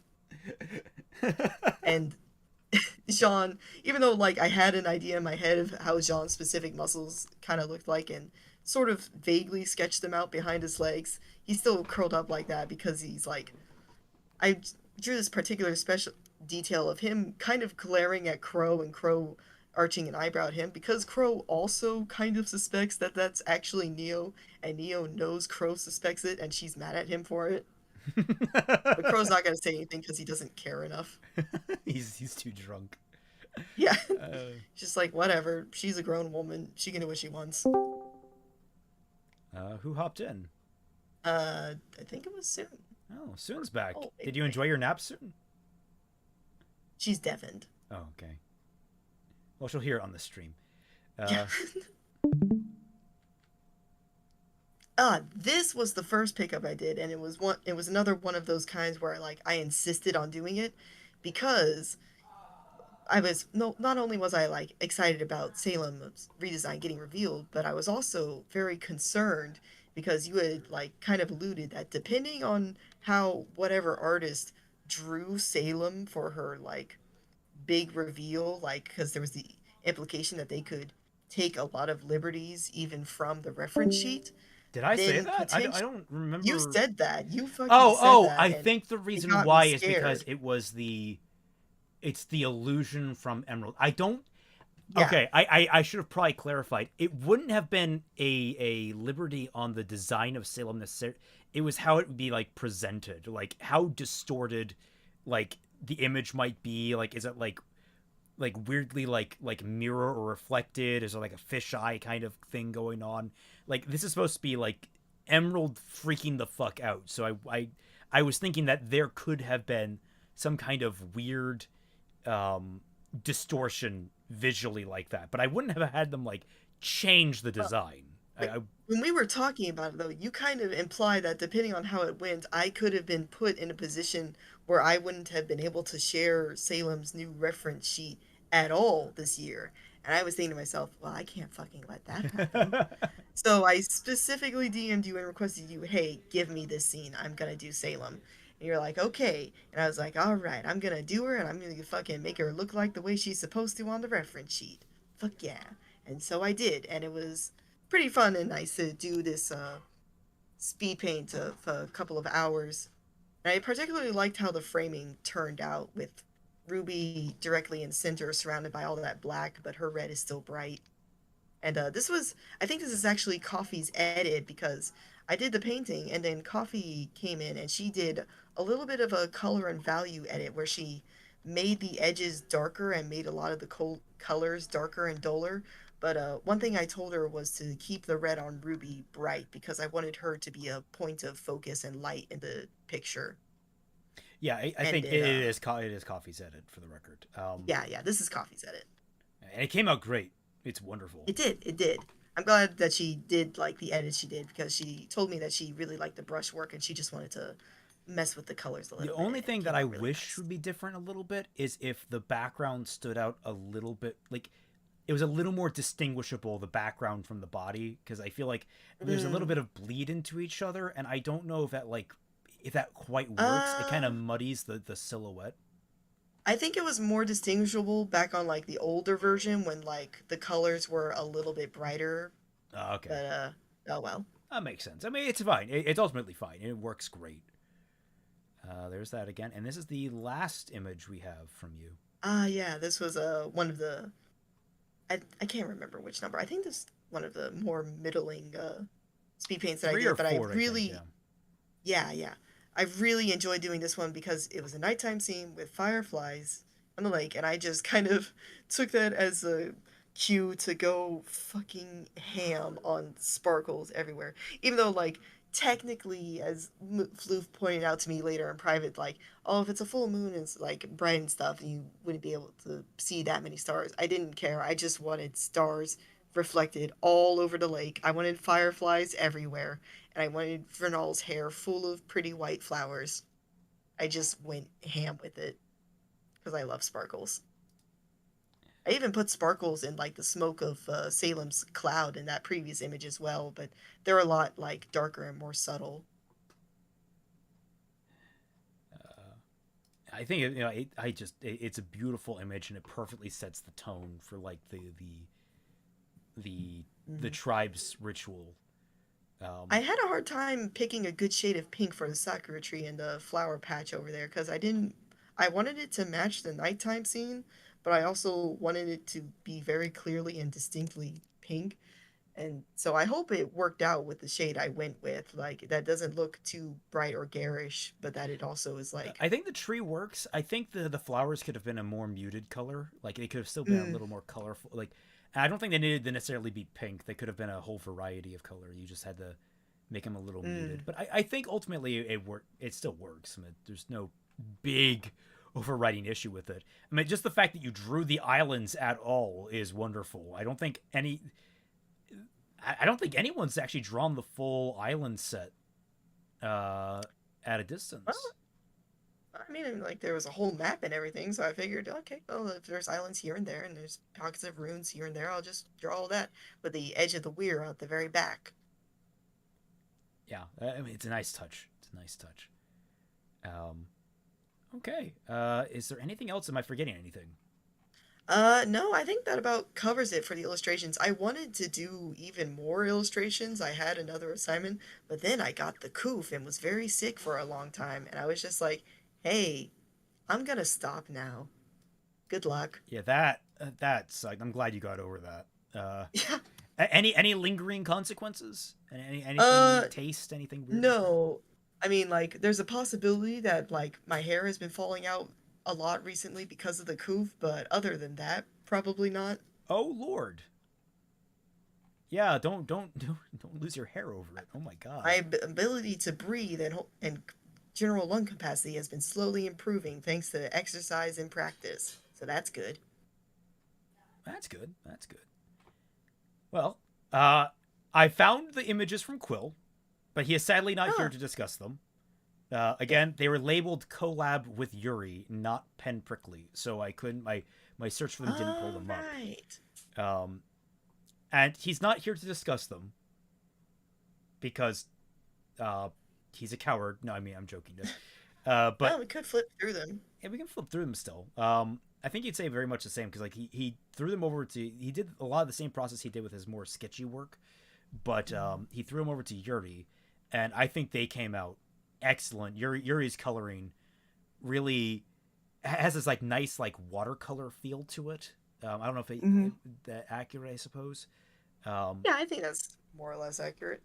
And Yuri really likes the art by the person that does Metal Gear. The Metal Gear art. I can't remember their name. But they have this very distinct watercolor feeling, and I feel like he nailed the coloring style of that art with this. And I really want to put these two together more often to work as a duo, because I think they work really well off each other. Cool. Yeah, tripping John over the banister, jumping down on him and holding him at blade point. Oh, and he looks like Mirio slash Pip Boy, Vault Boy from whatchamacallit. Okay, well, that's really everything. So illustration stream 3, number 3 soon. Yeah, we'll see. We'll see. I'll have to figure that out. Thank you all so much for joining us. This has been, again, these streams are really fun to do. Tintin, yes, he looks like Tintin too.